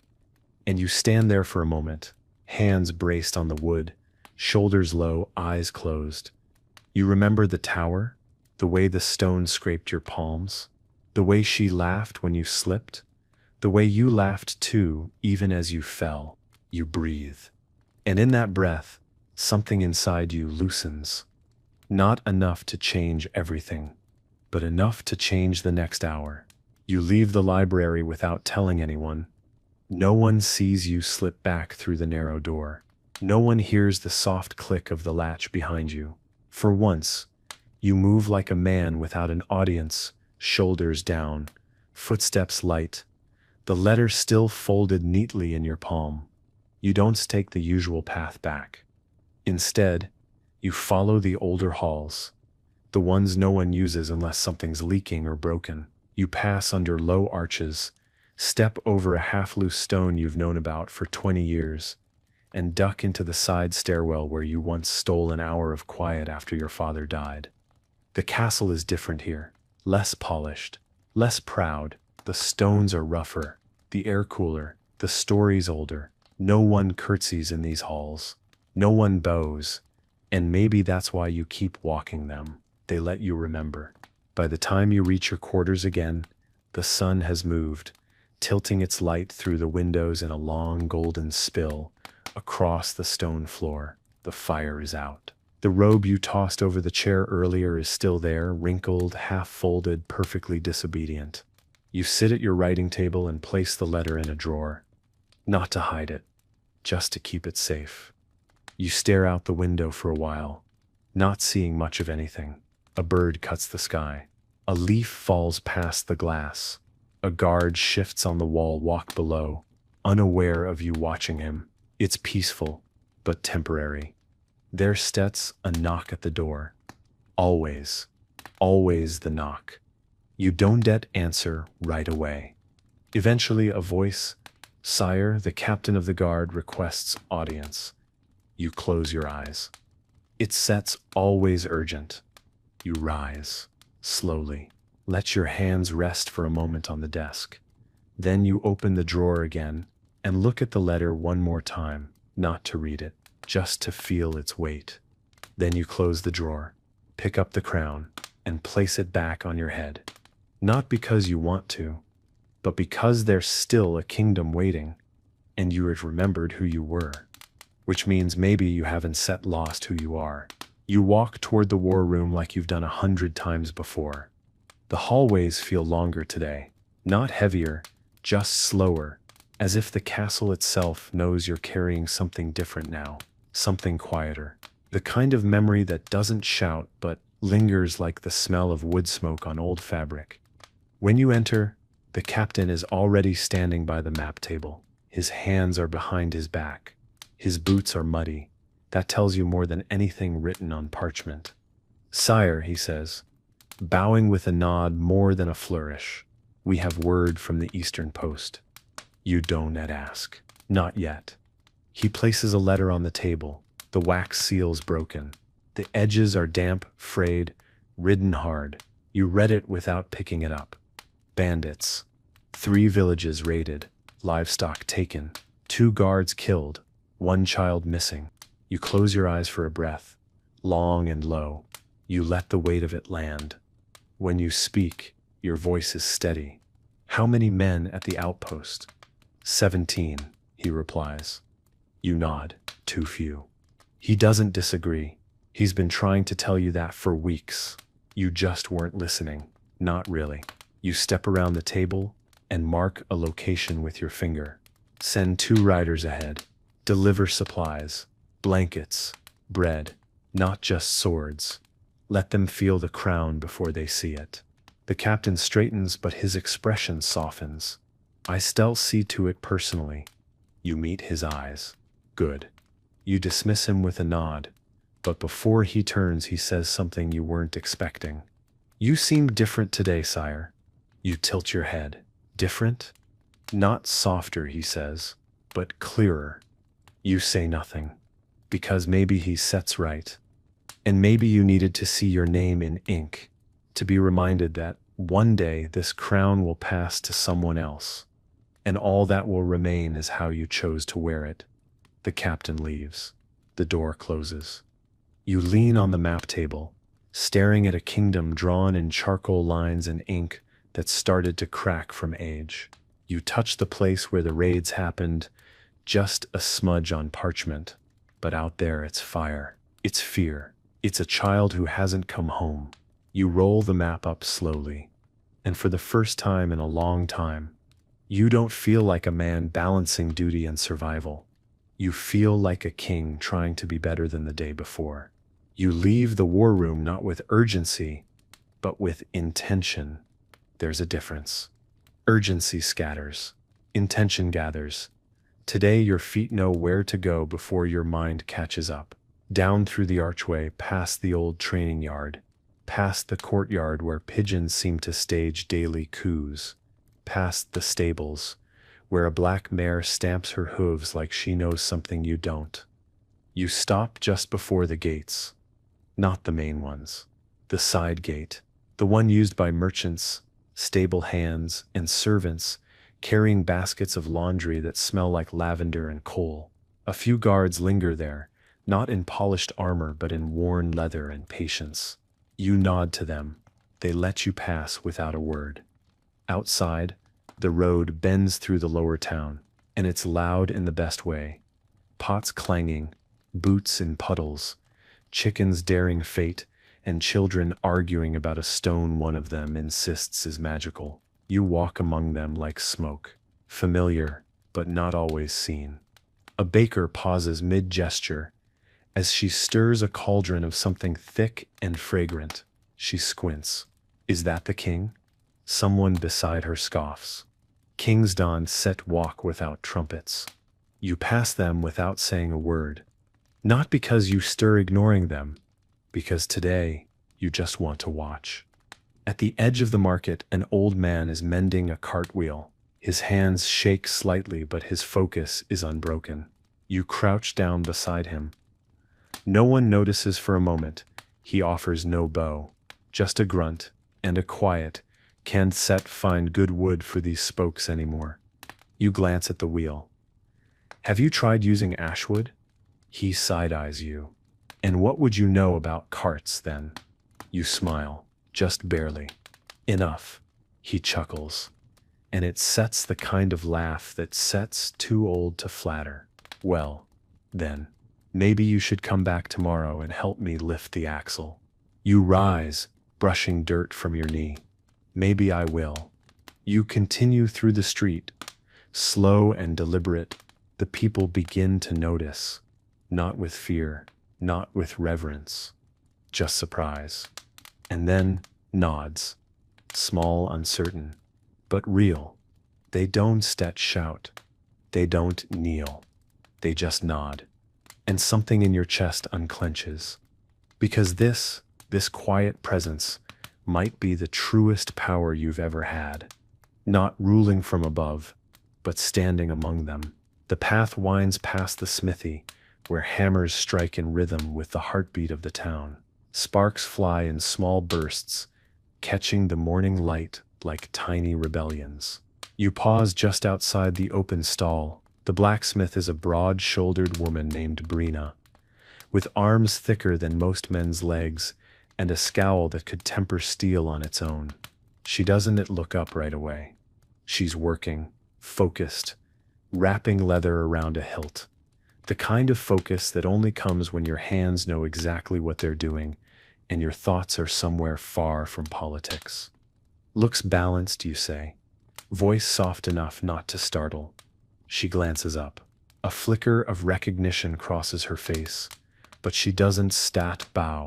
She doesn't just says, if it wasn't I wouldn't be wasting my time on it. You nod.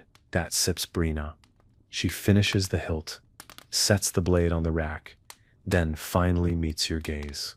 You stir walking alone today. I am. That Seps knew. It is.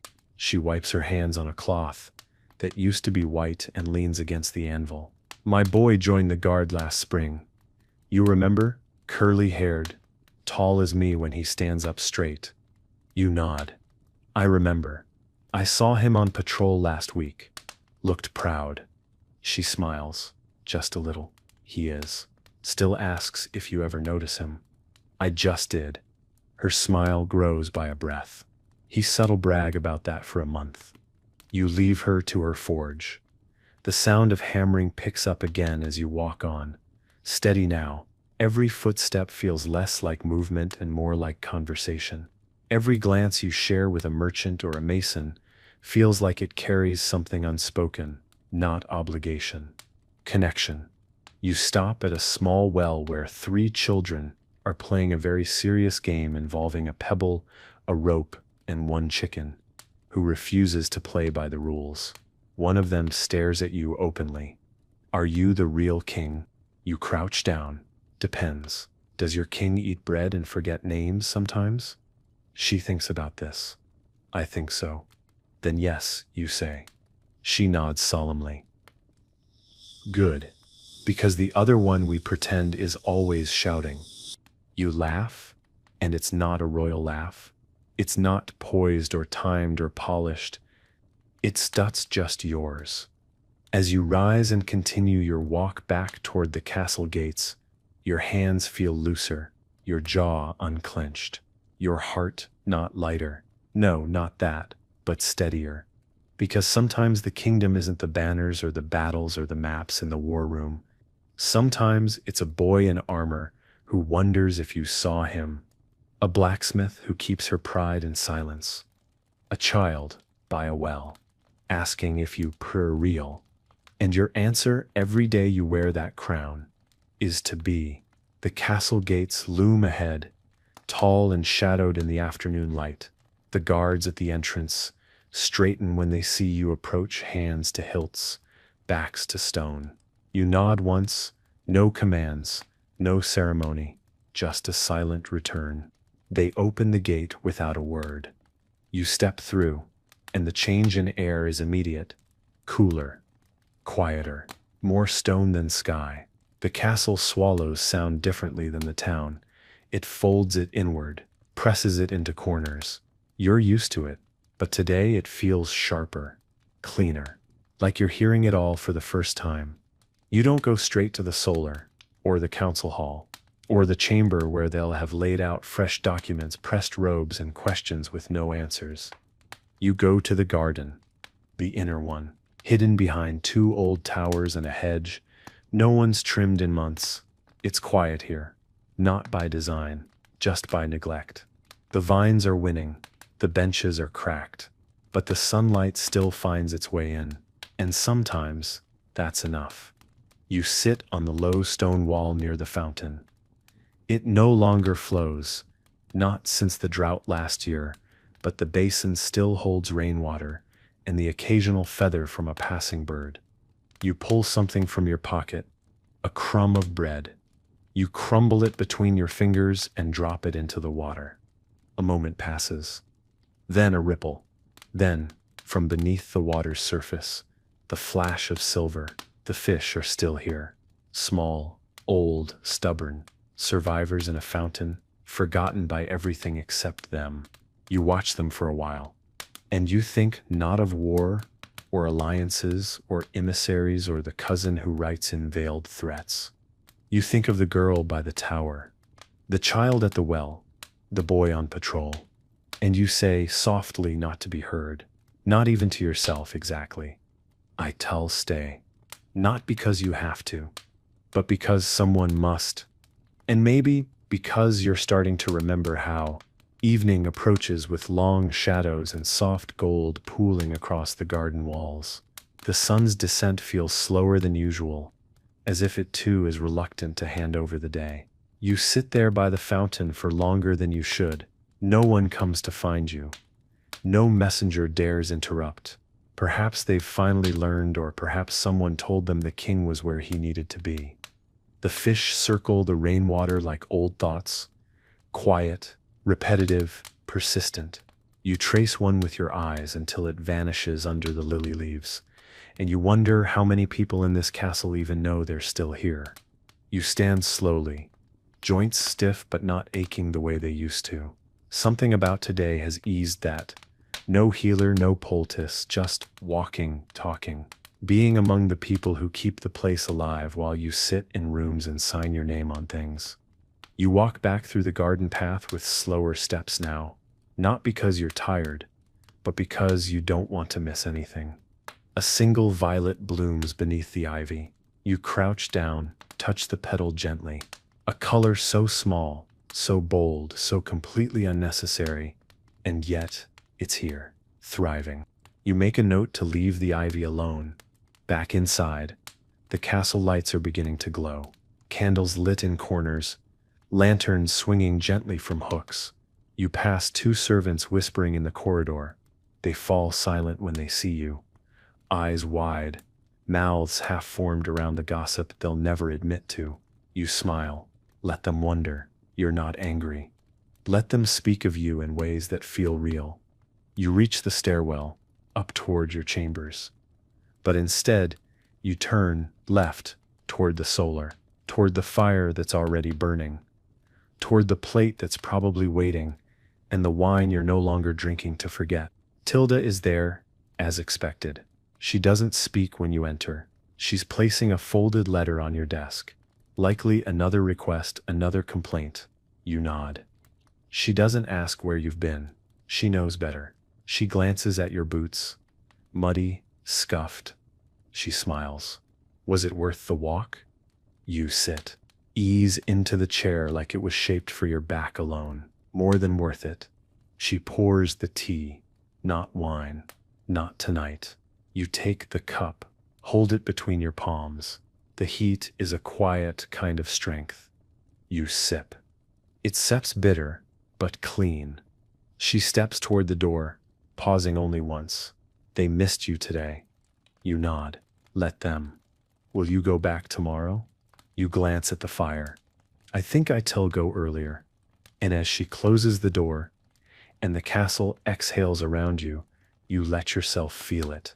The weight of the crown is still there, but for the first time in a long time, it feels like it's sitting on someone who knows why they wear it.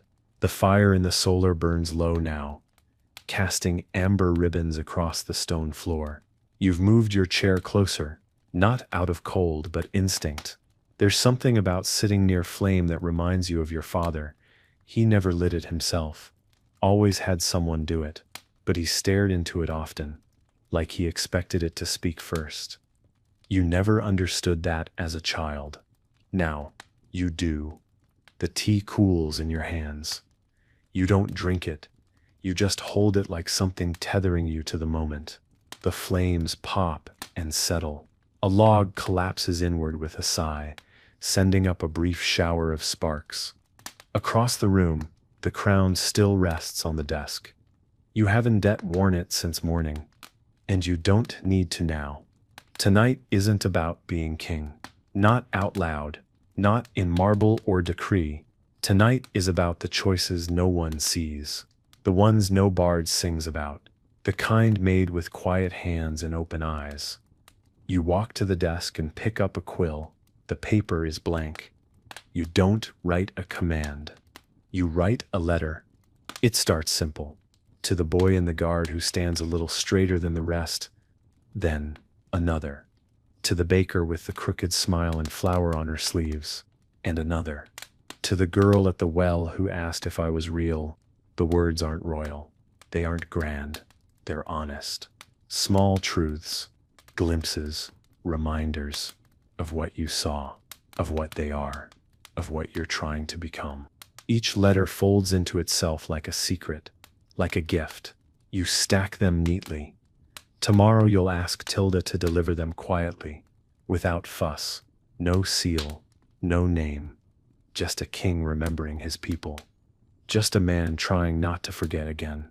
You return to the fire, sit back down, let the heat climb your legs and rest across your chest. You close your eyes, and in that warmth, something settles, not peace, not yet, but purpose. And that sits enough, because tomorrow will come, and with it the questions, the noise, the iron weight of expectation. But you tell me it, not as the man they think you are, but as the one who finally remembered how to listen. The fire burns down to its final breath. There's nothing left to say tonight, no orders to give, no signatures to place. The letters are written, the halls are silent, the kingdom sleeps. And for once it does so without needing your voice to keep it from breaking. You stretch once, slowly, carefully. The ache in your spine is the kind you welcome. It means you moved today. Not just across rooms, but towards something real. You stand wrapping your robe around yourself like armor for a different kind of night. No metal, no blade, just fabric, memory, intention.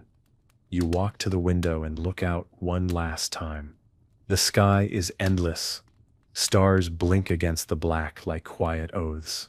Below, the town rests under that same sky, roof to roof, hearth to hearth, life stacked beside life like a mosaic. Only you get to see from here. You don't look down with ownership. You look down with weight, with awe, with the understanding that these people, these stories, these ordinary names are what hold the walls of this place together. Not the throne, not you. Them. Always them.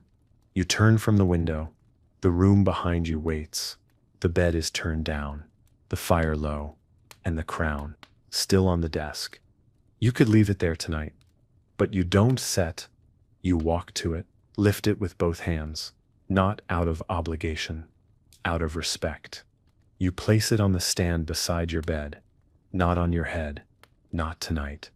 Tonight the crown rests too. You lie down, let your body sink into linen and silence.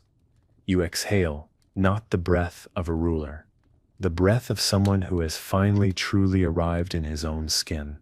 You close your eyes, and tomorrow when the knock comes, you tell answer it. Not as a burden, not as a symbol, but as a man who remembers every name the crown tried to make him forget. And that is how a kingdom endures, and that is how a king becomes real. Hello and welcome. Wherever you are tonight, whether you're resting in bed with the weight of the day slowly leaving your shoulders, or maybe listening while walking under streetlights, or folding laundry, I'm glad you're here. This is a quiet place, a gentle space to settle in and drift back in time. And tonight, we're going somewhere most people never think about. Not into the great halls of medieval castles, but into the soil beneath the feet of those who lived outside their walls. But before we begin, if you enjoy these calm, detailed journeys into the past, go ahead and tap the like button. It helps more people find this space. Subscribe if you'd like to return again. And tell me in the comments, where are you listening from tonight and what time is it for you? It's always a quiet kind of wonder to see how far these stories reach. All right, let's begin. Slowly. Tonight, we're returning to the Middle Ages, but not the parts you've seen in films. This isn't about swords or knights. It's about what people ate, or more precisely, what they grew, quietly, year after year, tucked behind cottages, along hedgerows, and in garden beds scraped into hard ground. We're going to talk about the vegetables, many of them now long forgotten, that medieval farmers and families relied on to survive. You might be surprised how much we've lost. Picture yourself in the English countryside, sometime around the year 1283. It's a soft spring morning. There's still a chill in the air, but the frost is gone. The ground is damp, full of promise. In a small garden behind a timber-framed house, a man kneels in the soil. His name is Osric. His hands are thick with mud. His knees sore from years of planting and weeding. Around him, the first shoots of skirret are beginning to push through the dirt. Skirret, not something you'll find at your local grocery store. It's a pale, slender root, shaped like a thin carrot, but branching out into delicate fingers. When cooked, it's sweet, almost nutty. In Osric's world, it's a reliable crop.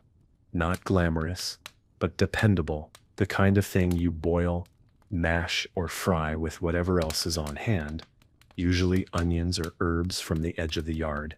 A few steps away, his wife, Elswith, is checking the patch of good King Henry. That's a plant, not a person. Though in some villages, people did talk about their vegetables like they were family. Good King Henry is a perennial green, something like spinach, though coarser, tougher, and not quite as polite on the tongue. Still, it grows back every year without being asked. And in these times, that sort of loyalty is valuable. Elswith picks a handful of leaves. They'll go into a soup later, maybe with some barley and a bit of salted pork if they're lucky. If not, it's greens and a slice of black bread, same as yesterday. The meals are simple, repetitive, but every leaf matters. Further down the garden rows is salsify. Now the root, long and pale with tiny hairs that never seem to come off, no matter how much you scrub. It's sometimes called the oyster plant, not because it tastes like seafood, but because someone, somewhere, decided it sort of reminded them of one. Truthfully, it tastes like a cross between parsnip and hope. People roast it, boil it, even bake it into pies if they've got enough flour to spare. And then there's Alexander's. Tall, leafy, sharp-scented. A cousin to celery, but more assertive. It's used in broths and stews and chewed raw by people who believe it's good for the blood. Some swear it helps with digestion. Others just eat it because it grows easily and they're hungry. Out near the fence, half wild and growing wherever it pleases, is mallow. Its roots are soft and sticky, used in old remedies to soothe sore throats and quiet coughs. Mixed with honey and herbs, it becomes a kind of natural medicine. Not always pleasant, but usually effective. These gardens weren't just about food. They were about survival. Seasons could be cruel. A single storm could wash out months of work. And so the vegetables grown were chosen carefully, not for taste or beauty, but for toughness, resilience, and the ability to feed a family with very little. And then, just behind the chicken coop, something a little different is growing. A girl named Heloisa, maybe 14 or 15, sharp-eyed and full of her own thoughts, has started a little garden of her own. Nothing fancy, a few rows marked out with sticks and string. Her mother says she should be helping with the turnips, but she wanted to try something different, something with a bit more character. She traded a wooden spoon for seeds from a traveling merchant, rocket, lovage, and wormwood. Strange herbs, sharp in scent and even sharper in taste. Rocket, especially, is strong. peppery, bold. It makes your eyes water if you eat too much. But she likes it. And she's not the only one. A boy named Folky, who lives 3 cottages down, stops by one day. She offers him a bit of flatbread with cheese and a handful of rocket leaves on top. He eats it with a kind of cautious enthusiasm reserved for trying something new in front of someone you're trying to impress. He says it's different. Then he says it's good. A week later, he brings her a basket of eggs from his family's coop. Sometimes a garden grows more than vegetables. The truth is, these foods, skrit, good King Henry Alexander's, mallow, salsify, were once part of everyday life. Now they're almost entirely forgotten. But for hundreds of years, they filled bowls and bellies, flavored stews, healed colds, and helped love bloom in quiet corners. And maybe they still deserve a place in our stories. So, as you rest here tonight, imagine the smell of damp earth and fresh herbs, the feel of soft leaves under your fingers, the sound of a spade pressing into spring soil. This was the heartbeat of daily life for so many, so long ago, and we've only just begun. We're still with Osric and Elswith in their little garden at the edge of the village. Morning has turned to early afternoon now, the kind of quiet, hazy hour where not much happens, but everything is still being done. You can hear the creak of wood from a cart rolling by, the occasional bleat from a sheep somewhere down the lane, and the gentle rhythm of hands pulling weeds, shaking off soil, and setting down baskets. Osric wipes his forehead with the back of his wrist and leans on his spade. The ground has finally softened after a long winter, and his back already feels it. But the patch looks good. The roots are strong this year. He's thinking it might be a good season for parsnips. Now, parsnips aren't forgotten, not completely. But the ones Osric grows are wilder than what you'd find today. Rougher, more bitter, unless they've seen a few good frosts. He remembers an old saying, "A parsnip picked before the frost is like a man kissed before shaving. Best avoided." That one still makes Elswith laugh, though not always out loud. She's over by the plot of leeks now. Not the supermarket kind.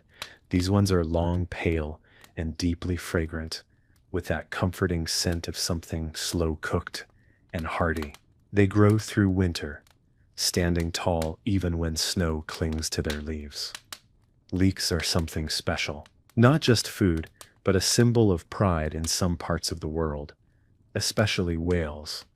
People pin them to their tunics on feast days. It's strange how something so humble can carry such weight. Down along the edge of the field is a little patch of chickweed. It's not even supposed to be growing there. It just shows up on its own, year after year, as if it knows it's needed. It's soft, green, slightly peppery. A handful thrown into a pot of broth can stretch a meal just enough to feed one more person. It's a quiet kind of generosity, the kind that medieval life often depended on. Children come running past, barefoot, wild-haired, laughing over something that probably involved falling in mud, and one of them stops to point at a patch of nettles near the hedgerow. "Don't touch that," Osric calls out, not unkindly. Stings worse than a bee on a bad day. But later that night, Elswith will be out there with gloves, carefully picking the young tops. Nettles sting, yes, but boiled into a soup, they lose their bite and become something nourishing. High in iron, surprisingly rich, with a taste somewhere between spinach and wood smoke. It's one of those plants that reminds you nature doesn't give without a little warning, but it does give. Over by the path, old Wulfric, neighbor, part-time beekeeper, full-time storyteller, leans on his stick and watches the garden with a look like he's remembering every meal he's ever eaten. "You've got fat hen growing by the back wall," he said. Osric nods. "Wasn't trying to." Wulfric just shrugs. "She's stubborn, that one, but she'll fill your belly." Fat hen, also known as lamb's quarters, is a scrappy little green that grows just about anywhere. Some call it a weed, others a miracle. In hard years, it's the difference between going hungry and not. People would dry it, store it, grind the seeds into a kind of flour. It's not fancy, but it's honest. You can see now that a medieval garden wasn't just a food source. It was a quiet, persistent kind of life insurance. Every plant had a reason. Nothing grew for beauty. Everything had to earn its keep. Some were even meant for more than eating. There by the door to the cottage, Elswith has planted Angelica. It towers above the others, with its tall stalks and round flowering heads. She says it keeps away illness, that it wards off the foul air, especially when boiled into tea or chewed raw. Osric doesn't argue. If she believes it, that's enough. And besides, he quite likes the way it smells. Sharp, green, almost sweet. And not far from it, hidden between a broken fence post and an old wash basin, is something even stranger. Horseradish. Its leaves are wide and wild, but the root is where the power lies. When grated, it releases a sharp heat that climbs right up your nose and into your brain. They say it clears the senses. Some even say it drives out bad spirits.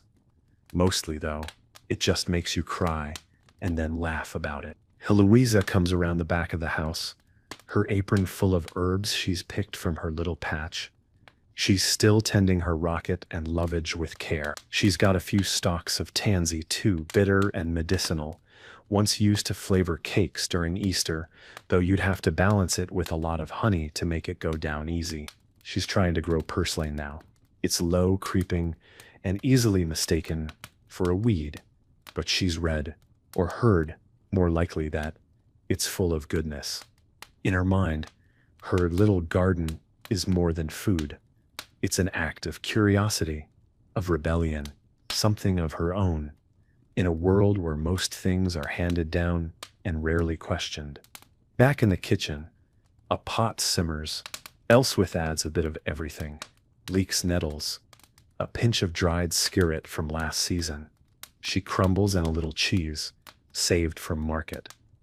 It's not a feast, but it's a meal. The smell is warm, familiar. It smells like survival, like home. And so, when we think of medieval food, we often imagine feasts in great halls, roasted meats, golden goblets, long tables, piled with bread. But the truth, the quiet truth, is that most meals happen just like this, in gardens, in cottages, in small bowls and deep pots, seasoned with what the earth would give and what the weather hadn't taken away. So tonight, as you listen, maybe lying back now, eyes growing heavier, remember these quiet crops, the skirret and nettles, the mallow and rocket, the food that fed people not just through history but through hard times, through winters, through lean years and long days. We're not done yet. There's still more to discover, more to remember. The light is starting to shift now. That golden, slanted kind of afternoon light that comes just before evening, when everything takes on a softness. The garden glows, not brightly, but like it's holding something in, like it knows something the rest of the world's forgotten. Inside the cottage, Elswith is slicing dried parsley root. It looks like a small white carrot, but the smell is earthy, deeper. Not the leafy herb we know today, but its stouter cousin, the root used for broth, for stews, sometimes even grated raw, if there's vinegar to tame it. The taste is sharper than you'd expect, somewhere between celery and nutmeg, used sparingly. It gives body to a dish. Used too much, it takes over. Elswith knows the balance. On the low wooden table near the hearth, a small basket holds a mix of roots and leaves, picked earlier in the day. Turnips, rough, round, pale-fleshed, sit beside beet leaves, wilted slightly in the warmth. Turnips were a staple long before potatoes arrived in Europe. roasted, stewed, mashed into thick pastes to eat with stale bread softened in broth. There's also cow parsnip, a plant you'd need to handle with care. Some parts are edible when cooked, others not. In the wrong hands, it could cause burns. But Elswit's mother taught her the safe parts when she was a girl, and she's passed that knowledge down to Heloisa too. This is how most knowledge moves here, not in books, but in stories and gestures, in the careful watching of someone who's done it for years. Out back, Osric is checking the compost heap. Nothing is wasted here. Not truly. Peelings, husks, stalks, all go back into the earth. Even weeds have their uses. Sorrel, for example, grows wild at the edges of the path. Its leaves are bright, lemony, almost tangy on the tongue. In small amounts, it lifts a dish, adds something sharp and surprising. Too much and it overwhelms, but just enough, and it's like adding sunlight to a pot of broth. Further afield, just past the lane where geese wander like they own the place, there's a wild plot where a few braver plants grow. Burdock root is one of them. Long, spindly, stubborn. You have to dig deep to get it out. And you'll probably curse while doing it, but cleaned and cooked, it has a rich, slightly sweet flavor, almost like artichoke. It's a root that demands patience and repays it quietly. There's also hogweed, young shoots only, and only for those who know exactly how to handle it. One wrong step, one wrong leaf, and it's not food anymore. It's danger, but handled properly, boiled with care. It's another way to stretch the meals, another piece of the puzzle. This is the reality of a medieval kitchen. It's part cooking, part caution, part memory. By now, the fire in the hearth has burned down to a steady, orange glow. The pot over it simmers with a quiet rhythm. Inside, water thickens with root starches. Herbs drift to the surface and disappear again. Every so often, Elswith stirs it with a long-handled spoon that belonged to her grandmother. It's worn smooth from decades of work. Heloisa, meanwhile, is drying herbs on a wooden board near the door. Yarrow for fevers, chervil for flavor, fennel for its seeds, which can ease a stomach after a heavy meal or a poorly cooked one. These aren't just seasonings. They're part of the household's survival strategy. Every bit helps. Every leaf matters. And as the sun begins to dip lower on the horizon, the villagers begin to settle. You can hear it in the sound of the day winding down, the clatter of buckets, the bleating of sheep being gathered into pens, the soft murmur of prayers spoken beside beds made of straw. And Osric places his tools by the shed. Not because he's done for the day, he never really is, but because the light says it's time to stop. His hands are cracked, nails dark with soil, but there's something proud in the way he looks at his garden. It might not be much, but it's theirs. It keeps them full. It keeps them going. Elswith ladles stew into wooden bowls. Not much meat tonight, just a little rind of smoked bacon for flavor, but the roots have softened into a thick, hearty meal. The greens have turned tender, the broth rich and warm. It's the kind of food that doesn't need much talking over, just a quiet hum of gratitude passed from one spoonful to the next. Outside, a few birds still sing, not quite ready to give up the day. A breeze carries the scent of damp earth and wood smoke. The world is still, in that rare way.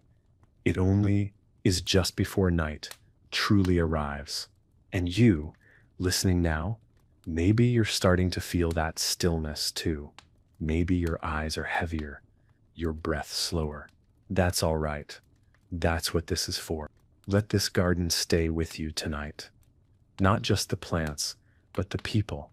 The ones who grew what they could, with what they had, who remembered which plants to pick, which ones to leave, and how to turn almost nothing into something that fed a family. These were not grand people, but their lives were full of quiet knowledge, rooted deep in the earth. Evening has settled now. The last streaks of daylight have faded from the sky, leaving behind a deep, soft blue. A few candle flames flicker inside the cottage windows, casting long, swaying shadows on the wooden walls. It's the kind of darkness you can feel in your chest, a stillness that hushes everything. Dinner has been eaten, bowls scraped clean, spoons set aside.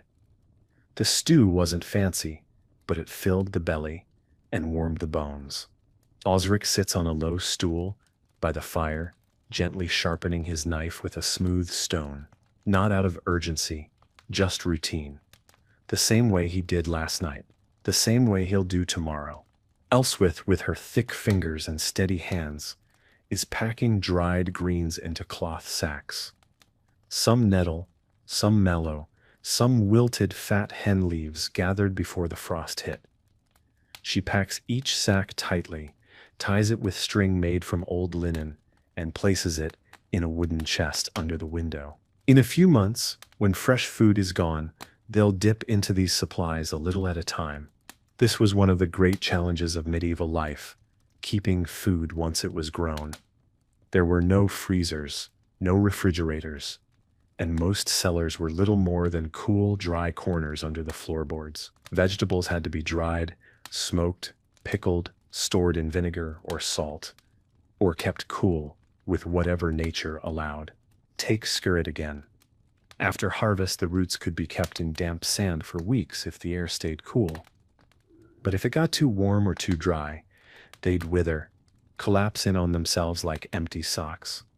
And then they were lost. Every root had to be watched, rotated, sometimes even sung to, quietly, under breath, as if it would make a difference. And maybe it did. Maybe the attention was part of the magic. Parsnips, turnips, and beets were hardier. They could survive a long winter if stored in a dry pit lined with straw. People dug these pits at the edge of their gardens, covered them with stones, and hoped no animal would dig in before they could dig back out. In some villages, these pits were shared between families. A quiet kind of trust was needed. If someone took more than their share, well, you'd know. People always knew. And then there were the greens that couldn't be stored. These had to be preserved. Chard, sorrel, and good King Henry were often hung in bunches above the fire, slowly drying in the smoke until they curled like paper. Once brittle, they were crumbled into jars or sacks and used through winter, usually in broths or porridge. A spoonful here, a pinch there, just enough to bring back the memory of green things. Not far from the cottage, near the edge of the woods, there's another kind of garden, less cultivated, more intuitive. It's where Elswith gathers plants she doesn't speak about as much. The ones used for illness, childbirth, wounds, the serious things. There's lovage, with its tall stalks and strong celery flavor. It's used for digestion, but also sometimes as a charm, woven into garlands or hung over beds to ward off bad dreams. There's meadowsweet, with its sweet scent and white blossoms. Once used to ease pain, its leaves tucked into bedding to soothe sore joints. And there's wild radish, not a tidy little vegetable like the kind you see today, but something stringy, tangled, sharp in taste and spirit. Its pods can be pickled, its leaves cooked. Some years it refuses to grow. Other years it takes over everything, as if reminding the world that it's not quite tame. Heloisa has been watching these plants too. She's taken to sketching them in the dirt with a stick, drawing leaves, stems, roots, so she remembers their shapes. She says she wants to know what's useful and what's just pretending. She says the plants talk. If you listen long enough, Elswith doesn't argue.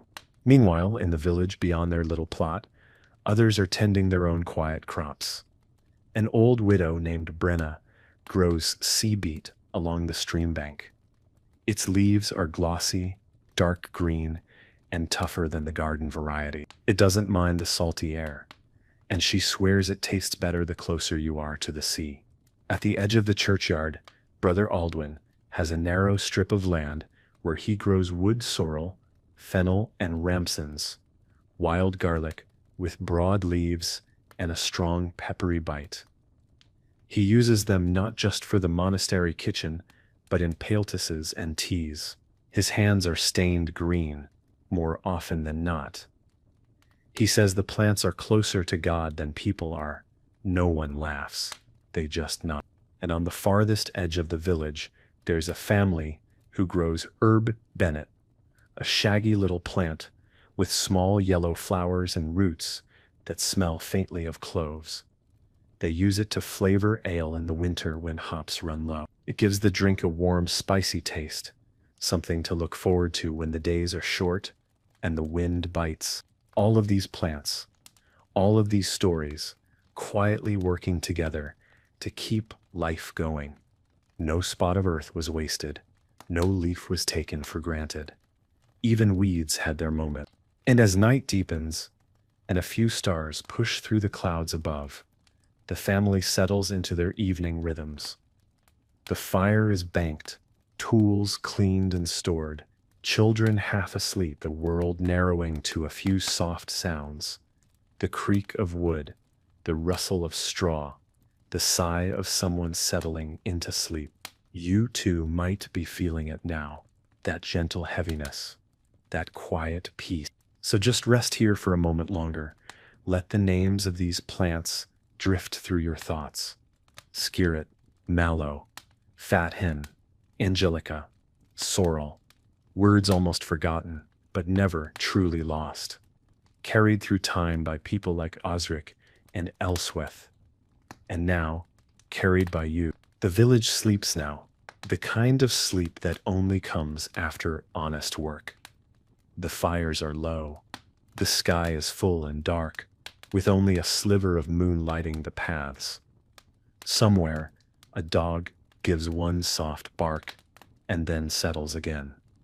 The night has tucked everything in, but in the dark, things are still happening. Beneath the soil, roots continue to grow. Seeds quietly split open. Leaves collect dew in the moonlight. In the medieval world, nature never really stops. It rests, like we do, but it does not pause, and neither do the plants. Let's talk about wild mustard, a plant often pulled up as a weed, but kept by those who knew better. It's sharp, peppery, almost too bold to eat raw, but ground into paste or boiled into a mild sauce. It adds something hot and bracing to otherwise bland meals. In a world where salt was precious and spices were luxury imports, mustard was the spice of the commoner, a sharp taste of fire on the tongue. There's also garlic mustard, which sounds like a joke someone made up to confuse people. But its real leaves that smell of garlic, with none of the bulb picked young. They're tender, almost sweet. Let them grow too long, and they become bitter, defiant, much like people. Weld grows nearby, though it's not for eating.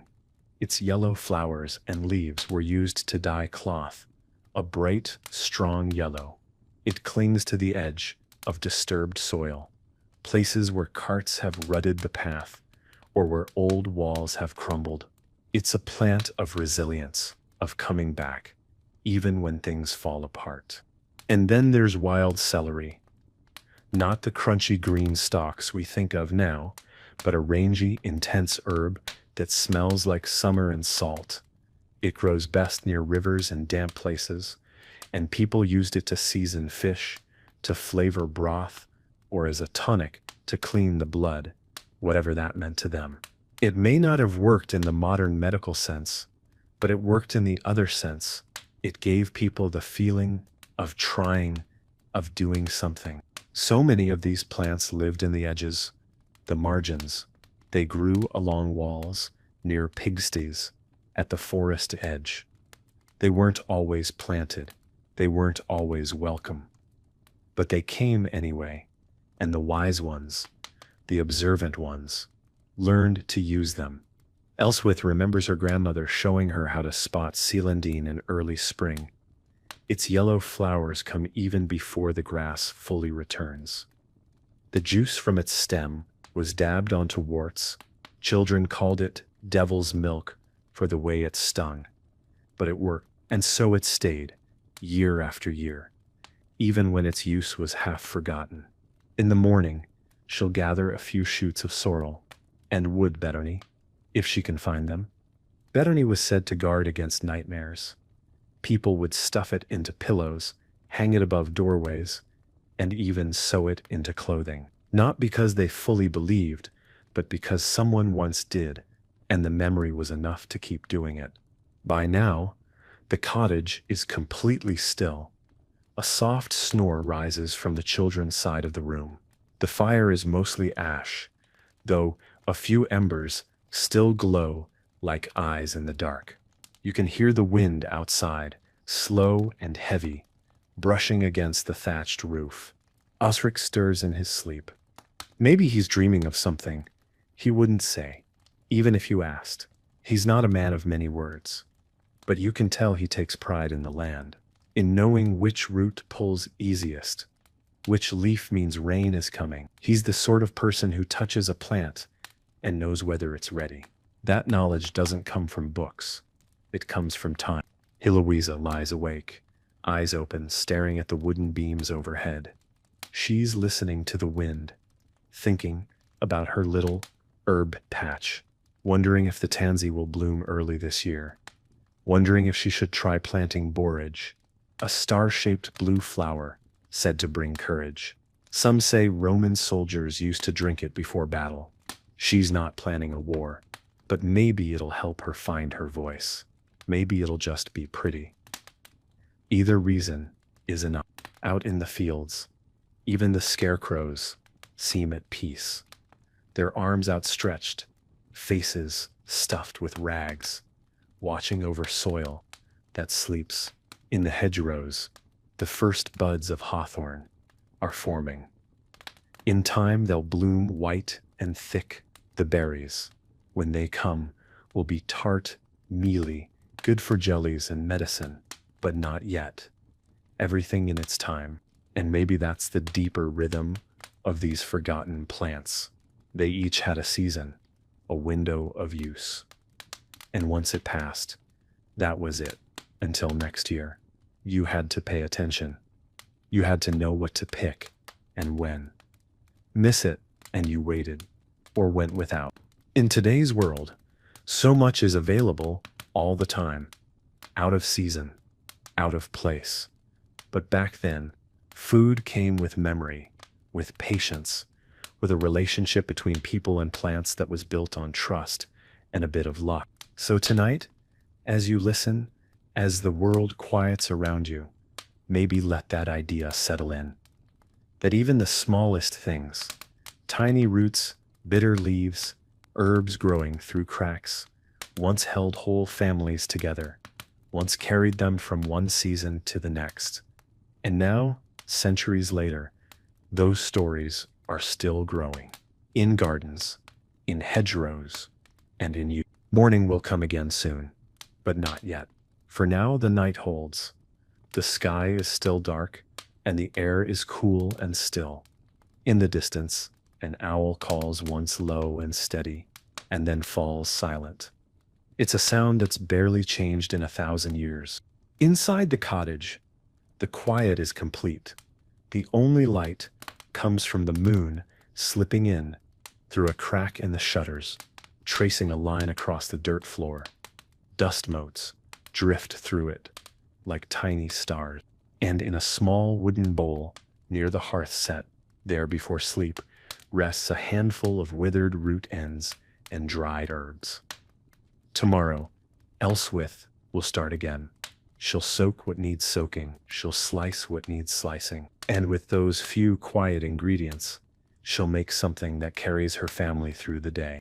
Not because it's special, but because it's theirs. That's what so many of these forgotten vegetables were. Not exotic, not luxurious, just dependable, familiar, You didn't brag about a stew of fat hen and turnip greens, but you were grateful for it.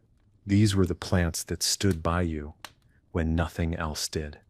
Even now, centuries later, a few of them still wait quietly in fields and forests, growing wild in places people no longer look. Some return every spring like they never left. Mellow, nettles, chickweed, sorrel, others are barely hanging on, surviving in seed banks or private gardens kept by curious hands. And some, well, some are likely gone for good, forgotten by name, lost in the folds of time. But even those left something behind, a flavor, a story, a smell that lingers faintly in the air after the pot's been emptied. If you listen closely, you might still hear it, a whisper of how life used to be, slower, simpler, but harder, not easier, never easier, but more connected to the land, to the seasons, to the humble magic of a garden that gave what it could. And maybe that's what you take with you tonight, not just the names of roots and herbs, but the sense of rhythm, of patience, of the kind of wisdom that doesn't shout but waits, the kind that lives in worn hands, in cracked wooden spoons, in footsteps worn into soil. So, wherever you are now, whether you're lying still in bed, eyes closed, or just listening as the night carries on, know this: you're not far from that old garden, the one behind the cottage. With the leeks and the skirret, the rocket, and the nettles, it's still there, in some way, and you're welcome in it. Anytime you need the quiet. Rest well, traveler. The sky is beginning to shift again, just a little. That deep, endless dark is softening at the edges, giving way to a quiet gray. Dawn is still a ways off, but the world can feel it coming. A faint glow behind the hills, a change in the way the air tastes. Inside the cottage, Osric is stirring earlier than usual. Some days start before the sun does. He swings his legs over the side of the straw-stuffed mattress and rubs his face with both hands, shaking off sleep like a dog shakes off water. He moves quietly, careful not to wake Elswith or the children. The floor is cold. The fire has gone out entirely. Nothing left but a thin layer of ash. He'll start it again soon. But first, he steps outside. The earth is damp, the kind of cold that clings to your boots and soaks into your bones if you stand still too long. But Osric's already moving, heading to the shed to check on the stored roots. Parsnips, beets, turnips, and a few precious scorzonera roots. Scorzonera. You may have never heard the name, but in Osric's world, it's a quiet treasure, sometimes called black salsify. It's a dark-skinned root with a pale, creamy inside. When peeled and cooked gently, it has a taste that's something like artichoke crossed with chestnut. Subtle, nourishing, dependable. The kind of food that feels more comforting than exciting, like slipping into a warm coat. He peels a few carefully, watching his breath in the cold air. They'll go into breakfast, a thin porridge, stretched with some leftover greens and whatever herbs Elswith dried last month. Not far from the roots lies a bundle of field beans, broad, squat, and a bit rough around the edges. These were one of the staples of medieval peasant diets, cooked down into pastes, thickened into stews, sometimes even ground into flour. They weren't glamorous, but they were full of strength. Osric remembers stories of winters survived on beans alone. Not happily, but survived nonetheless. And cowpeas. They don't get as much attention, but they're hardy and they grow where others won't. Their vines sprawl and twist, climbing whatever they can find. The beans are small, earthy in flavor, and they keep well through winter. Elswith stores them in clay jars, covered with linen and sealed with wax. Back near the garden fence, something smaller catches Osric's eye. Corn salad, sometimes called lamb's lettuce. It grows low to the ground, almost shy. Its leaves are soft, nutty, and one of the first greens to show after the frost. Some villagers ignore it, others, like Elswith, treat it like a gift, a signal that spring is coming, even if winter hasn't quite finished speaking. There's something humbling about these small, quiet plants. They don't demand space, they don't scream with color or boast of sweetness, but they grow, and they give, and they remind people that life, no matter how hard, finds a way to keep going.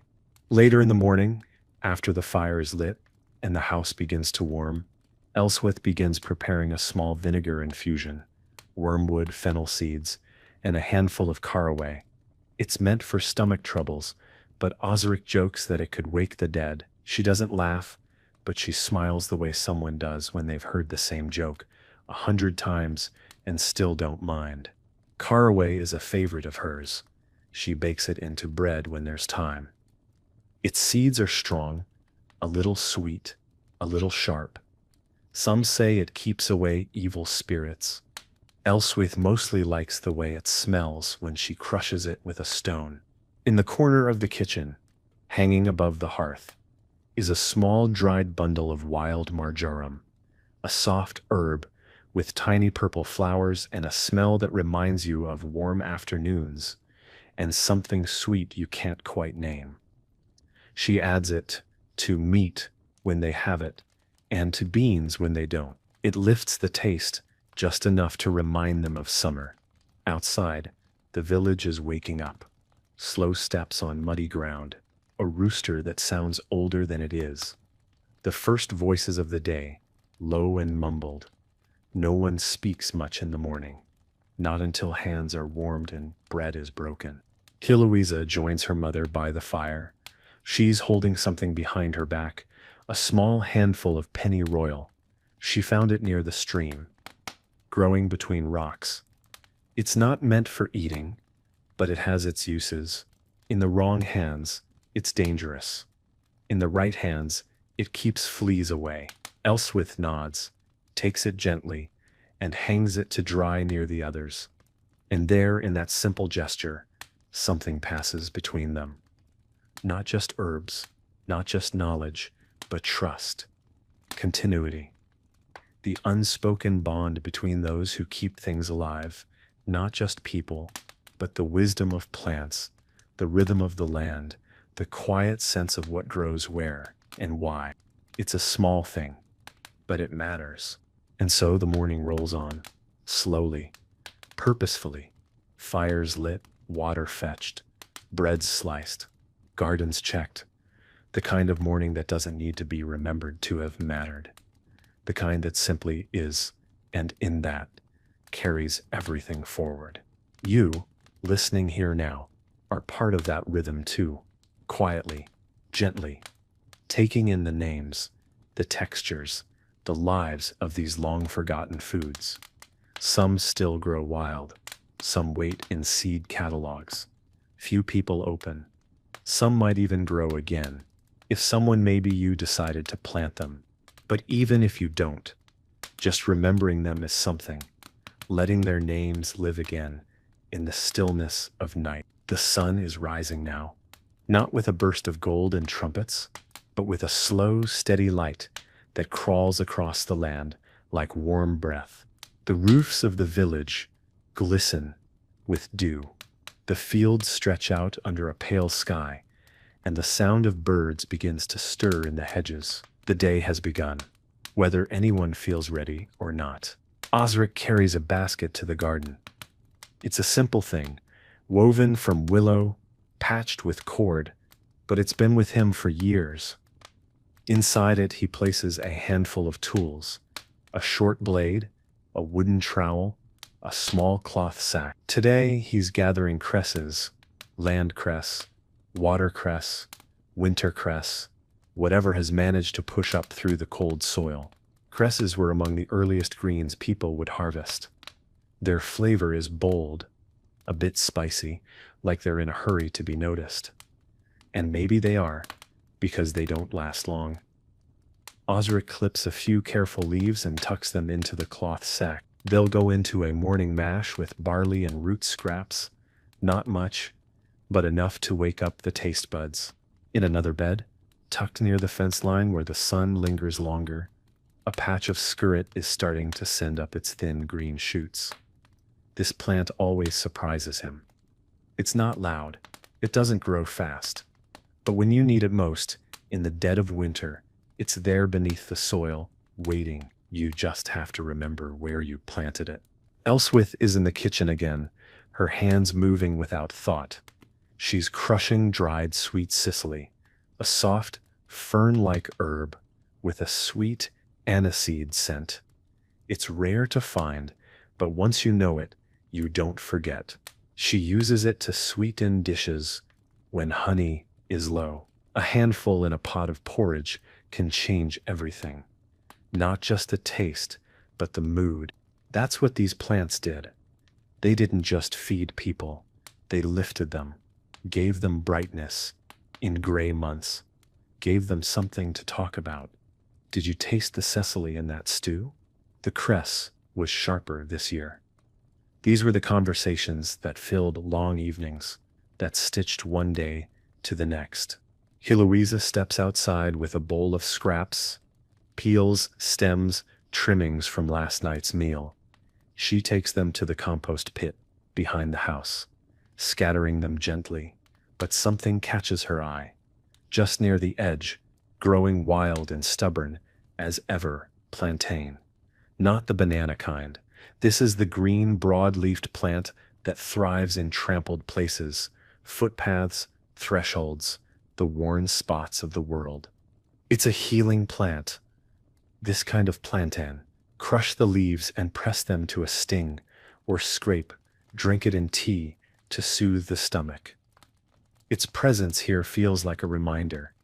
Even in the places where life wears thin, something still grows. Later that day, Osric makes his way into the woods with a small sack slung over his shoulder. He's looking for ramsons, the wild garlic that carpets the forest floor in early spring. Its white flowers haven't come yet, but the leaves are there, broad, flat, and unmistakable. He picks them carefully, mindful of the patch, never taking too much. There's a respect that comes with foraging, a quiet agreement between people and place. The leaves will go into a stew tonight, or maybe just chopped fresh and stirred into cheese. The sharp bite of it will linger on the tongue long after the meal is done. On the walk back, he passes the marshy edge of the common field, where a few marsh samphire plants have started to show. Salt-tolerant, crisp, almost briny in flavor. A strange little treat. Some call it sea asparagus. Here it's just known as that good, green near the bog. Every plant has a name like that. A local name, a family name, often not the one in books. Sometimes not even written down. Just spoken from one mouth to another over the years. That's how knowledge lived, in voices, in habits, in quiet, repeated acts. Back at home, Elswith is laying out dried lovage to pound into powder. She'll add it to bread dough, or to meat if there's any to be had. Lovage tastes strong, somewhere between celery and pepper, and adds depth to dishes that are otherwise simple. It's one of her favorites. A kitchen herb, yes, but also an old medicine, a warming herb, they say, for aching joints, for tired hearts. She stirs a bit into the pot on the hearth. The air begins to fill with its sharp, earthy scent, not overpowering, just present. A signal to everyone in the house that something is coming, that food is on its way. And as the village carries on, fields being tilled, tools mended, bread rising in ovens, the small, invisible work of these vegetables continues. They grow unnoticed. Wait until someone remembers them. Bend in the breeze. Feed people in quiet ways. You might be lying there now, soft beneath your blanket, hearing these names: skirret, ramsons, Sicily, lovage, and feeling them drift through your thoughts like old friends you didn't realize you'd forgotten. That's all right. That's how it starts. Some stories come back gently. The day has taken hold now. It's not loud. Medieval days rarely were. No engines, no ticking clocks, no constant hum of machines. But there is sound. Rhythmic, alive. A soft chorus of tools working against wood and soil. Chickens muttering. Water pouring from buckets into troughs. The crack of kindling catching fire. The sun climbs higher over the rooftops, warming the stone, waking the insects, softening the chill from the thatch-covered homes. It's the kind of warmth you don't notice right away, but when it touches your shoulders, it stays. Osric is back at the garden, kneeling near the row of turnips and beetroot. These are familiar vegetables, ones that still live in our kitchens today, but even these were different back then. Smaller, denser, earthier. The beets especially were often used more for their leaves than their roots. Beet greens were a staple in lean seasons, tossed into pots, boiled with grains, or simply salted and eaten plain. He pulls a few, brushing the dirt away with his sleeve. The tops will go in the soup, the roots stored carefully. If left too long, they go soft. If pulled too early, they stay bitter. There's a right time for everything. Osric knows that. Not because someone told him, but because he's watched year after year. That's what experience looks like here. Not degrees or certificates. Just time, quiet time. Not far from him, in a shaded patch of earth where the sun rarely touches, something else grows. Ground elder. Most people now consider it a weed, a nuisance. But back then, it was valued. The young shoots taste a bit like parsley with a hint of celery. It's tender, especially when new. Elswith harvests it in spring, before it turns fibrous. It's one of those plants that disappears from menus, not because it failed, but because it became too common to be noticed. And then there's mallow, again, this time flowering. Its soft purple petals stretch wide in the light, almost decorative, almost. But Elswith knows better. The leaves soothe wounds when made into poultices. The flowers can be brewed into a gentle tea, useful for coughs or restless children. She keeps a small jar of dried mallow tucked away, her own version of medicine. The more you listen to these plants, the more you begin to see how tightly they were woven into every part of life. Not just meals, but rituals. Not just nutrition, but comfort. Heloisa, her apron slightly stained from kneeling in the dirt, comes in carrying a bunch of bittercress, small, bright, peppery. She lays them on the table like they're something precious. Maybe they are. In a long winter, even one mouthful of green can feel like a feast. And nearby, drying by the window, are tansy leaves. Their smell is strong, almost medicinal. In the spring, Elswith uses them to flavor little cakes made with oats and honey, especially around Easter. Tansy was long thought to cleanse the body, a kind of seasonal reset. Too much is dangerous, but just a little is tradition. These foods carried belief as much as flavor. People didn't eat only for hunger. They ate to stay well, to mark the seasons, to honor the dead, to bring in the new year. A bowl of porridge could be a ritual.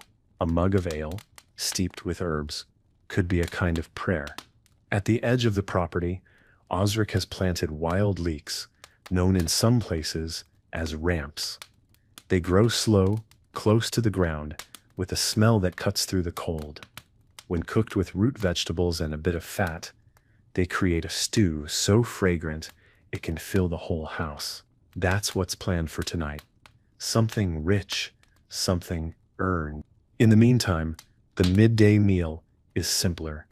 Elswith takes yesterday's bread, hard now, almost like stone, and soaks it in broth, with chopped Alexanders and a pinch of sorrel.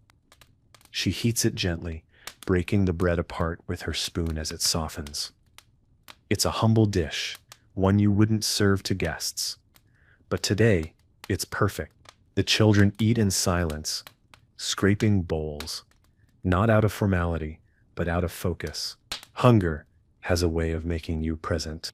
Afterward, Osric takes a quiet moment to sit under the tree by the corner of the garden.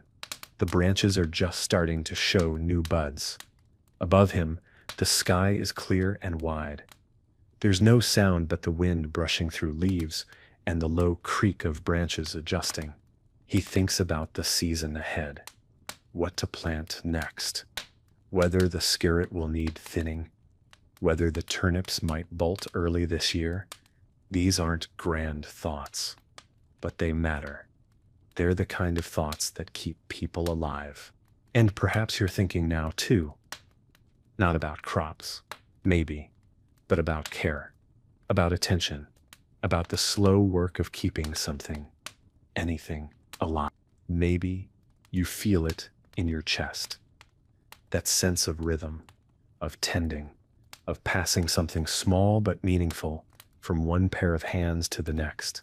And if you're still listening now, with the world quiet around you, this is a kind of tending too. The sun has reached its peak, but the heat is modest. This isn't the blistering midday of southern kingdoms. It's a temperate warmth softened by breeze and cloud. The kind of day where work continues steadily, without rush or complaint.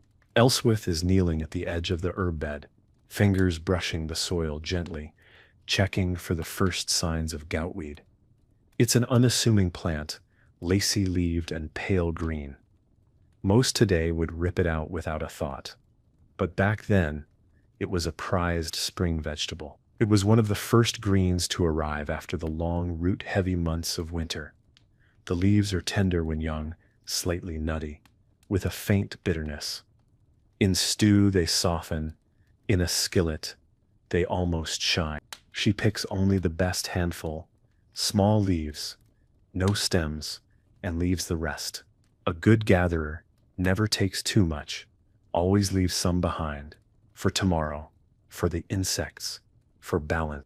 Near the hearth, a small clay pot is warming gently, filled with chopped beet greens, onion tops, and a spoonful of vinegar. The smell is rich and green, like spring in a bowl. Elswith stirs it slowly, careful not to scorch the bottom. She adds a pinch of dried marjoram, stored from the summer before, its scent still potent despite the passing months. Outside, Heloisa is tending to a patch of purslane.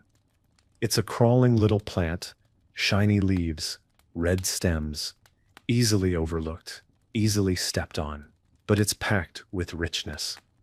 It doesn't taste like much, not at first, but in soup, it thickens. In bread, it adds moisture. In famine years, it saved more lives than anyone recorded. She doesn't mind that it's simple. Some of the best things. She gathers it into a small bundle, tying the stems with thread she keeps in her apron pocket. One of her quiet dreams is to build a record of these plants. Not a book necessarily, but something so that when she has children, they won't have to guess which leaf to pick. She thinks about that as she walks back to the cottage. About memory, about how much of what they know lives only in hands and habits, not words. The shape of a root, the scent of a crushed leaf, the way nettles sting if picked too late, or how cress wilts if left in sunlight too long. Even now, you can feel it, how these vegetables are not just food, but inheritance. Not the kind you wear on your fingers or hide in a box, but the kind that lives in quiet routines, in recipes passed with a glance, not a scroll, in the way someone stands when they dig, or hums while they cook. Back inside, Osric is grinding wild carrot seed with a mortar and pestle. It's not for eating. It's too sharp, too oily, but Elswith uses it in sachets she tucks into their clothes to ward off lice. It's not perfect, but it helps. And the scent, a mix of earth and spice, is oddly comforting, like pine needles and old paper. And speaking of scent, A small bunch of clement is drying above the stove. Light mint, almost citrusy. Ulrich brews it in tea when he feels tight in the chest. He doesn't talk about those days, but Elswith notices. She adds honey without asking. That, too, is a kind of knowledge, a kind of growing. The hours pass like this, slowly, purposefully, without waste. A boy from the neighboring croft arrives with a gift. A handful of bladder campion, its pale flowers still intact. He says his mother uses the young shoots in soup, and that it tastes better than you'd expect. He leaves before anyone can press a coin into his hand. It's not about trade, it's about sharing. A little kindness, rooted in soil, and in that moment, the connection between people and plants is clear again. These weren't just survival tools. These were part of the social fabric. When someone had too much of one thing, they shared. When someone was sick, they brought the right leaves. When someone's crop failed, a neighbor's garden helped fill the gap. Even in a time that was hard, even in years of hunger or frost or plague, there was always this. The quiet resilience of people who knew the land and listened to it. And maybe now, as you lie still or sit quietly with this story in your ears, you can feel some of that settling in your bones. A kind of ancestral calm, a reminder that our bodies remember these foods, even if our tongues do not. They were there in the early days of agriculture. They were there in every village, every cottage garden, and though some are gone, their roots still reach us. Let them reach you tonight. Let the names linger. By mid-afternoon, the warmth of the sun has mellowed. Not yet the golden hour, but leaning in that direction. Shadows grow longer across the thatched rooftops, and the garden paths glow faintly under the softening sky. Ulrich walks slowly now, not because he's tired, though he is, but because he likes to take stock of the garden while the light is like this. Everything looks different in late afternoon. The colors deepen, the shapes soften. You notice things you missed before. There, under the elder tree, a patch of chickweed has crept up overnight. Delicate, light green, full of tiny white flowers like stars fallen into the grass. It's edible, of course, mild, cooling, good in soups or raw. But more than that, its sudden appearance means something. The soil is warming. The next planting season is close. Nature has its own calendar, and Ulrich reads it better than the one kept at the chapel. And beside it, the edges of a once-forgotten wild radish patch are blooming. Purple-veined flowers, wiry stems. Elswith lets it grow on purpose now. The seed pods, when young, are crisp and peppery, almost like little vegetables of their own. She pickles them sometimes, tucking them into jars with vinegar and mustard seed. They keep well and taste like summer even in February. The garden, you see, wasn't just a space for growing food. It was a way of telling time. The arrival of nettles meant it was time to clean out the storehouse. The blooming of mallow meant cough season was near. Ramson signaled the return of warm soil, and sorrel warned that the last frost had passed. They marked time not in months, but in leaves, and each plant came with its own whisper of meaning. Lovage for strength, marjoram for happiness, tansy for clarity. Whether these beliefs were true hardly mattered. They were part of the landscape of thought, woven into prayers, into gossip, into lullabies sung while stirring porridge. Elswith remembers one such song, barely now, from her mother's voice, something about sowing caraway to keep love from straying. She doesn't believe in such things, not truly, but still she keeps a small patch by the back door, just in case. It's more habit than faith, a way of honoring the ones who came before. Heloisa is out again, sketching, not in paper and ink, those are luxuries, but with a sharpened stick, drawing leaves into the dirt. She copies the serrated edge of a sorrel leaf, then beside it the rounded shape of mallow, then the long, sharp outline of wild fennel. No one asked her to do this, but something in her wants to remember. She stops for a moment, wipes her hands on her apron, and looks out at the field. You can see the thoughts in her eyes. She's wondering what other plants are out there, past the trees. What's growing in the ruins near the old Roman road? What's hiding in the shaded places no one tends? Maybe one day, she'll go find out. Back in the kitchen, Elswith is preparing a simple remedy. Meadowsweet, dried and crumbled, steeped into hot water. It smells faintly of almonds and fresh hay. She adds a spoon of honey and lets it sit, for sore joints, for old aches. Osric will drink it without comment. That's how their care works. Quiet, unspoken, these uses culinary, medicinal, symbolic, overlapped constantly. A root could be food and healing and ritual all at once. Burdock was used in teas for skin problems, but also roasted in stews when meat was scarce. Angelica was chewed to fight off plague breath, but also candied for sweets in wealthier kitchens. Even the humble dockleaf had its place, soothing nettle stings, thickening soups, acting as an impromptu bandage when none could be spared. Every part of the garden mattered, not just the harvest, but the stems, the flowers, the seeds. Seeds, especially, were treated with great care. After the growing season, Osric would dry them slowly, wrapped in cloth, labeled with scraps of charcoal-drawn marks, his own silent system. He didn't keep them just for himself. Seeds were shared, traded, passed along at market or between neighbors. A handful of skirt root crowns for a pouch of wild carrot seed, a promise to return next season with the same, if not more. Seed saving was community work, a quiet collaboration across winters. And those seeds told stories too. Heloisa holds one now in her palm, round, rough, warm, from the sun.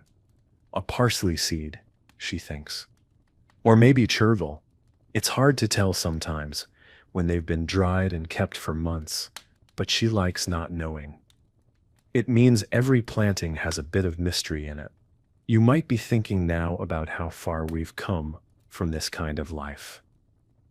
About how rarely we think of where food comes from, of how we eat tomatoes in winter, berries in spring, and never once ask if the land is ready.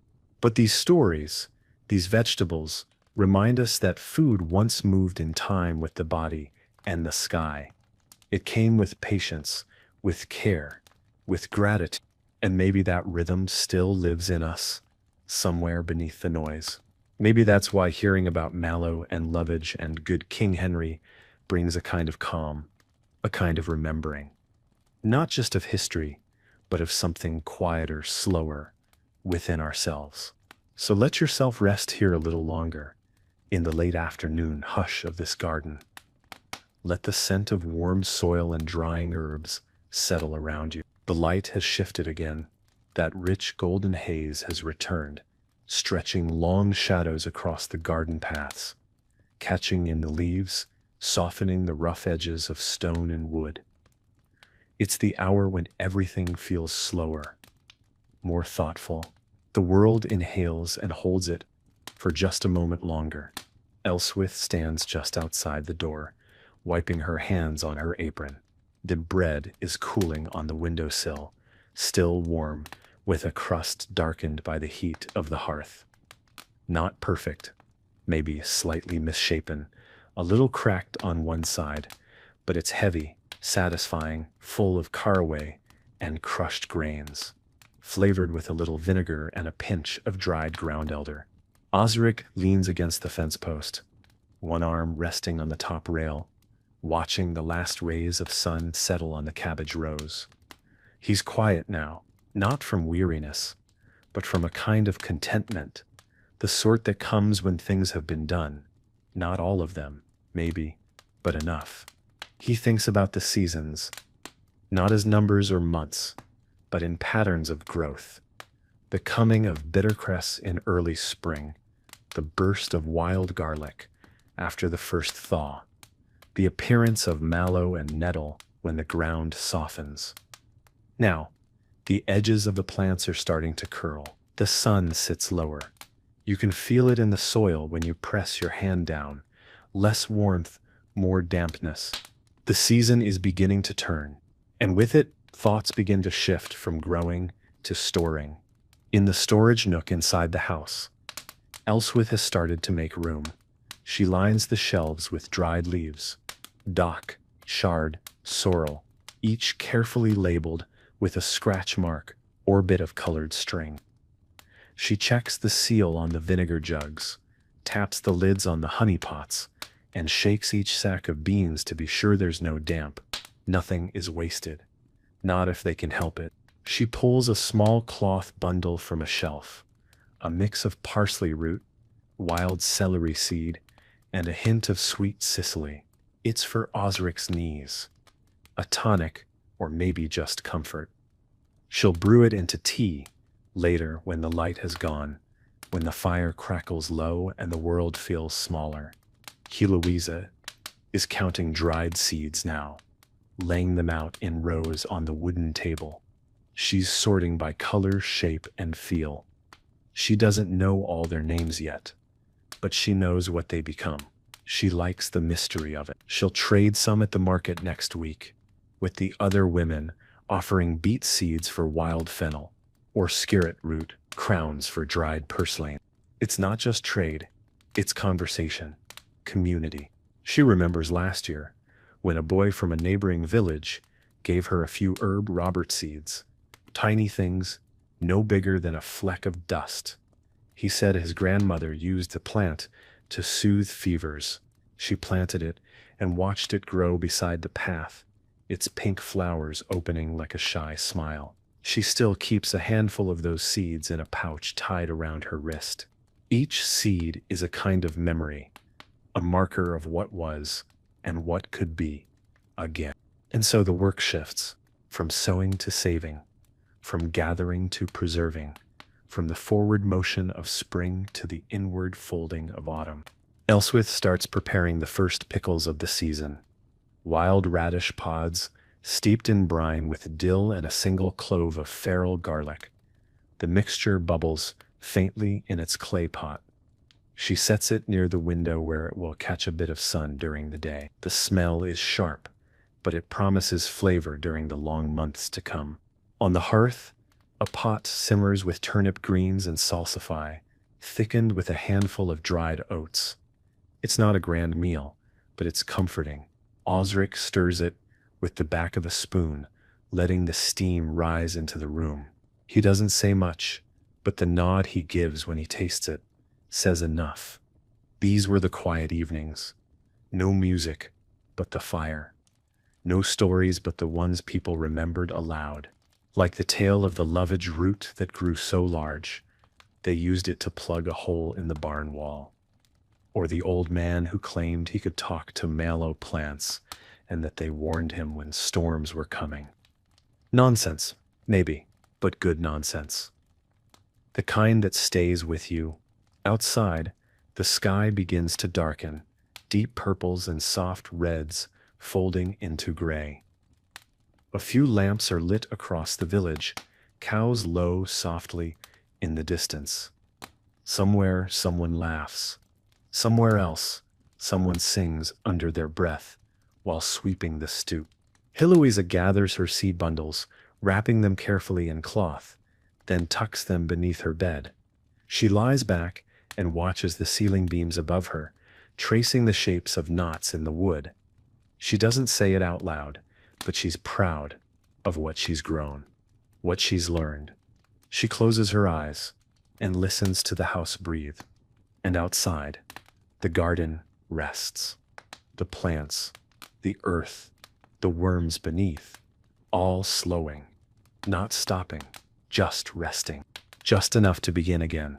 The sky is nearly black now.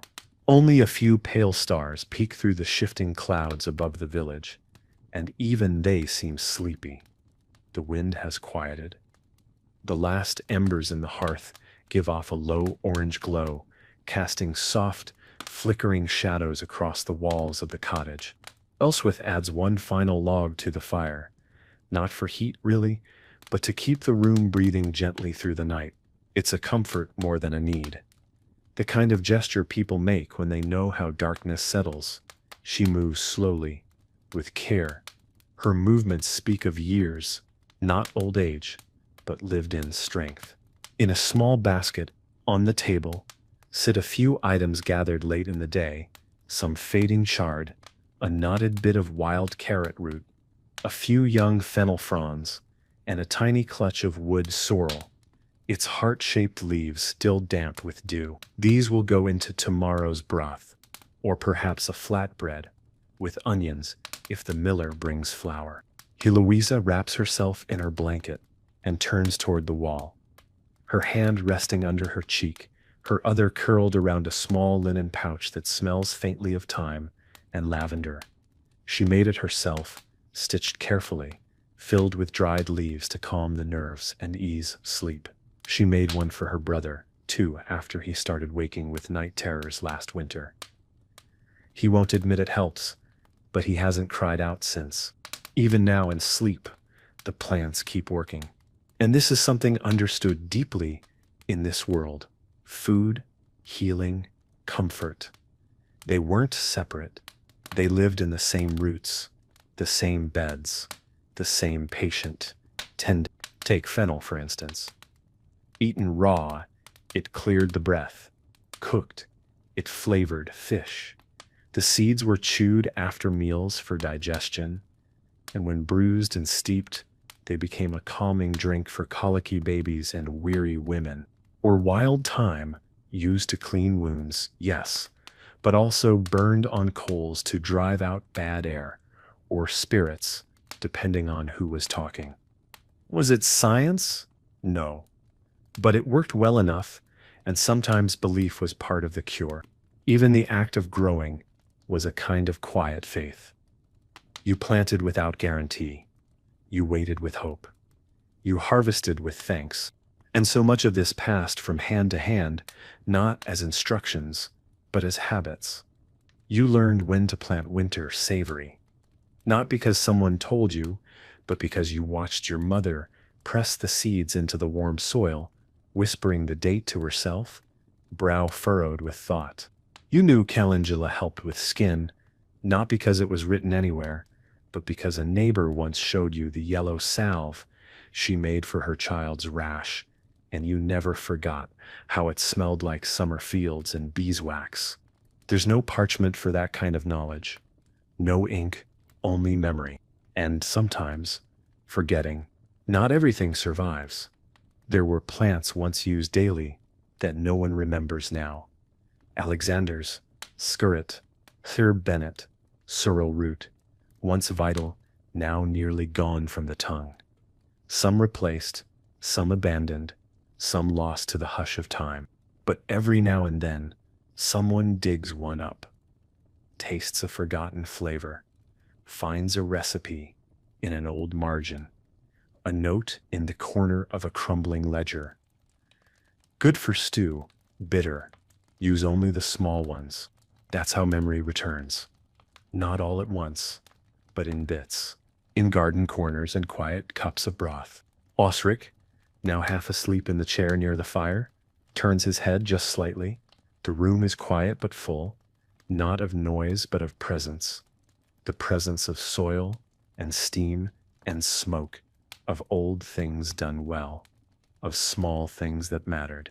You too may be drifting by now, letting your mind settle. Maybe the names of plants are starting to blur, soft sounds like mallow, sorrel, beetroot, skirret, each one carrying with it a feeling of warmth, of being looked after. And maybe that's what this really is, in the end, a long remembering. Of meals that started with dirt under the nails and ended with bowls held close to the chest. Of hands that didn't need books, just time. Of vegetables that no longer speak loudly, but still wait quietly in the margins.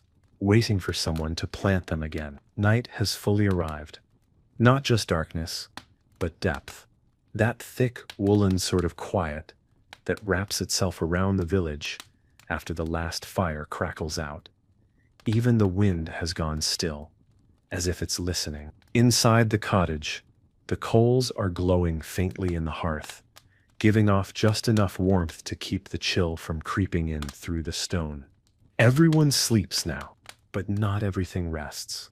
Outside, beneath the moonlight, the garden seems almost alive in a different way. Leaves flutter faintly, not with breeze, but with breath. There's a hum to it, a kind of memory, as though the plants themselves remember the hands that touched them. This is the hour of old stories. Elswith, when she was a girl, would sit near the fire while her grandmother spoke of mandrake root, how it shrieked when pulled from the earth, how you had to harvest it with a dog on a string, or not at all. She never saw one. Few people did. But the story was enough to make her wary of any root that looked too human. Even simple vegetables carried their own legends. Parsnips, some believed, grew sweeter when planted with whispered blessings. Others said beetroot should never be harvested on a full moon, or it would rot before it reached the pot. Silly, perhaps, but when you live by the land, when so much is out of your control, a little story helps you feel connected. Even the superstitions were a kind of comfort. Wormwood, sharp and bitter, was once called the herb of forgetting. Sailors drank it before leaving home, so their dreams wouldn't be haunted by what they left behind. Healers would crush it into wine for those with grief too heavy to carry. Whether it worked didn't always matter. What mattered was the ritual, the act of preparing something with care, of saying, "I see your pain." Yarrow was stitched into soldiers' tunics for luck. Fennel tied above a door to ward off plague. Nettle, when placed beneath a pillow, was said to protect against theft, though only if plucked without speaking. And then there was Celandine, yellow and small, believed to be favored by swallows. Elswith was told that if you held its petals to your eyes, you'd see truth. She tried it once. All she saw was a sky too big for her to name. These were not the stories of nobles or kings. These were the whispers that passed between tired hands in kitchens, in fields, beside beds of the sick, or graves dug too early. Vegetables weren't just food. They were the messengers between people and the earth. They told you when to act, what to prepare for, and sometimes what to hope. Heloisa once heard a tale from the weaver's wife about a boy who ate nothing but wild cress for 3 weeks and began to speak in riddles. She didn't believe it, but for a while she avoided the cress near the fence, just in case. Even Osric, practical and quiet, has his beliefs. He always plants scarab under a waxing moon, always carries a dried mallow flower in his satchel when he travels to market. He says it's for aches, but he never uses it, just holds on to it, like a promise. These small traditions, these scraps of meaning wrapped around plants, were how people made sense of the world. The church had its books, the nobles had their banners, but the villagers had stories, passed down like seed, some real, some not, but all of them alive, in their way. Outside now, the night deepens even further. A thin mist settles across the fields, curling low over the garden beds. The plants drink it in, silently. The soil darkens with it. The smell of earth rises, deep, rooted. Inside, the only sound is the slow, steady breathing of people who have worked and eaten and cared and rested. The rhythm of a family, the rhythm of a season. And maybe, if you're lying still now, eyes closed, breath quiet, you can feel yourself close to them, not just watching their world, but moving through it, as if you too had a patch of earth and a bowl of broth and a handful of seeds in your pocket. As if you too knew the names of plants that most have forgotten. So let them stay with you tonight, not as trivia, not as novelty, but as something older, something shared. These vegetables were once the difference between hunger and hope, between illness and healing, between silence and story, and their roots still run deep. The village, still tucked under the quiet of night, rests without urgency. But just beyond its edge, where the wild begins to blend with what is tended, the world is still moving, quietly, gently, beneath the stars. In the morning, before the first cocks crow, and long before bread hits the coals, Elswith will rise to gather, not in the garden, but beyond it. Out along the edges, where things grow without permission. These places aren't fenced, or even named. They're simply known. The slope by the elder trees, the dip near the stream, the sunken field past the sheep pens, where the soil stays cool and the shade stretches long. That's where the wood sorrel grows best, low to the ground, with its soft green heart-shaped leaves that fold closed at night.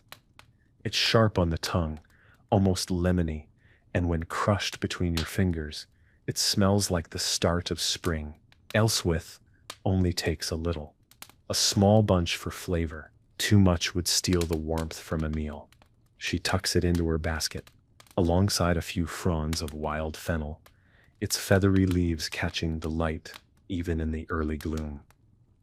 Fennel grows where it wants, often in dry places, the kind of herb that doesn't ask for comfort, just room. Its seeds are saved for winter, for bread, for remedies, whispered over steaming cups. Further along, down by the stream, grows water mint. The smell is unmistakable, cooling, clean. It spreads between the rocks like it knows it belongs. She pinches a few stems, careful not to slip on the moss-slick stones. These will be used in washing water, or perhaps as a tonic if someone wakes with heat in the chest.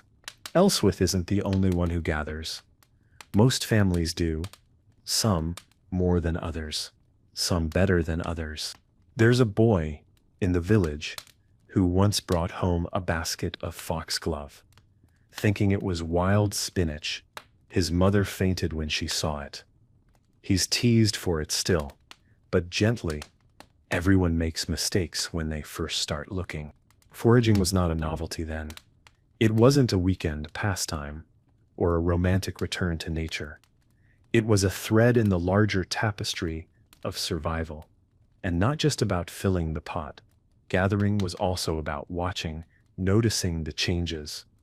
What bloomed earlier than it should, what vanished after too much rain, which roots had gone bitter, which greens came back stronger than the year before.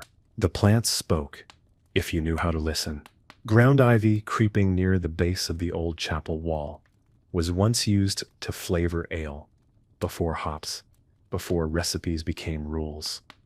It gave the drink a sharp herbal edge, and some claimed it cured melancholy. Others just liked the taste. Self-heal, a tiny purple flower grows near the well. You might miss it unless you're looking for it. The women in the village steep it into oil to rub on bruises. The name says it all. Whether it's true hardly matters. The act of believing in it does the first half of the work. Heloisa knows where the best plantain grows, the kind with broad leaves and thick veins. Not for dinner, but for wounds. She once pressed it into her brother's palm after he caught his hand on a splintered beam. It stopped the bleeding. He didn't thank her, exactly, but he stopped teasing her for a week. That was thanks enough. Out in the farthest field, behind the haystacks, is a little thicket where nettles grow in proud, painful clusters. No one touches them without gloves, but everyone uses them, boiled into broth, brewed into tea, even made into string if you've the patience. They sting, yes, but they give more than they take. Like many things in life, even thistles, those spiny, stubborn plants, have use. Young stems peeled and boiled, become tender. The roots dried and powdered. Bitter medicine. A reminder, even the sharpest things can hold value. And this is something deeply woven into the way medieval people saw the world. Nothing was truly useless. Everything had a role. Even weeds. Even bitter roots. Even the things that grew uninvited.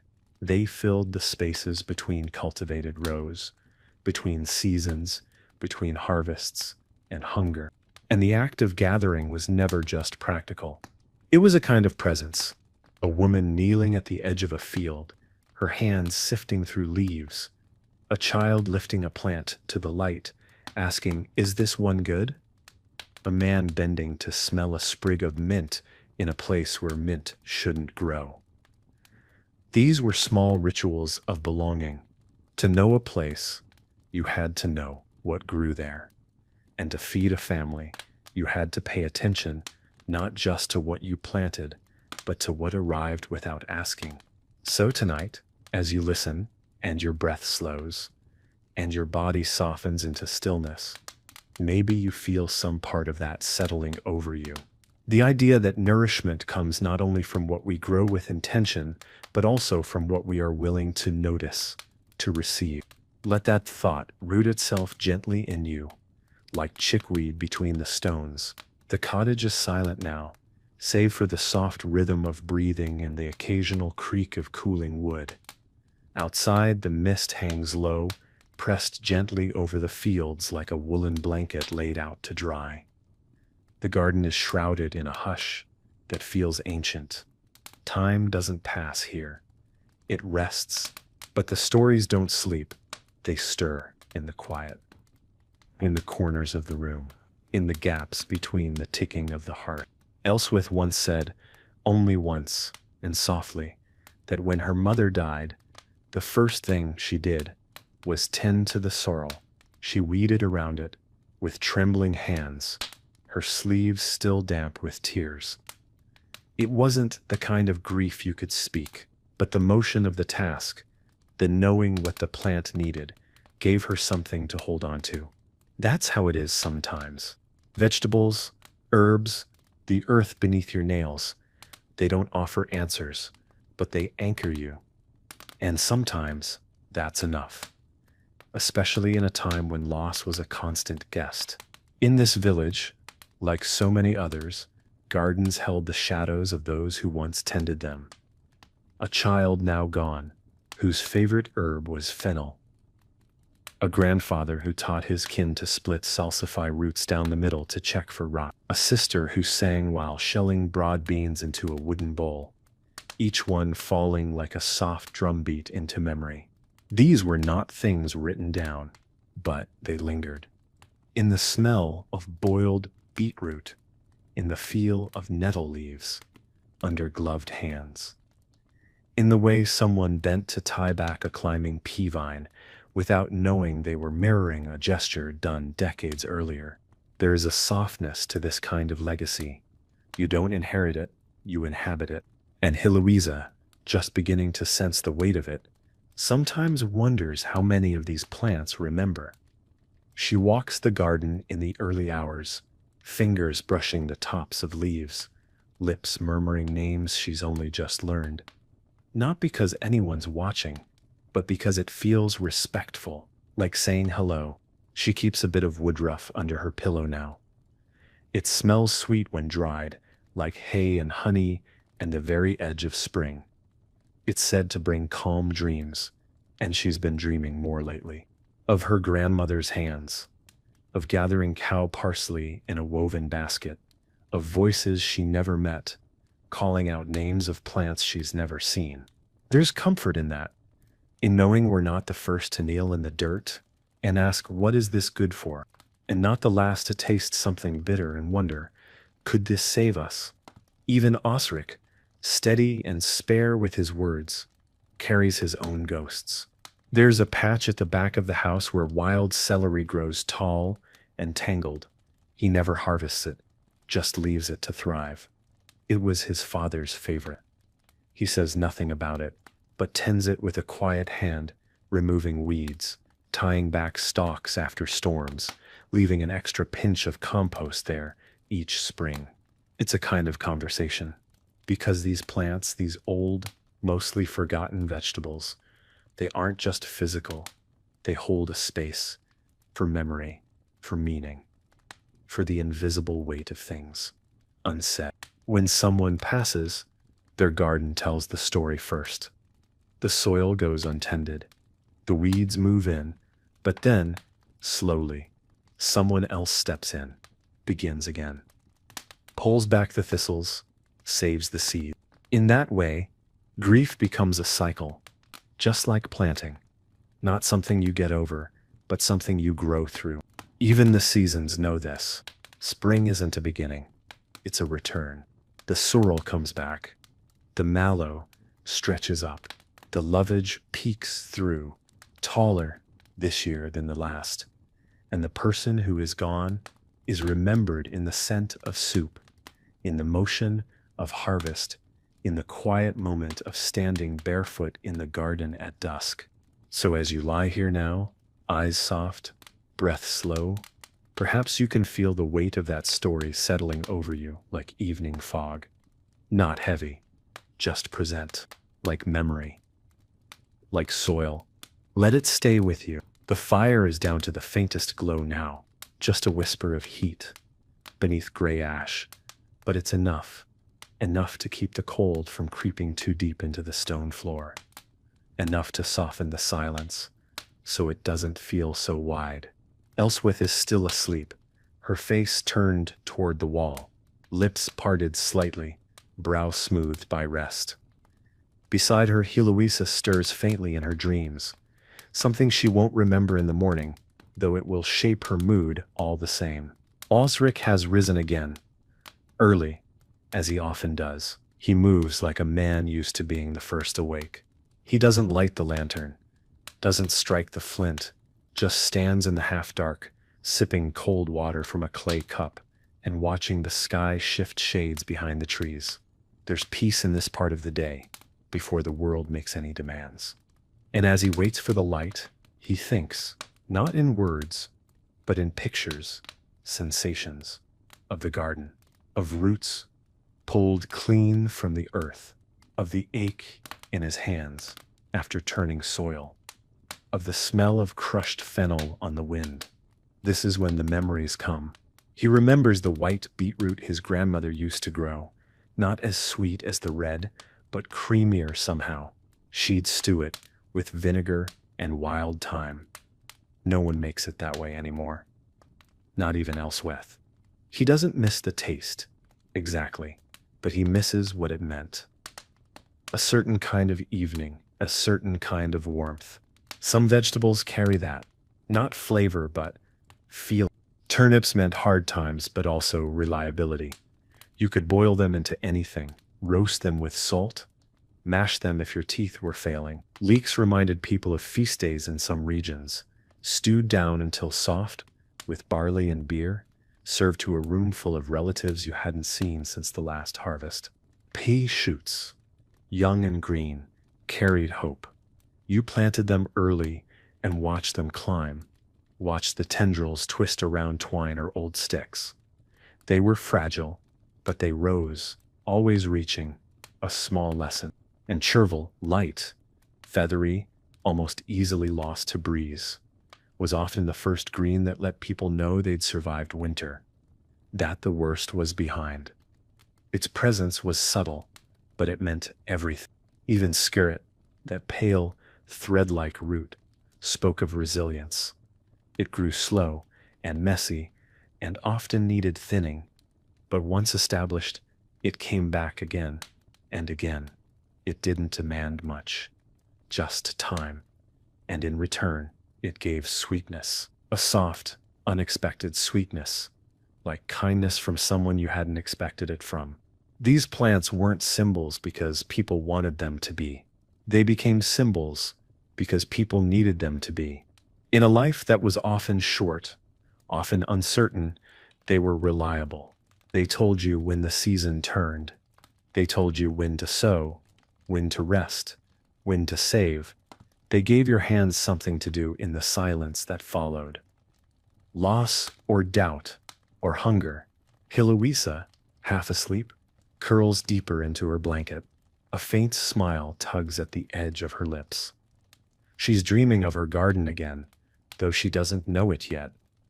A row of pea shoots just sprouting, a patch of chervil in full bloom, her hands in warm dirt, her face in the sun. Later, she'll wake and wonder why the morning feels so soft. And somewhere deep in the field, the plants grow on, no one watching, no one asking, but still, they grow.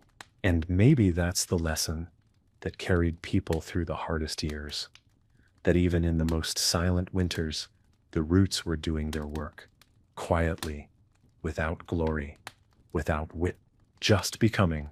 You too might be drifting now. Body heavier, mind quieter. That's good. Let this stillness take root. Let the names of these old foods stay with you, not just as facts, but as feelings. A little parsley, pressed into bread dough. A pinch of sorrel to cut the fat of broth. A few leaves of wood sorrel in the bottom of a wooden bowl. Not enough to fill you, but enough to remind you. The earth remembers. And now, so do you. Dawn is close now. There's a faint blue tint along the horizon, soft as milk and tea. The stars are fading, not all at once, but one by one, like candles being gently blown out in a great, far-off hall.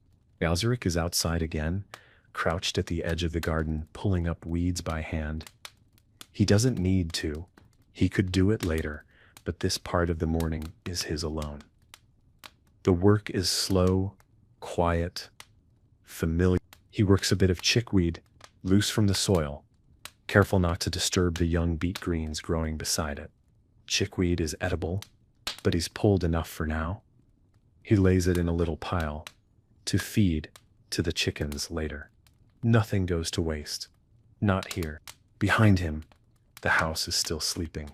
Elswith might stir soon, her first steps always slow and deliberate, like she's stepping into the day one careful breath at a time.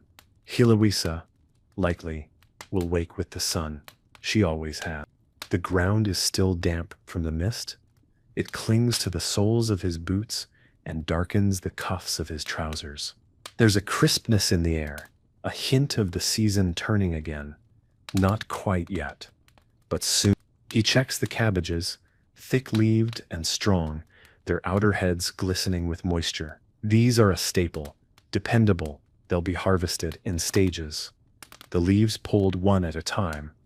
The cores kept in root cellars packed in straw to last into winter. A well-tended cabbage could stretch far into the lean months. Beside them grow the field peas, winding around stakes, hammered into the dirt. These will dry in their pods for storing. Elswith soaks them overnight in water and simmers them into thick, satisfying stews. There's always one pot of peas on the hearth, as predictable as sunrise, as grounding. And at the far corner of the plot is the row of skirret, growing quietly beneath the surface. Osric won't harvest them for some time, but just knowing they're there brings him comfort, like savings tucked away. A small promise that not every day needs to be figured out in a rush. Back inside, the fire is being rebuilt. Heloisa kneels before the hearth, coaxing flame from last night's coals. She adds kindling, bits of dried fennel stalk, a bundle of broom straw. The fire takes with a soft crack, and the room begins to warm. She stirs a pot of barley porridge with chopped mallow and a spoon of last year's honey. It's not sweet, not really, but hearty, the kind of food that fills the belly and lets you work until dusk without complaint. And as the room slowly brightens, something else settles in, a sense of rhythm. This was the true gift of the medieval garden. Not just the food, but the repetition, the rituals, the predictability of planting, the welcome tedium of weeding, the satisfaction of harvest. There was comfort in it. Every spring brought nettles, sorrel, chervil. Every summer, fennel, beets, celery leaf. Every autumn, skirret, salsify, wild radish pods soaking in vinegar. Every season brought with it a story, a lesson, a quiet measure of who you were. You didn't have to ask what your life was about. It was there in the dirt, in the seeds saved, in the meals prepared for family, neighbors, widows down the road who'd lost the strength to tend their own beds. Heloisa adds a bit of ground ivy to the porridge now, just a pinch for the bitterness to keep it from going too soft on the tongue. Her mother showed her that. Her mother's mother showed her, and likely someone long before them did the same. No one owns these recipes. They live in the hands, in the bowls, in the gardens, passed down not with ceremony, but with repetition. And there's a beauty in that, not grand, but deep. Osric steps back inside, brushing the dirt from his hands. He doesn't say anything. He doesn't need to. The fire is going. The meal is ready. The day has begun. They'll eat, then work, then eat again. And by nightfall, they'll return to the same stillness that greeted them this morning. And the vegetables, quiet as always, will still be growing. So let yourself rest here a little longer. In the soft light of this simple life, there's no rush. The garden moves at its own pace, and so can you. There's a certain quiet that only comes when everyone is doing exactly what they're meant to, not rushing, not stalling, just moving as the sun does, with steady purpose. The kind of quiet you can feel in your ribs. It's not the absence of noise. It's the presence of belonging. Osric finishes his meal with slow, grateful bites. He doesn't waste a crumb. The spoon is set carefully. The spoon is set carefully beside the bowl. He lets the warmth from the porridge linger in his chest before pulling on his boots. Elswith wipes the table with a damp cloth, the same way she has for decades. The wood is stained and uneven, but it holds their meals, their elbows, their laughter, and their silence. If you asked her what she owns that matters most, she might point to this table, or the soil. Because the truth is, their lives are written in dirt more than in ink. This garden, these vegetables, this way of life. It isn't just how they feed themselves, it's who they are. Osric is the man who grows the best skirret in the village. Everyone says so. Not because he boasts, but because his roots are always straight, always sweet. People bring their children to ask him how he does it. He never says much, just shrugs and says patience. But the truth is, it's more than that. It's years. It's knowing the way the soil smells when it's too dry. It's knowing not to water after the second frost. It's knowing how to rotate where the salsify goes so it doesn't grow tired. It's a kind of knowing that lives in the body. Elswith, too, is known for her way with nettles. Other women complain about the sting. She says they only sting when you're not paying attention.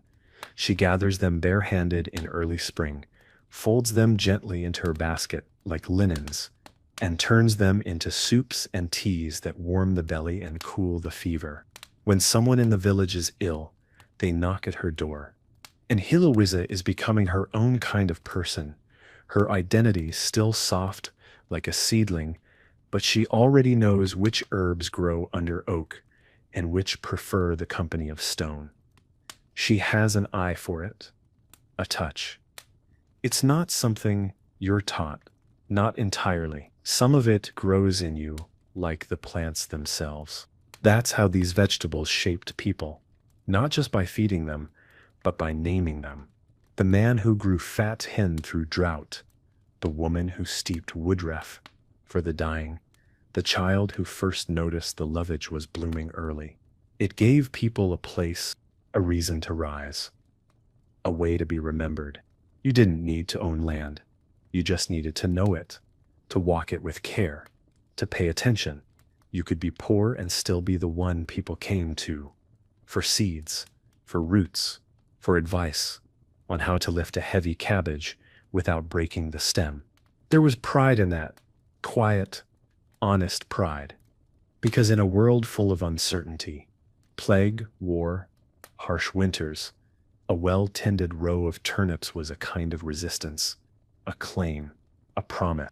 We're still here, and we still remember how, and even now as you listen in the dark, perhaps miles and centuries away, that sense of connection is still alive. Maybe you've never held a skirret root, or smelled drying tansy, or run your fingers across a leaf of ground elder and known exactly how bitter it would taste. But your body understands the rhythm, the weight of a spoon in your hand, the warmth of soup in winter, the scent of herbs rising with steam. These aren't foreign things. They're older than memory. They live in you. You don't have to plant a medieval garden to be part of this story. Just remembering these names is a kind of growing. Just listening is a kind of tending. So let this linger with you tonight, that you belong to something, that there are roots beneath your sleep, that there is peace in knowing small things deeply. The sun has risen now. It's not yet high, just hovering low in the sky, casting a soft golden light across the thatch roofs and furrowed fields. The village glows in that early hush. Dew still clings to the leaves. A few wisps of smoke curl from chimney tops. No urgency yet, just beginning. Osric is already in the garden, of course. He's tying back the pea vines, careful not to snap the young tendrils that search for something to hold. His breath clouds slightly in the cool air, but his hands move without hesitation. He's done this more times than he could count, but it never stops mattering. Across the way, Elswith stands at the door, arms folded beneath her shawl, watching the garden with a look you only see in people who've given their life to something. Not loudly, not publicly, just entirely. Inside, Heloisa writes. It's not a letter, not a diary, just notes. She doesn't know what to call them. A scrap of cloth, a bit of charcoal, a careful drawing of a leaf she saw yesterday along the road. Long, thin, slightly curled. It might be wild parsnip, or something else entirely. She adds a question mark next to it, folds it gently, tucks it into a pouch with others like it. This too is part of the work. The day is stretching out ahead of them, the way it always does, filled with small tasks, small rituals. They'll gather the last of the mallow before it seeds. Osric will check the cabbage patch for rot. Elswith will boil a tonic for the neighbor's daughter who's been coughing in the night. Nothing dramatic, just life, rooted in repetition, in notice. And as the warmth rises and the fields begin to hum with quiet movement, it's worth pausing just for a moment to look back. We've walked together through old vegetables. Most have forgotten. We've touched skirret, fat hen, wild fennel, lovage, mallow, good King Henry. We've seen how they fed not just bodies, but lives, how they healed, flavored, connected, how they marked the seasons, how they gave meaning to days, how they whispered stories from hand to hand, from soil to seed, from silence to song. And what's perhaps most moving of all, none of these plants were rare. They were common, ordinary. They grew in corners and hedgerows in between more important things. They didn't demand attention, but they offered everything. And in doing so, they shaped the people who tended them. You might be lying still now, your eyes closed, your thoughts drifting not just through history, but through your own quiet memories. Maybe a kitchen, a garden, a hand stirring soup, a plant you once pulled from a crack in the pavement and didn't know the name of. That's the thread. That's the connection that time cannot break. And it's here, right now, not in the past, but in you, in your breath, in your stillness, in the way your heart slows when hearing these names, in the way your mind lingers on the shape of a cabbage leaf in the morning sun. This moment is a garden too. And here, halfway through our journey, you've already begun planting something of your own. Something rooted, something gentle, something enduring. By mid-morning, the village has fully woken. The air hums with soft movement, doors opening, buckets being filled, low conversations drifting between yards. There's no hurry here, just a slow, steady unfolding of the day. The kind of pace where everything gets done, eventually, and no one forgets to look at the sky. In the garden, Heloisa is kneeling beside the beet patch, pulling back the leaves to check the roots beneath. They're coming along nicely, smooth, dense, firm to the touch. Not quite ready for harvest, but close. She presses a thumb gently into the soil beside one, nods to herself, and moves on. Elswith is behind the cottage, standing over a small wooden table, preparing a bundle. She's tying together sprigs of wormwood, yarrow, and a few flowering heads of tansy. Not for cooking, this is an old tradition. One she learned from her mother, and her mother before that. She calls it a house charm. It's meant to hang near the door, to keep illness and ill-tempered spirits away. Whether it works or not, well, who can say? But the herbs smell strong, clean, and there's something soothing about the act itself. The tying, the bundling, the hanging with a small loop of twine. In these times, medicine was not just in the body, it was in the gestures. A broth, left quietly on a neighbor's step. A handful of sweet Sicily, shared for a child's cough. A small clay pot of pickled purslane, offered with no need for repayment. People lived close to hardship, and because of that, they lived close to each other. Vegetables weren't always grown just for one's own table. Sometimes they were grown for giving. Osric remembers a year, long ago now, when the rains came late and stayed too long.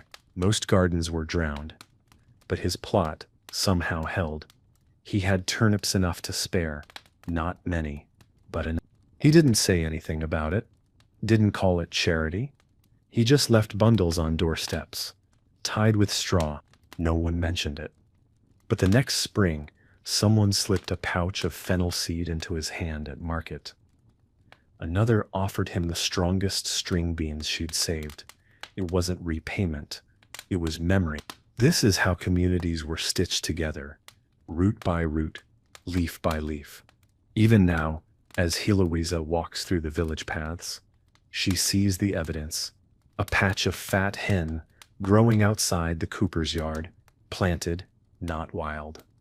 He must have remembered her saying how much her mother liked it in soup. A bunch of wild garlic drying on a neighbor's windowsill, gifted, no doubt, from the boy whose sprained ankle Elswith had wrapped just last week. The land remembers what people do with it, and sometimes it gives back. Heloisa adds a few more notes to her cloth-bound bundle. Observations about how quickly the mallow flowered this year, how the wood sorrel curled earlier than usual in the heat. She's not sure why she's keeping track. Not yet. But she feels in her bones that one day it will matter. Maybe not to her, but to someone, because these vegetables aren't just vegetables. They're evidence that someone lived here, worked here, noticed things, grew what could be grown, even when the weather turned strange, or the roof leaked, or the aches in the joints came early and stayed late. They are the quiet records of life lived, carefully. And you, listening here, still and steady, are part of that care now. These stories, these names, these herbs, they've reached you, and that means they're not forgotten. Not really, because every time we speak of them, remember them, imagine them in our hands, they grow again. The afternoon is beginning to stretch its limbs. There's a certain stillness in this part of the day.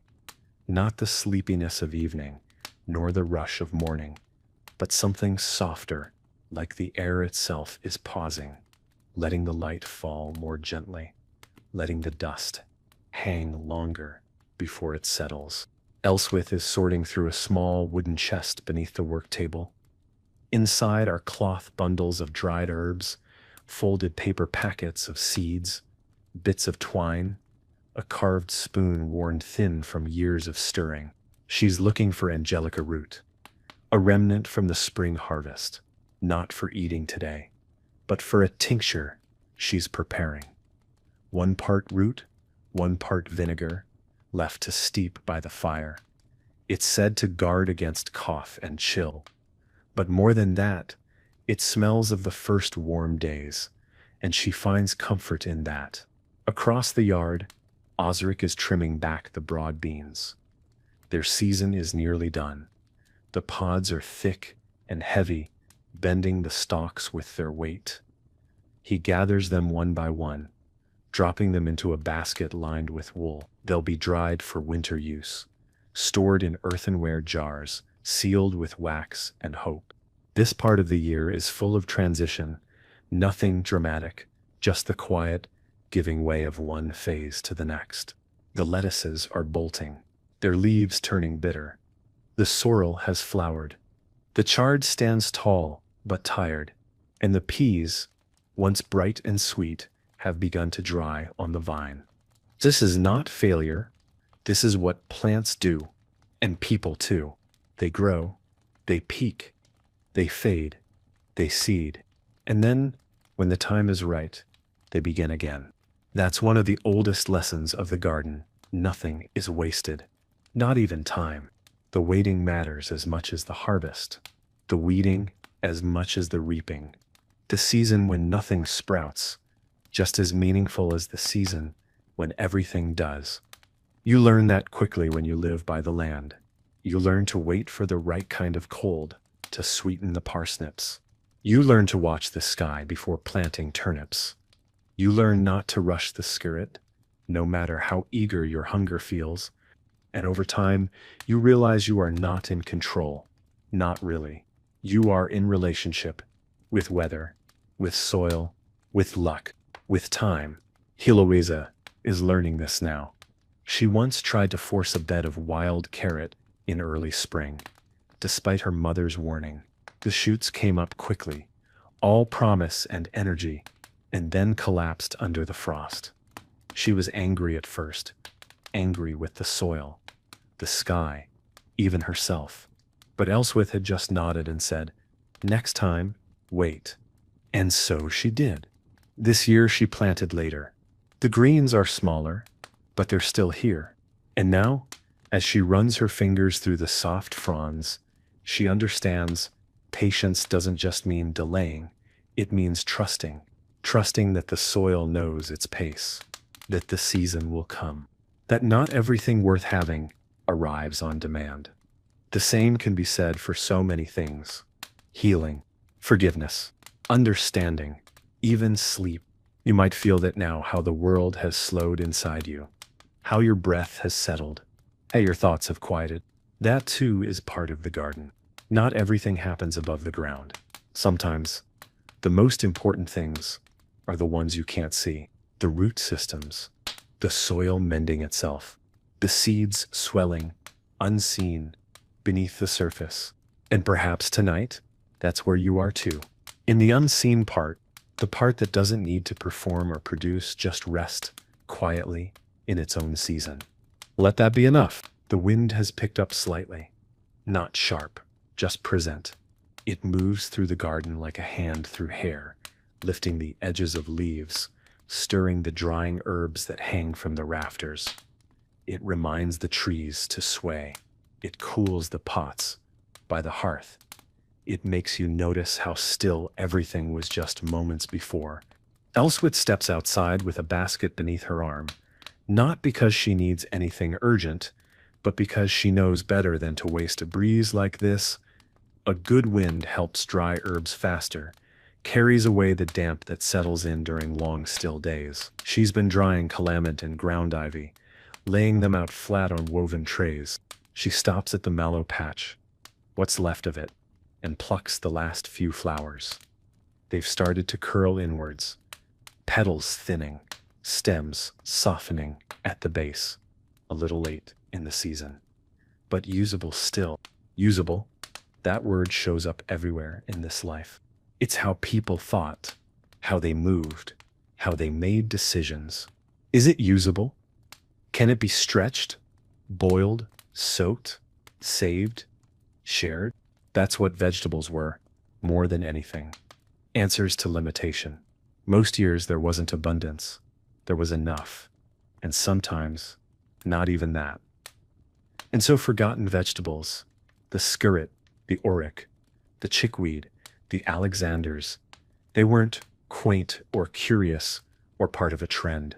They were solutions to hunger, to boredom, to sameness, to the question, what can I still make from what's left? In years when grain was scarce, fat hen was ground into rough flour. When salt was low, people dried sorrel and used it to season broths. When people were too tired to chew meat, they cooked salsify down to mash. These plants didn't ask for praise. They just showed up, quietly, in corners. They filled the gaps. And when the weather failed, or the livestock fell ill, or trade slowed to a halt, these vegetables were what stood between a family and silence at the table. Heloisa knows some of these stories. Others she imagines. But all of them live in her bones now. She sees a bit of corn salad sprouting by the fence post, unplanned, uncultivated, and she doesn't pull it. She lets it grow, not because they need it today, but because they might tomorrow. She's learned something her grandmother used to say. The earth always has a second idea, meaning even when the first plan fails, there's something else beneath it, quietly growing, waiting to be seen. That's why the forgotten vegetables mattered. They were the second idea, the backup, the unexpected gift, the thing you almost missed, but didn't. And in this way, they taught people something more profound than cooking. They taught adaptation. They reminded people to pay attention to what was overlooked, to gather before they asked, to dig a little deeper, to stretch what was available, to trust the quiet parts of life. So much of the medieval day was built around making do, a cracked pot, a worn blade, a thinned stew. You didn't discard. You didn't complain. You got creative. And in that creativity, something almost like grace. Elswith returns inside now, a small bundle of herbs in hand, her face touched with the peace that comes from moving with the rhythm of the land. Heloisa places a few of the dried wild radish pods into a jar lined with waxed linen. She labels it not with a word, but with a small charcoal sketch, 2 looping leaves and a dot. Her own language. And Osric steps inside from the garden, brushes off his sleeves and sits at the table. No words, just a slow exhale, just the sound of belonging. And maybe you feel that now, a kind of gentleness. A quiet knowing that the simplest things are often the most lasting. That what nourishes us best isn't always what's prized, but what's present. So rest here, if you need to. Let your breath be enough. Let the silence grow full again. The day is warmer now. The light has settled into that easy glow, bright, but not harsh. You can feel the weight of it on your shoulders, in your back. The kind of warmth that makes you slow your pace, loosen your grip, let things take the time they want to take. Osric is sharpening the edge of a hoe, not because it's dull yet, but because he believes in readiness. He likes tools to be ready before they're needed. It's a habit he picked up from his grandfather, who used to say, blades should rest sharp, like a man after a good day's work. Elswith is kneeling near the patch of good King Henry, her fingers brushing the soil, checking for any early signs of yellowing in the leaves. It's holding up well this season. The greens are rich and full. She pinches a few tender ones to cook with later. Nothing more. The rest she leaves. This plant grows better when it's not picked too hard, too fast, like people. Heloisa is sitting on the edge of the stoop, barefoot, sorting through a small pile of seeds. Some are hers, some gifted, some traded. Each one carries more than food. It carries a story, a choice, a hope. She lays them out on cloth, skirret crowns, parsnip seed, the black pebble-like pods of Alexander's. She doesn't know yet when she'll plant each one. Some she might save for another year, some she may give away. She just wants to see them. To be reminded, because saving seeds is an act of quiet faith. You don't just save them for yourself, you save them for who comes next, for the seasons you haven't yet seen, for the failures you haven't yet faced. You hold them in your palm and say, without speaking, we're not done. And in the medieval world, where life was often short and uncertain, this mattered more than anyone ever said aloud. Seeds were wealth. Seeds were knowledge. Seeds were love in a linen pouch. People passed them down with careful instructions, or sometimes with nothing but a knowing glance. Plant this deep. Water it just after the moon turns. Don't forget, it doesn't like company. Give it space, or simply trust this one. It grows when nothing else does. Osric remembers how his mother once gave him a single seed, black and knotted, rough to the touch, and told him it would grow into the strongest parsnip he'd ever eat. He planted it beside the rain barrel, watched it every day. It sprouted, then died after 3 weeks. He was heartbroken. She said nothing, just handed him 2 more the next season. That was the lesson. Seeds don't promise success. They promise possibility, and that was always enough. Even now, in a world far removed from that one, the lesson holds. Maybe especially now. The patience to wait, the care to preserve, the willingness to try again. Louisa folds her seed cloth carefully, tucking it into the small wooden box where she keeps her tools, her sketches, her best thoughts. She lights a small stick of dried wormwood and lets the smoke drift lazily out the window. Not for any spell or ritual, just because she likes the scent. Bitter, herbal, honest. And outside, the garden continues as it always has. The roots deepen, the leaves stretch, the air shifts, and everything, quietly, moves forward.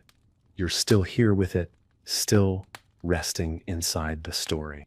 No hurry, no need to arrive. Just be among the growing things. The garden is quiet again, not silent, never silent, but at ease. The wind has shifted, coming now from the east, bringing with it the faint scent of dry earth and old wood. The kind of wind that stirs the upper leaves and leaves the soil undisturbed. Osric stands near the bean rows, watching the clouds move slowly across the sky. He's done with most of the day's work. There's still more to do, of course, there always is, but for now he's content to pause. His hands rest on the top of the spade, earth still caked in the creases of his fingers. He lets the sun find his shoulders. Louisa moves between the beds, brushing her fingers lightly over the young plants. She's checking for pests, but mostly she's just saying hello. That's what it feels like to her, like greeting. The beetroot are firm, the skirret sturdy. A few of the carrot tops are starting to twist, and she makes a mental note to pull them early before the flavor gets muddy. At the edge of the plot, a few weeds are pushing up between stones, and she leaves them. Not all weeds are enemies. Some are teachers. Some are medicine. Some are just part of the picture. Elswith is preparing broth inside the cottage. Simple, as always. A base of leek tops and dried nettles, softened in water, a bit of crushed barley stirred in, and a small handful of purslane. She picked earlier. There's no meat today, but there doesn't need to be. The flavor comes from time, from the layers of careful tending that went into every stem, every leaf. She adds a pinch of salt from the small jar she keeps hidden from view. Not because she's secretive, but because she knows how quickly it disappears if you're not careful. And through it all, the rhythm holds. The cycle, the subtle turning of season into season. Nothing in the garden hurries. Nothing demands. Everything knows when it is time.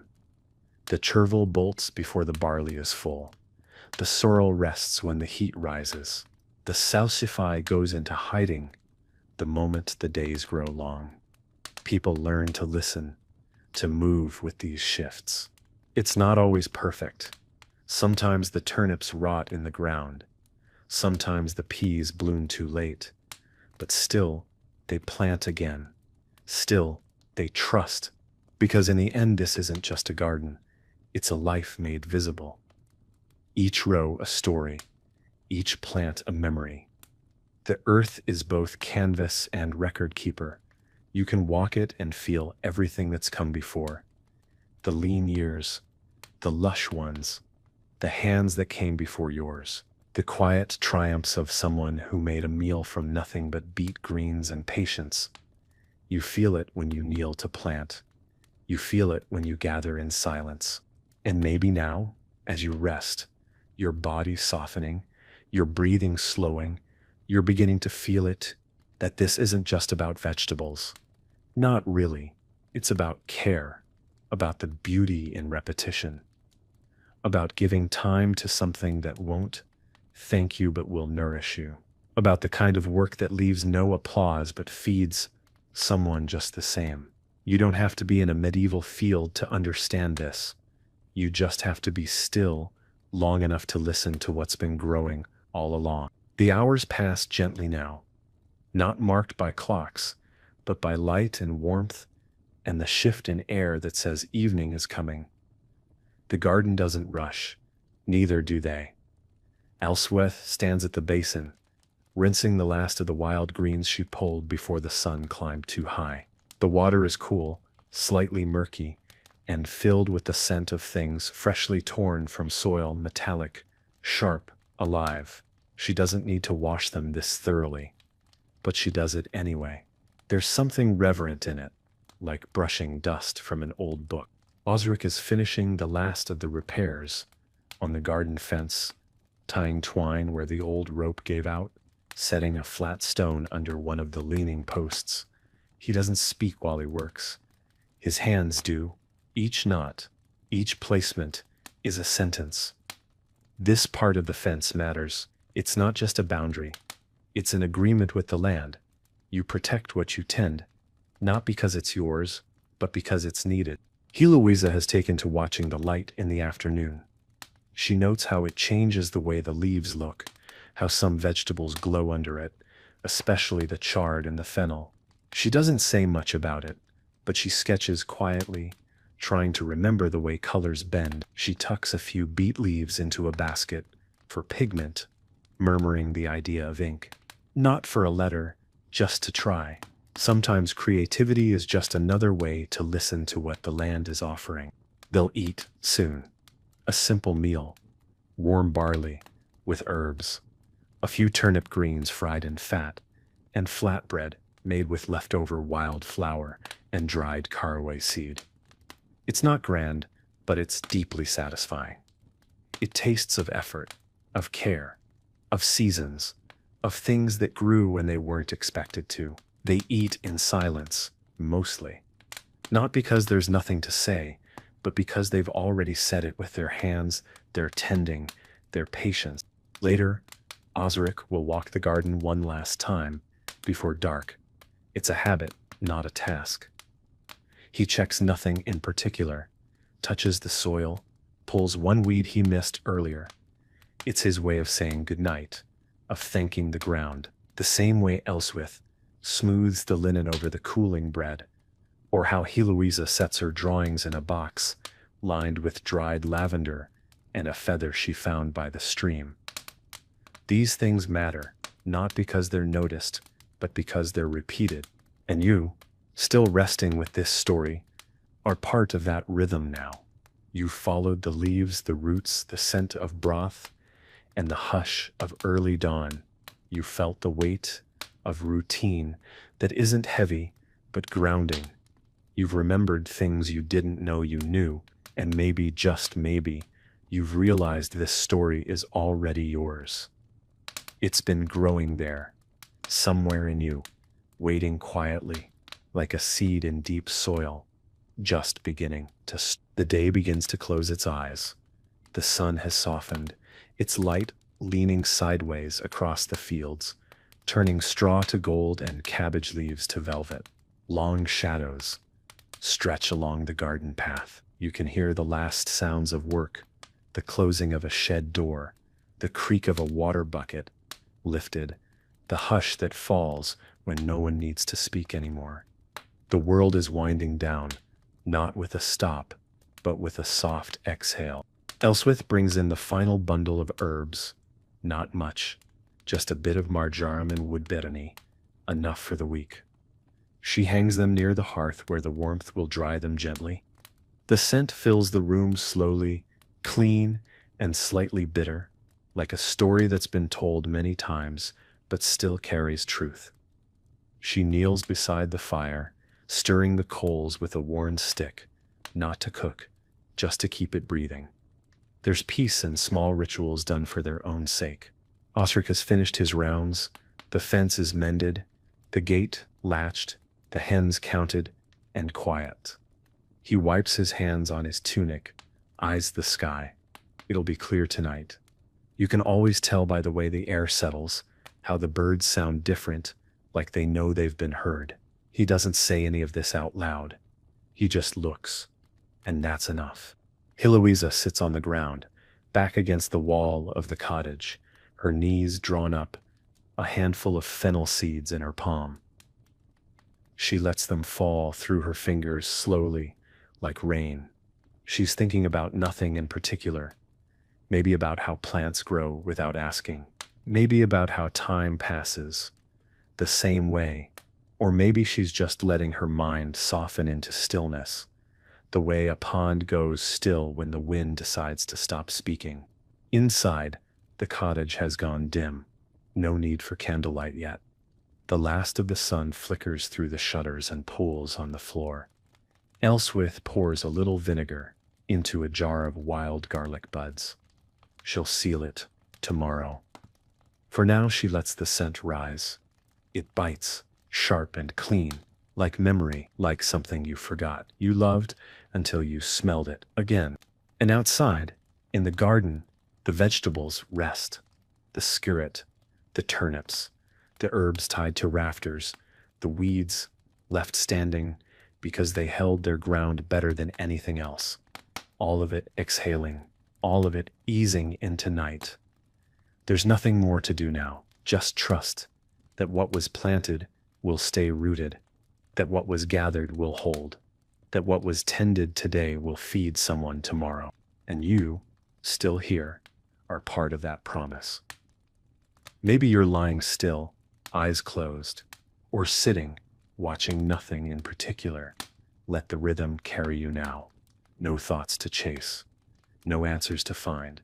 Just this breath, just this moment, just this small, quiet harvest of peace. Night has taken its place now, gently and without protest. The sky above the village is deep and wide, peppered with stars like seeds scattered across dark soil. The garden is cloaked in shadow, but nothing feels lost. Everything rests in its rightful place. Roots deep, leaves folded, air cool and still. You can almost hear the quiet settling over the earth, like a soft wool blanket, tucking in each row, each corner, each sleeping stem. Inside, the fire has been lowered, just enough flame to keep the room from cooling too fast.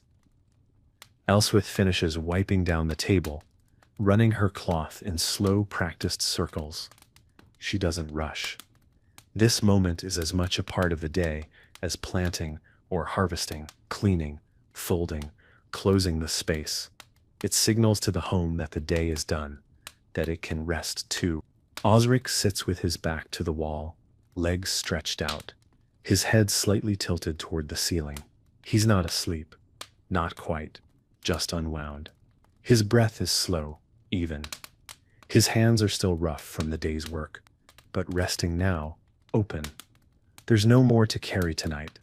Eloisa has lit a small beeswax candle. The flame flickers gently as she flips through her folded sketches, crude drawings of herbs, leaves, seeds, a few notes scrawled beneath them. She doesn't read them, just touches them. The way one touches old fabric or smooth stones from a riverbed, there's a kind of prayer in it. A prayer that doesn't need words. Outside, the garden holds its own silence. The scent of soil is stronger now, cooler, root heavy. You can almost feel it pressing upward from the ground, like a story being told beneath your feet. There's no light out there now, but moonlight, and yet everything seems visible. The beets still know their place. The fennel still sways ever so slightly in the breeze. The parsley, small and tucked into the corner bed, waits for morning as it always does. In these hours, memory becomes part of the garden too. You remember the way a certain leaf felt between your fingers, the warmth of bread flavored with lovage, the soft sting of nettles along your wrist. You remember someone's voice saying, "Not yet, wait another day." You remember the patience, the tending, the way even hardship had its rhythm. And maybe now, as you breathe a little slower, you begin to feel that rhythm inside you. Not as thought, not as language, just as presence. The deep, steady sense of having been part of something old and honest, something humble, something alive. So rest here. No need to reach for anything. The seeds are already planted. The work has already been done. Let the earth hold you, just like it holds everything else. The moon hangs high now, casting its cool light across the village rooftops and spilling silver into the paths between garden beds. It's quiet in a different way than the day. This is a sacred quiet, a hush not meant to be broken, the kind of stillness that asks you to listen, even if there's nothing left to hear. Out in the field, the wind moves softly through the tall stalks of drying beans. The leaves shiver in the moonlight, not from cold, but from knowing they've done their part. Elswith lies curled beneath a thick wool blanket, one hand resting on her chest, the other tucked beneath the edge of the pillow. Her face, worn by sun and years, is peaceful now. The lines around her mouth are softened, the lines between her brows smoothed by sleep.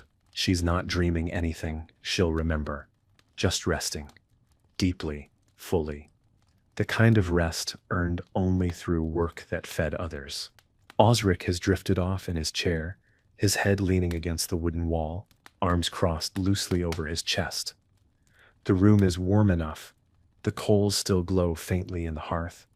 He breathes evenly, his body remembering how to surrender the day. Somewhere in that slow breath is every moment he spent planting, watching, carrying, repairing every turn of the soil.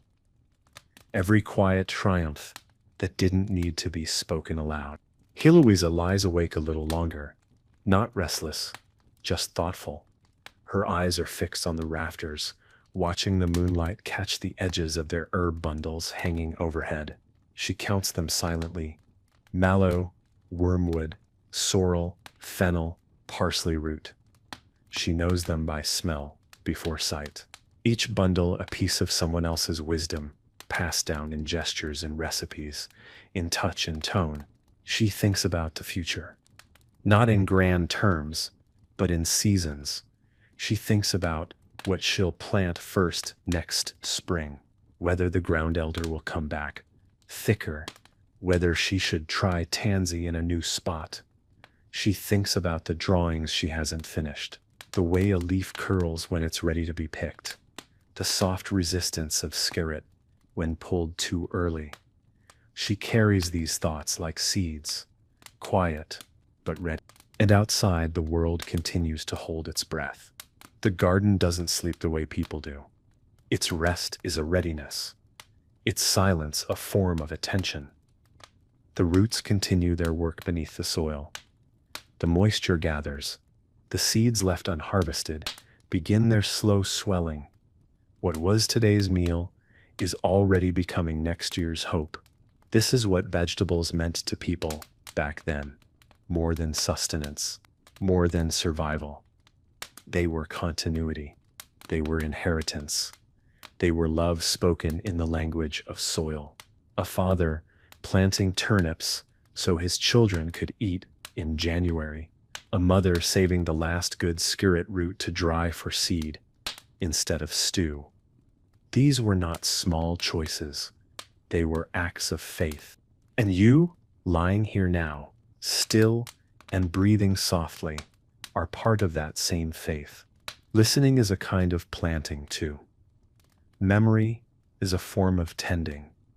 And every time you carry a story like this with you, even silently, you become part of the old rhythm. Let it carry you now. Let your body feel the weight of nothing needing to be done. Let your breath be the only task left. The fire has gone quiet now. No more glow, only warmth held in stone and ash. The room is dark, but not unkind. A soft, enveloping dark, the sort that makes the edges of everything disappear so your thoughts can move more freely. You can still hear the wind through the trees, gentle and slow, like it's passing over something it remembers.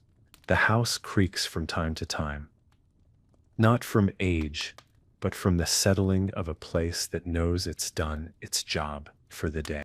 Elswith stirs slightly in her sleep, murmuring something too soft to understand, and then goes still again. A name, perhaps, or a recipe, or maybe nothing at all. The line between memory and dream is thin in these hours. Osric hasn't moved, but his breath is steady. The weight of rest has settled into his bones. And Heloisa is finally asleep too, curled beneath her blanket, with one hand tucked beneath her cheek and a dried fennel stalk still clutched lightly in the other. The moonlight moves across the floor in slow silver strides. It touches the edge of the table, the handle of the spade resting near the door, the rim of the wooden bowl that held supper hours ago. Nothing shines brightly. Everything glows just enough. Even the bundles of herbs above the hearth seem to bow slightly in the stillness, as if acknowledging the quiet that lives in this hour. Outside, the vegetables rest beneath layers of earth and dew. Some will not wake again until spring. Others will keep going, slowly, through the frost. They are not worried. They do not rush. Their work is long and quiet, invisible for months at a time. And yet, they keep the promise they were born with, to grow again and again when the time is right. And in this way, they are like stories. Some bloom in full light, shared over meals and songs. Others remain tucked deep in the soil of memory, waiting, not forgotten, just patient. The names may fade, but the feeling remains. Of hands in dirt, of steam rising from a bowl, of the trust placed in a seed. You've come far on this journey. 40 stories could never hold it all, but they don't need to. Just this one evening, this one voice, this one long moment of rest is enough to remember something old and rooted, something that lives not in the past, but in your breath, right now. So let it stay with you, the sorrel, the skirret, the wild fennel, the fat hen. Let them rest with you. Let them settle. Let your whole body feel what it is to be unhurried, to be tended, to be quietly, wholly enough. The garden is invisible now beneath the dark, but even unseen, it is still there, whole, quiet, waiting. The beds lie still beneath the thin silver of moonlight. The air has cooled, damp, heavy, not unpleasant, but hushed in a way that makes every sound feel further away. If you stood outside now, you wouldn't speak. You wouldn't need to. You'd just listen to the leaves brushing one another in their sleep, to the soft thud of an apple falling overripe from a forgotten branch, to the wind whispering its long route through tree and thatch and soil. Inside, everything is still. Elswith, Osric, Hilawissa, all asleep now, each with their own shape beneath wool and linen. The fire has faded entirely, just ash and faint warmth. The house holds its silence with grace, a kind of reverence. Even the tools resting by the door seem at peace. Spade, sickle, pruning hook, all used, all quiet, all waiting for tomorrow. The only movement is in the soft drift of dried herbs above the hearth, swaying ever so slightly with the change in air. They are a reminder that even in sleep, the world continues its gentle work. Oils, still curing, roots still drying, memory still breathing through the rafters, because that's what this life was. Not grand gestures, not glory, but daily care, the kind you almost forget to notice until it's gone. And that's why these vegetables mattered so deeply. They weren't just nourishment, they were memory holders, patience trainers, symbols of continuity in a world that changed with each season, each illness, each frost. When someone walked the garden at night, just to check, just to be sure, they weren't just looking for pests or signs of rot. They were reminding themselves that the world was still growing, that life still whispered beneath the surface, that nothing was truly lost if it was remembered. And now, you've remembered Skirret, sorrel, Alexander's, mallow, ground elder, fat hen.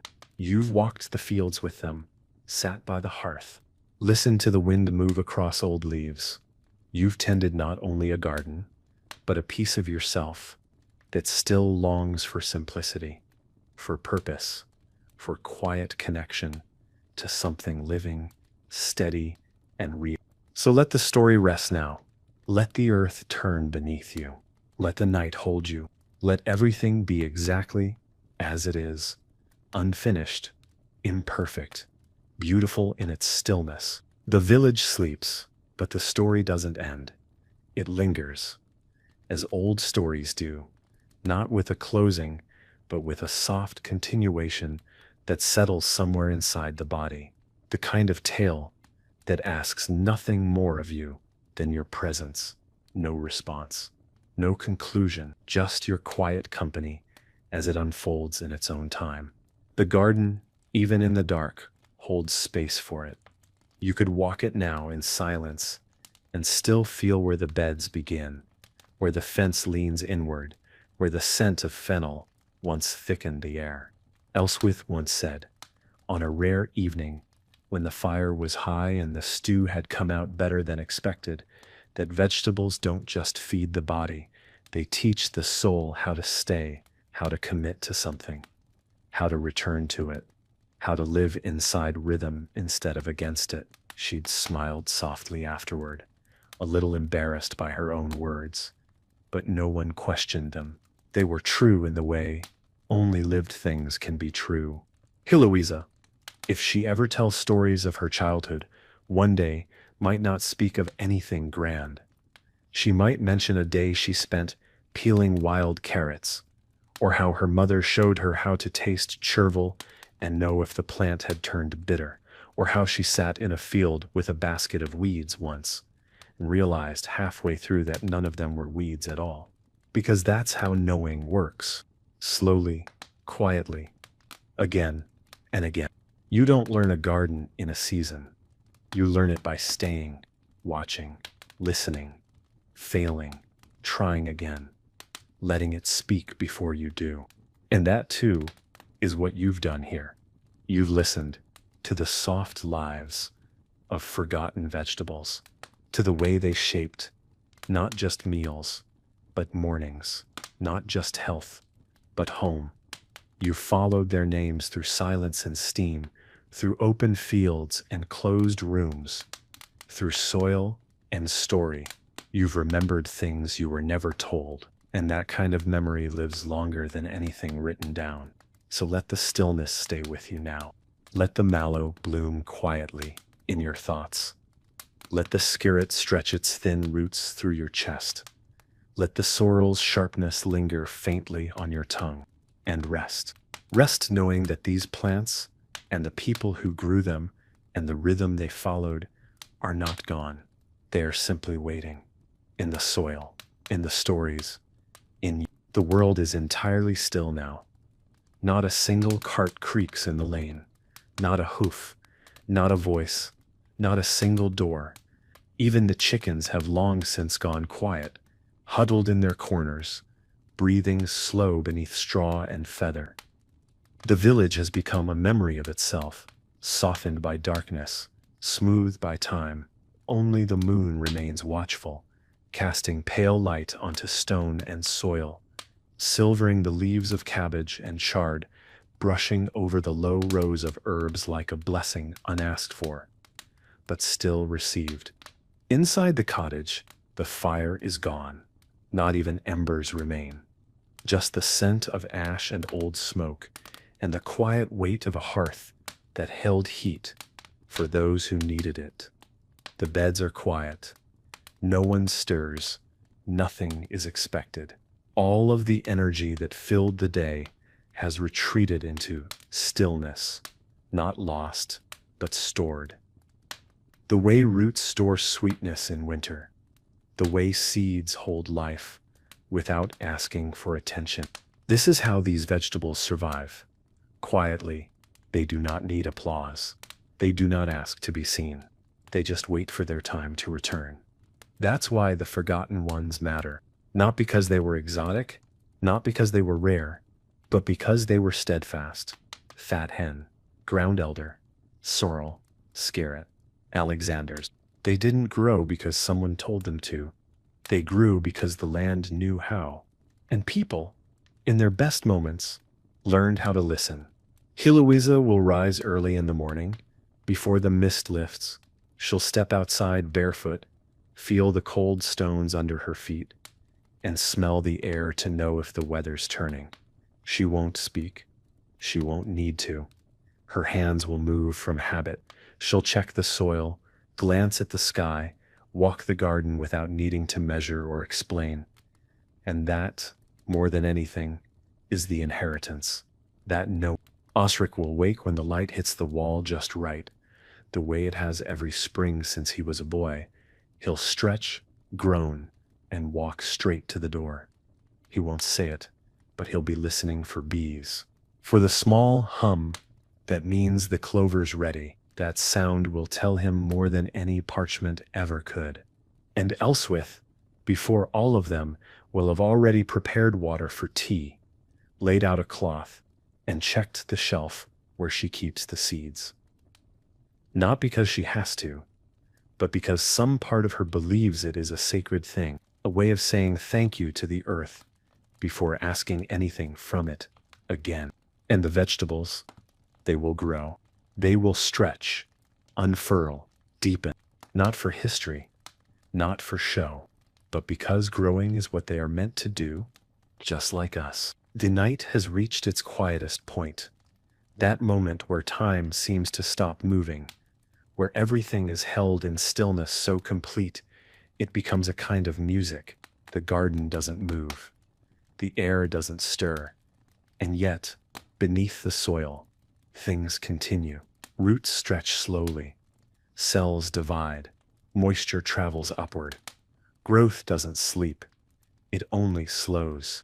Inside, the silence has taken on weight, a kind of fullness, as though all the work of the day has gathered here, wrapped itself around the walls and floor, and decided to rest alongside everyone else. Elswith's breathing is steady now. Osric's arms are folded loosely over his chest, the tension in his shoulders long gone. Heloisa turns just once beneath the blanket, and then is still again, lost in a dream shaped by herbs and wind and soft light. If someone were to walk past the cottage now, they might not see much. Just another home in a quiet village. But if they looked closer, if they stepped lightly, leaned in, listened, they might sense something more. The presence of care. of years spent learning the quiet language of plants, of mornings spent harvesting with cold fingers, of evenings spent rinsing greens in dim light, of choosing to grow things that others forgot because they still held meaning. And that meaning didn't come from books or markets. It came from moments. The smell of chervil steeping beside a sick bed, the bite of sorrel in early spring when your body craved something sharp and living, the quiet gratitude in someone's eyes when you handed them a bowl of stew flavored with last year's fennel. This is how memory lives, not always in names, but in gestures. And now, these gestures live in you. You've followed these stories through smoke and soil, through flavor and silence. You've walked the rows, touched the leaves, remembered the forgotten. And perhaps, without trying, you've brought something back with you. Not just the knowledge of old vegetables, but the feeling of tending, the rhythm of attention, the understanding that small, slow things still matter, that they always did. There's a stillness that only comes when something is truly complete, not rushed, not forced, just naturally come to its resting place. The fire has gone cold, the garden is cloaked in dew, and every living thing, both seen and unseen, has surrendered to the night. The last owl call has faded. The air no longer moves. The world feels like it is holding its breath, not in suspense, but in peace. Inside the cottage, not a single sound breaks the quiet. No shifting, no murmuring, just sleep. Deep, whole sleep. The kind you only reach when your work was honest and your day was real. The kind that doesn't need dreams to feel full. And you, still here, still listening, still resting inside this story. You are part of this stillness too. Because what you've been listening to hasn't only been history. It's been rhythm. It's been breath. It's been a way of living that gave time to things. A way that honored what grew slowly. What wasn't celebrated but mattered. The vegetables we've wandered through together. Scarrot, sorrel, chickweed, fennel, Alexanders. They didn't survive because they were powerful. They survived because someone kept caring. Someone kept planting. Someone kept tasting and trusting and watching and waiting. The people who tended them didn't write books. They didn't make headlines, but they remembered and they passed it on. Not always with words. Sometimes just with a handful of seeds in the corner of an apron, or a line spoken while stirring a pot, or a quiet correction when someone went to harvest too early. And so, in that spirit, you've become part of the passing on. You've sat by the fire. You've walked the garden path. You've listened long enough for the old names to feel familiar again. You've let your breath fall into step with theirs. And whether you ever plant scarrot or sorrel or chickweed, you've still planted something. Something quiet, something gentle, something old. The night is deep now, and everything that needed to be said has already been spoken in soft gestures, in the slow boiling of broth, in the careful tying of herb bundles. No grand endings, no last words, just this quiet moment, suspended like a breath between the stars. The garden outside is invisible beneath the dark, but that doesn't mean it's gone. It's simply resting, like everything else. The turnips are nestled beneath soil. The fennel seeds wait for wind. The weeds, some useful, some not, lie still, untamed and alive. Elswith will rise soon. She always does, just before the light. There's something in her bones that knows when the night has given all it can. She'll pour warm water into her cracked clay cup, crush a pinch of dried mallow, and sit for a while without speaking. Osric will wake slowly, slower than he once did, but with the same quiet discipline. He'll tend to the gate, check the soil with the heel of his hand, and nod to no one in particular. And Heloisa, younger, not yet shaped entirely by routine, will still feel the weight of yesterday in her fingers as she steps barefoot into the garden. This cycle is not romantic. It's not dramatic. But it is sacred because it asks for attention. It asks for patience. It asks for the kind of presence that doesn't demand reward. These vegetables, forgotten by most, were the companions of people who understood how to live with the land instead of above it. They made no speeches. They simply planted, watered, watched. They didn't conquer time. They flowed with it. And now you flowed with them. You've listened long enough to feel the weight of nettle leaves, the cool press of damp soil, the way broth smells when you stir in the last handful of chopped greens and step back just to let it bloom. You've given your time to this story, and that matters. Not because you needed the facts, but because somewhere in you the rhythm felt familiar. And maybe, without realizing it, you needed to be reminded that slow is not wasteful, that quiet is not empty, that old things, forgotten things, still hold life. There is peace in this, the kind that comes not from solving, but from staying. So stay with it a moment longer. Let it settle in your chest like warmth from a hearth long tended.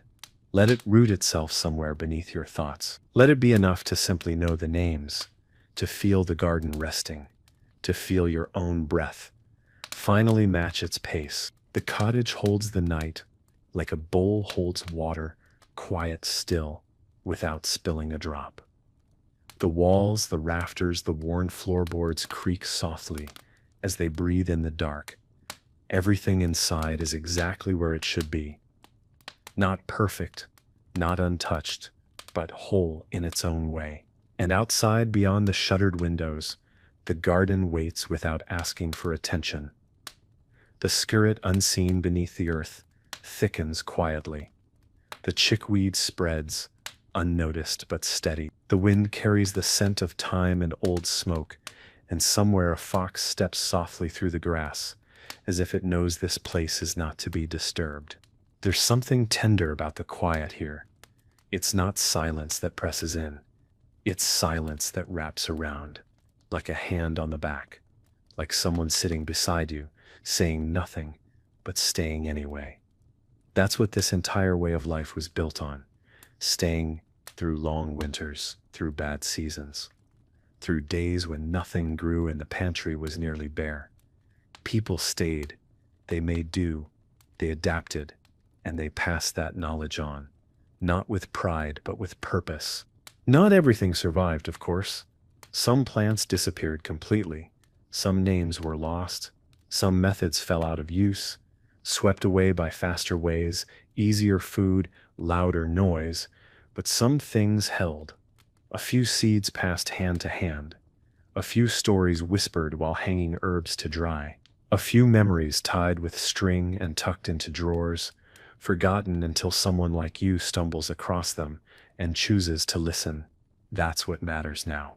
Not whether you plant sorrel or simmer parsnips, but whether you remember why it mattered, whether you understand what it meant to pull food from the ground with your own hands, to feed someone using nothing but a little broth and a little hope to choose.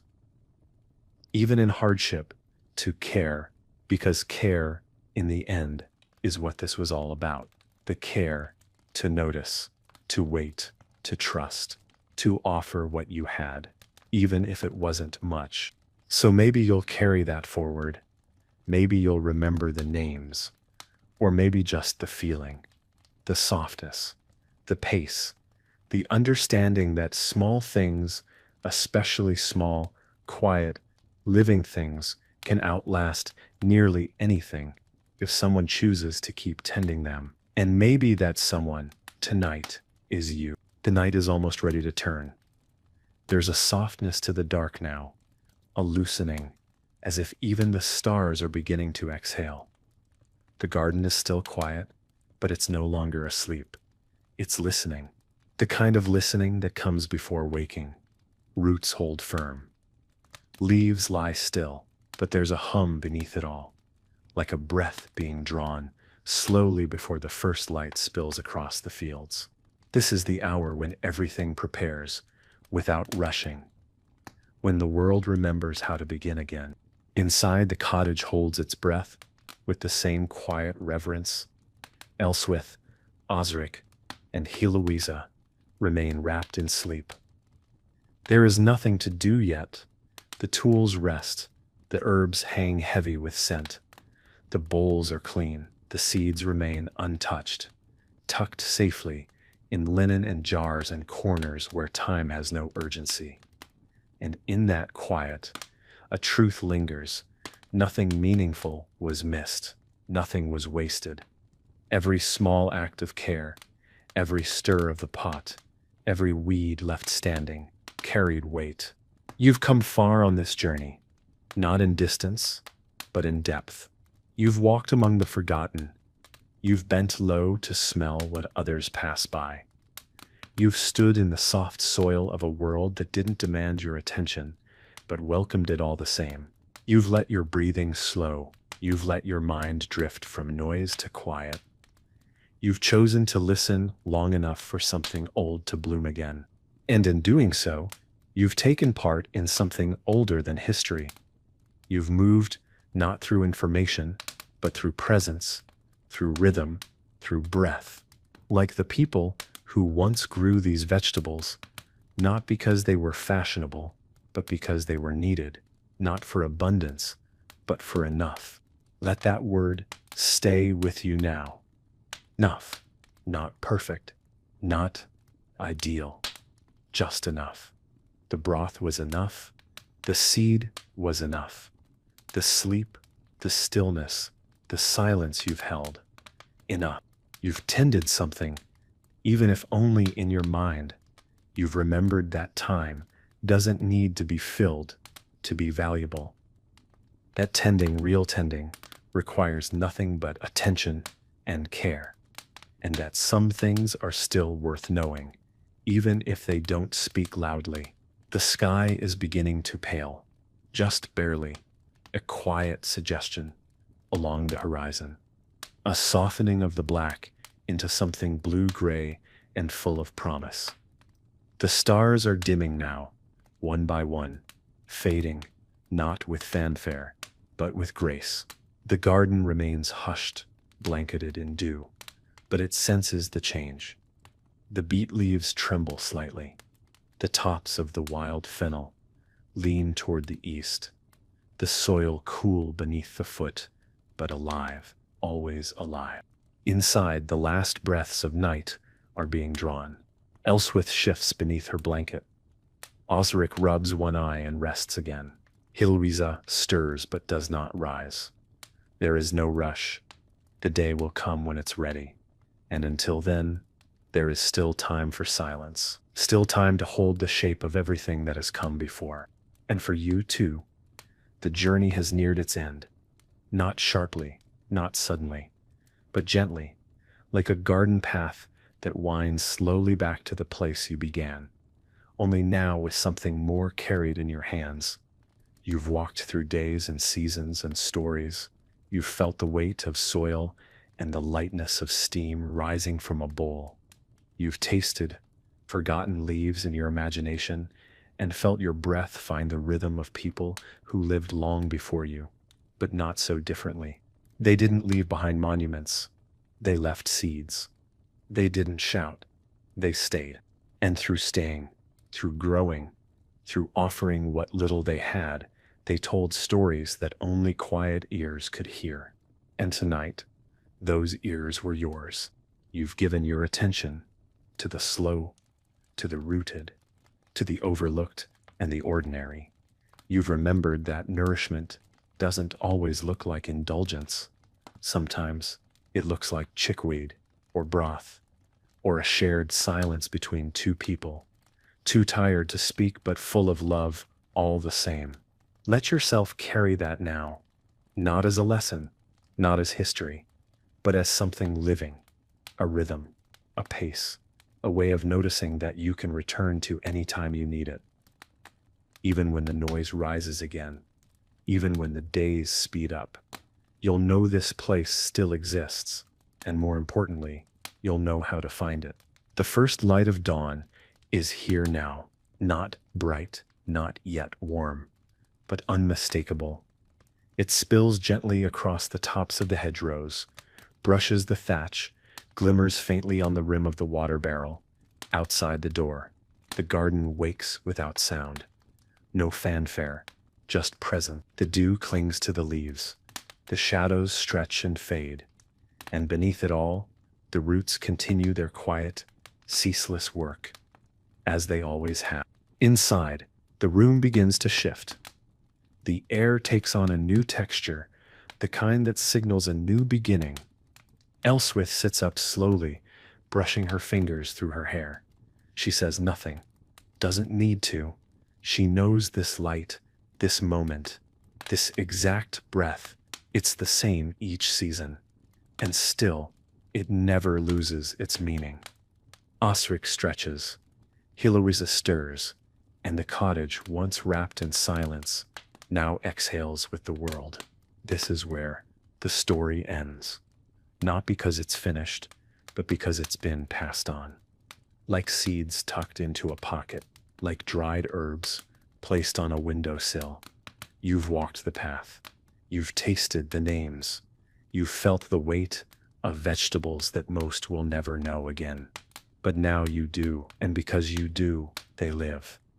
Not in museums or manuscripts, but in your thoughts, your rest, your rhythm.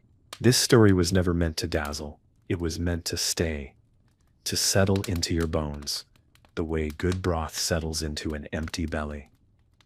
To remind you that not all nourishment comes with noise. Some of it arrives through repetition, through warmth, through a voice in the dark that simply sits beside you and says, you can let go now. You've made it through the night. And if you've rested, even a little, then the story has done what it came to do. And if something small feels different now, quieter, slower, gentler, then maybe something has grown in you too. So carry it with you and return when you like. The garden is always here, and it's waiting for you.